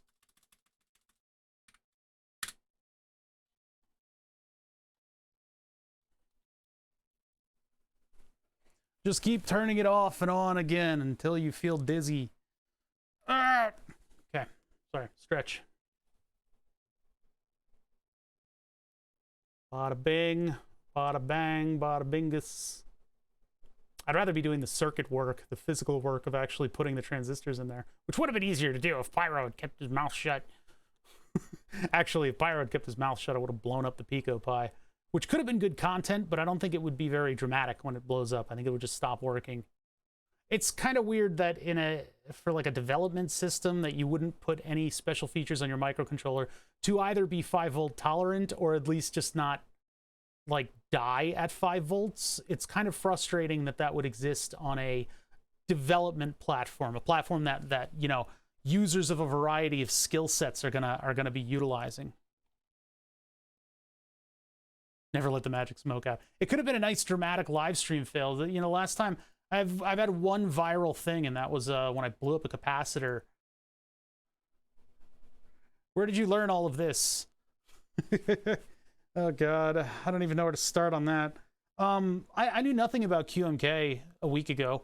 You know, where did I learn about QMK? I opened up a bunch of windows and started reading about it. Now the circuit level stuff, where did I learn how to do that? Well, this style of wire wrap wire, I ran into at the FBI's technical center. It's the guys there sort of like using this specific 30 gauge wire wrap wire to do a lot of the stuff that they do. Other than that, I you know, learned by looking at stuff online and stuff. In terms of my education, the math and all of that stuff, and the fact that I am in fact an engineer, lies in the hands of Drexel University. I went to get a bachelor's in science of electrical engineering with a focus on controls and robotics, and I think I've forgotten exactly everything that I've learned there.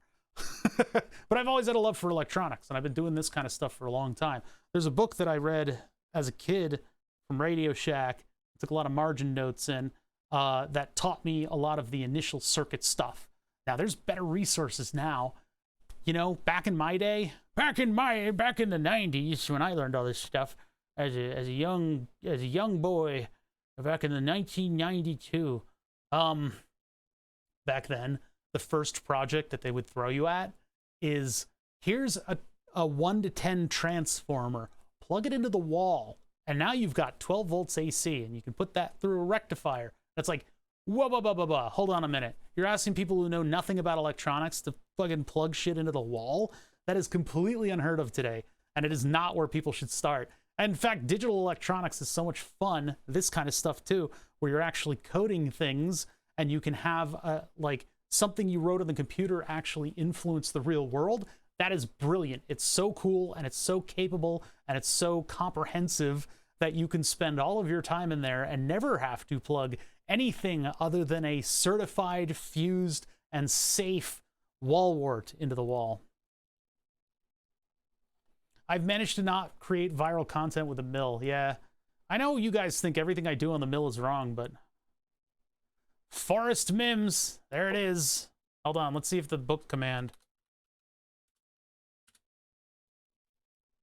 Bada bing. Yeah, there it is. Mims getting started in electronics. That's what I did. I took a lot of margin notes.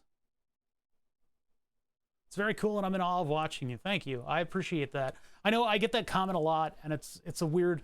It's kind of a, not your comment, but I get the comment of, I don't know what you're doing, Bother, but I love watching these streams, and I don't know what you're doing. And it's like, I try to keep it on a very low level, you know. That's why some people get very frustrated watching my streams. Why isn't he doing this? Why is he doing that? Why would he do this? How could he do that? We used to have somebody who would come in and comment that all the goddamn time. And it's frustrating because what I'm trying to do is reach the maximum number of people that I can without looking like a complete idiot. You know? I'm trying to do that without resorting to just fart jokes. Oh no, I'm too late. I've already resorted to fart jokes.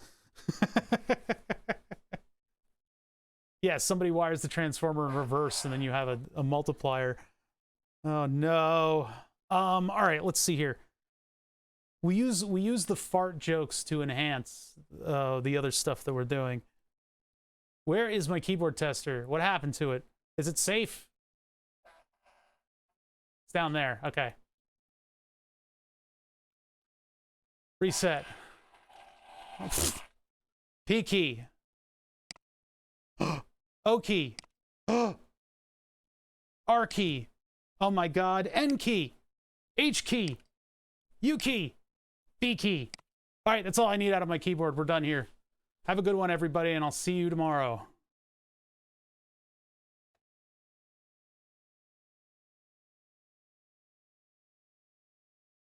No, I'm just kidding. We got to test the rest of this thing. That would be an excellent point to end on, though. I was able to type Pornhub. Tilde. Tilde? Tilde. Oh, we got our first problem. 1, 2, 3, 4, 5. This whole row. 6, 7, 8, 9, 0. Minus, plus, backspace. Ah, interesting. So the entire number row is dead. A. Oh no, the entire keyboard is dead. Wait, am I just not in? Where am I typing? Where am I typing? I'm typing it somewhere. There we go. I don't know what I was just doing. I don't know where that was. Q. Okay, so tilde. 1, 2, 3, 4, 5. Oh, this is great. 6, 7, 8, 9, 0, 9, 0, 9, 0, 9, 0, 9, 9, 9, 9, 9, 9, 9, 0, 0, 0, 0, 0. It's pretty snappy. Why is it equals? It shouldn't be equals. Shouldn't it? Shift plus. Well, first of all, shift isn't working. Neither of them? Yeah, neither shift is working. Okay, so there's an error with the map. Backspace works, good.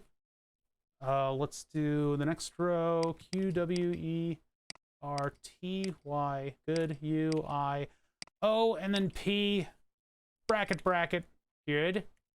Slash, good. Delete, doesn't work. Insert. Insert is page up. Okay, things are starting to break down on the second, this would be the second, what do you call it? Multiplexer, sorry, jeez. Page down, page up. Oh, those are swapped. So page up is insert, home, end. Multiple things are activating the delete key. No, maybe not. They should all only have a singular assignment. Up arrow is spacebar, down arrow is nothing, left arrow is down, right arrow. Okay, so that's a little messed up. A, S, D, F, G. Oh, that one's good. H, J, K, L. Semicolon. Quote. Enter. Z, X, C, V, B, N, M, arrow, arrow. In YouTube, that does jogging by seconds. Shift, of course, nothing. And then all these function keys. Control. Oh, that control works. Alt. Yep. Windows key. Doesn't open the windows on the system. Alt. Right alt. Left alt probably activates both of them. Am I out of the window? I might be out of the window. There you go. Yeah, the keyboard tester doesn't differentiate between alts. So I don't really know what's happening there. Control. So, okay, so here's what's going on. I think I figured it out. Oh, yeah, and the F keys will probably... Yeah, that opened up Google Online Help. 2, 3, 4, 5, 6, 7, 8. We're almost there. I don't think there's anything physically... There might be... Actually, there might be a couple physical issues. Scroll lock works. Okay. Pause works. Okay, so the page up, page down, insert, and delete are swapped. Tab, caps, shift. What about tab? Tab works, caps works, shift. No shift key. That's an odd one. Okay, so that actually, the shift key might be a physical thing because those are on the same column. Those are on the same column, yeah. And then the controls and the alts I don't know about. Okay, hold on. So shift key is here. Left and right I have on the same column. Column 3. Column 3 does not correlate to these numbers here. Column 3 would be 1, 2, 3. And that one goes into number 3. Sorry, 0, 1, 2, 3. That goes into pin 12, but it's also the bottom position of this here. So, on to this. Wait, no, I need to go to microscope. Oh my god, it's disgusting. That side of the keyboard's gross. I was hoping this would all work the first time. We were close, though. So this one, pin 1 on the microcontroller is there. That would be column 0.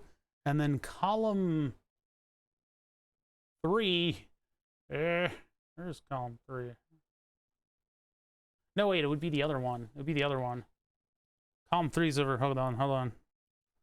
3 is here. 0, 1, 2, 3. That one goes...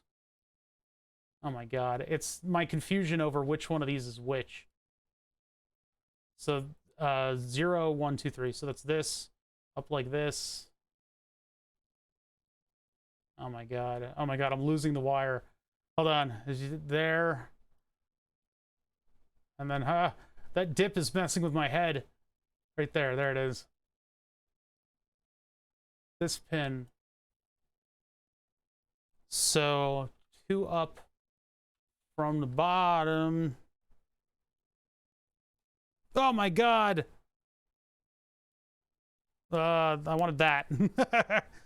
2 up from the bottom. That's this pin right here. That one is like the cleanest one. Just harass it with the tweezers. I think I'm still plugged in. Yeah, I'm still plugged in.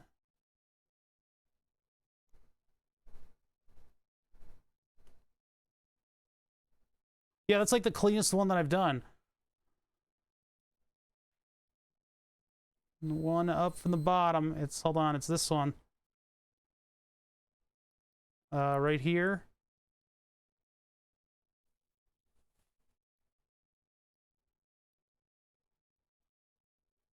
that one. Ugh, it's disgusting.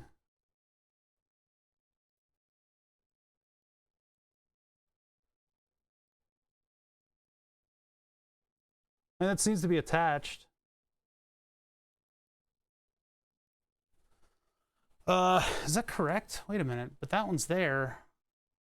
But this is still facing, this is on the wrong thing? Why is it going, hold on a minute. Why is it going in there? 1, 2, 3, 4, 5, 6, 7, 8, and then that one goes to the common. Oh! Oh, oh, oh. Yeah, I see now. I gotta pull that one, and I've gotta, this right here should go here. I gotta swap them. And that'll fix some, see? Physical problems from the digital world. Because this is the return, and the return is right next to pin, this is 1, 2, 3, 4, which is representing number 3. This is the one that's disconnected. So I need to pull this wire, and I need to swap it over. I like it when it's a physical thing, yeah. Left-hand soldering iron? I don't think so. I don't think so, bub. All right, let's get this one out of here without destroying everything that I've worked for. I've unplugged everything, so... You know what? I need to move the window. Yeah, that's, I mean, part of having it, like, look smooth and everything has netted me along enough. I had to add little pieces of wire on these. That's why they look so haggard. I could probably come back and clean it up, but if it works, you know? I just have to be really careful about not fucking spilling anything on this damn board. I'll be so angry when I finally spill something on this. At least I'll know how to redo everything, you know? That wire moves so much. You go back. You go back. You go back. You stay there. You stay down. You come back over here.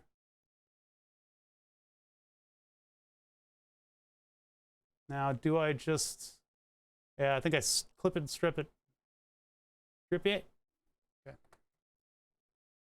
Clip it. Clip it. Clip it. These clippers are terrible. Look at that. Look at that wavy jaw. That's not even going to clip it. Yep, that didn't clip it. It didn't even clip it. What the heck? I should have used the knife. Oh well. Oh well. All right, so now I guess I can get in here with my fingers, so I'll just do that. 30 gauge wires. This stuff is very thin. Very difficult to work with. Actually, it's not terrible to work with. It's just when you apply heat to it, the jacket of the wire just wants to get the hell out of there. So if you bend the wire and then you heat it up, it'll the jacket will straighten itself out and break.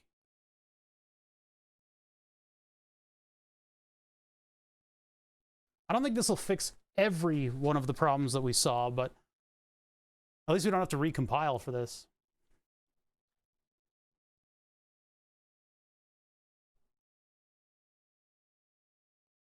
Way too long.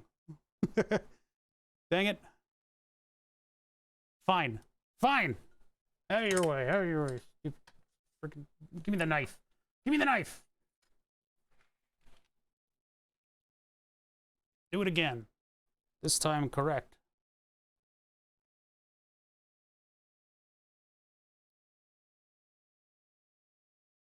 Where's my pop? There it is. Makes a big popping noise. Of course, that potentially could cut through the layer below, so you gotta be careful with that. Go. Do it again. Same thing. Yeah, I need like a little pinching deglover. And they sell them, but they're hundreds of dollars. So I can either make one, I could probably make something that does it. Basically, you just have a little piece of whatever it is, like nichrome wire on either side of a pincer, and then the wire will flex just a little bit and allow you to peel off the jacket of the thing. I mean, it's either that or some other kind of like tweezer system that could make working with this stuff a little bit speedier. This is very, soldering like this can be very slow. You guys have seen me do it many times. At least visually, it's kind of cool. But the results are always, they can look like all these look at how sloppy that all looks. It's terrible. It's really not putting my best foot forward. And so I need something that can do better stripping of the jackets of these wires. That, or I just go over to motor wire. I just use motor wire from now on. But the lacquer on the motor wire is very difficult to work with. Okay, there we go. That's why we take our time to do this stuff. I want to make sure everything looks nice and functions nice. So, plug this back in. Hopefully, we get some more keys working here.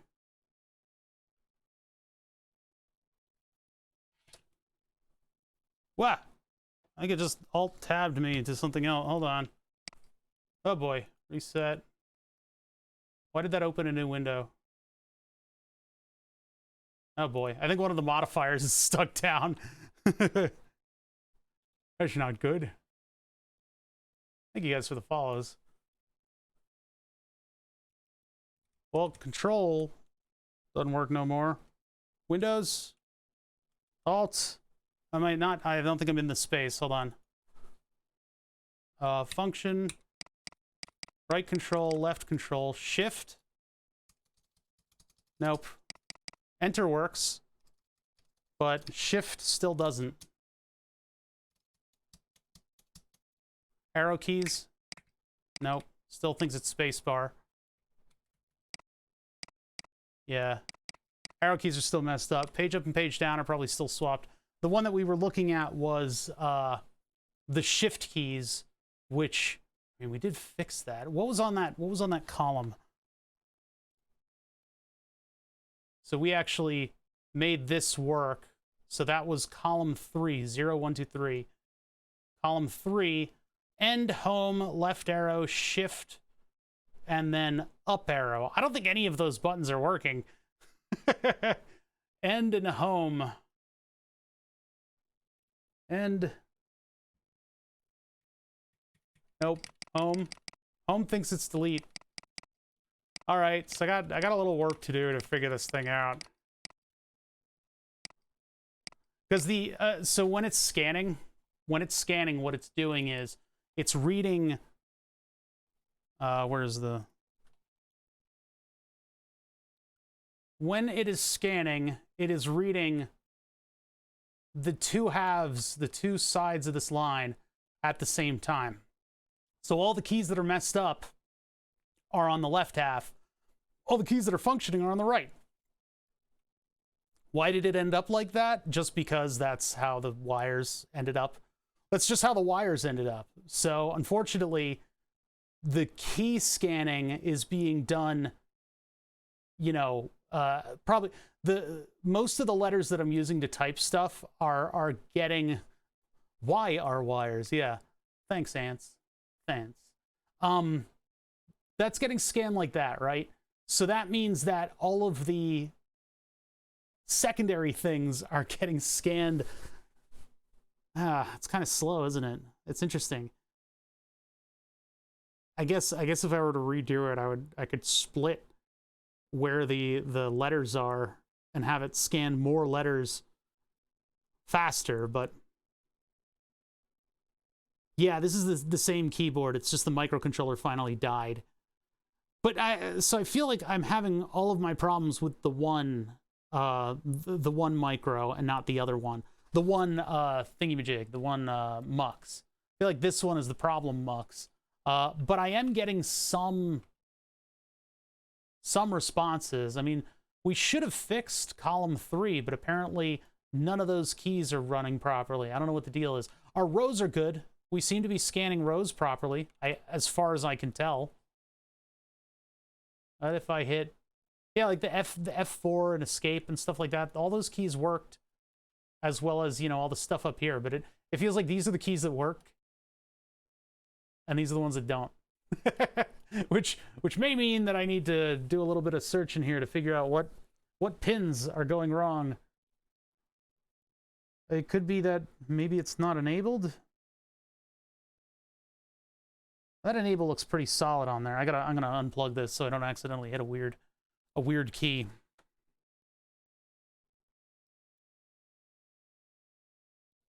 Yeah, troubleshooting is also part of the fun part of doing these projects. I don't know if a lot of people really appreciate it, but the troubleshooting part... Wait, what the hell's going on? Huh? Hold on a second. Wait, am I just seeing things? Hold on. I think I'm hallucinating.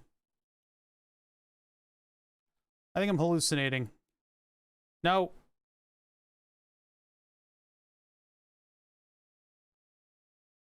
I didn't want that one either. I wanted this one. What did I think I just saw? Yeah, I thought I saw the wire here going into the same pin. Yeah, so what are? This one apparently works. I probably should have done a cleaner job soldering it, but whatever. This one seems to work just fine. This one has troubles. And this one is responsible for all the function keys and stuff. We haven't had any troubles with the keys being pressed or not. That seems okay. It's all in the operation of this chip, this chip specifically, which is why I was wondering if, you know, maybe the enable became disabled. Maybe it unenabled itself. Try to, like, just move things and see if anything will pop off. We didn't have any double presses or anything. Is there power going to the chip? Yeah, that has to be powered. And we saw the signal coming in at just the right spots, too. And it just doubles up what the one above it is doing. I don't understand why there's problems. Maybe the settling time is somehow cursed. These make connections, even though they look like ass. I'm kind of at a loss here. Blue wire, blue wire, blue wire, right there, right beneath the ground among us, which means that it is a probably GP2 or 3, right? Right below the ground among us. I mean, it's GP2 is the one with the cut-off pin on number 8. And we've got it right in software because the entire other one is reporting all the button presses properly. So, what else could be wrong? We do a settle time, and then we look at both of them at the same time, the two columns that we're scanning. I don't think it's a problem with settle time because the key presses are consistent. Is it a mapping thing? Is the map messed up? Well, it seems to be a little messed up for some of them, but I haven't seen any, like, very strong evidence of it being totally messed up. And we know the rows are activating properly. If I hit a button on a row, it's going to... No, that'll provide... there should be enough power there to do 2 at once. 2 buttons from the 2 scans at the same time. That should be fine. And there's no confusing that either, because we're reading the 2 pins simultaneously, but they should be separated enough from one another. It should be possible to scan them at the same time. I'm kind of stumped as to what's going on here. I think maybe I need to sleep on it and revisit it. We can come back to this tomorrow. We're a half hour over. I started like 2 hours late. We haven't had very much stream time, but we at least got to see the puppy at the very beginning. Approximately 4.5 hours of streaming. So before, while, during, as my brain turns into soup, yeah, I will come back and we'll take a look at this and we'll see if we can vet out why this thing isn't quite working properly. We're very close. We're very close to getting it working properly. And then from there, we can worry about installing the screen so that I have all the hardware features that I want on this thing. Compiling, unfortunately, takes a little bit of time. So when we change little things and then compile, it can be cursed. Row 2. Well, N and B work just fine, so it's not... I don't think it's a row problem. Just looking at all the arrow keys are on that one row. Or maybe they're not. Maybe I got one wrong. I don't think I did, though. I don't think I did. All right, I'm going to save this, and then, yeah, we'll come back to this. And if I have any revelations, you know, we can explore that. I would like to also get the backlighting done, too, because that's a smaller project that we can do on stream. But, yeah, I'll see you guys tomorrow. Thank you guys for, like, following in the shenanigans here. Basically, this whole stream has been me having broken my code keyboard, I'm working within the system that code uses for their keyboard and building it back up. It's not easy to do. They swapped all the rows and the columns, not swapped, but they made them weird. And so that does a lot for the keyboard map, and it makes things kind of all over the place. But yeah, I'm going to try to get some sleep tonight, and then we'll come back and we'll take a look at this stuff. And hopefully we'll get a full functioning keyboard out of it eventually. It seems like we got a couple jobs still to do on this thing. But yeah, did you replace any chips? I mean, what does it look like, man? It's like all of the chips are different. I completely replaced the chip. Yeah, we're using a Pico Pi and muxes in order to run a row activation column scan from the pins that originally go to all the rows in the columns. And so we had to combine some in order to make them function properly. So that's what we got going on right now. But yeah, probably cloud collapsing wrongly. Yeah, I'm gonna be really sad when I spill something on the keyboard and I have to clean off all that work that I did. Oh God. Anyway, yeah, let's reconvene tomorrow. We'll work on this more. Thank you guys for watching. Views are up and I don't deserve it. So anyway, you guys take care. Here's all the information that you need. You can join me on Discord. Oh God, my caps lock is stuck on for some reason. The other keyboard activated caps lock and kept it on. I don't know why that's possible. There's the Discord, there's Twitter, whatever else you need to know. I'll be back tomorrow. I'll see you guys then. Thank you for joining me.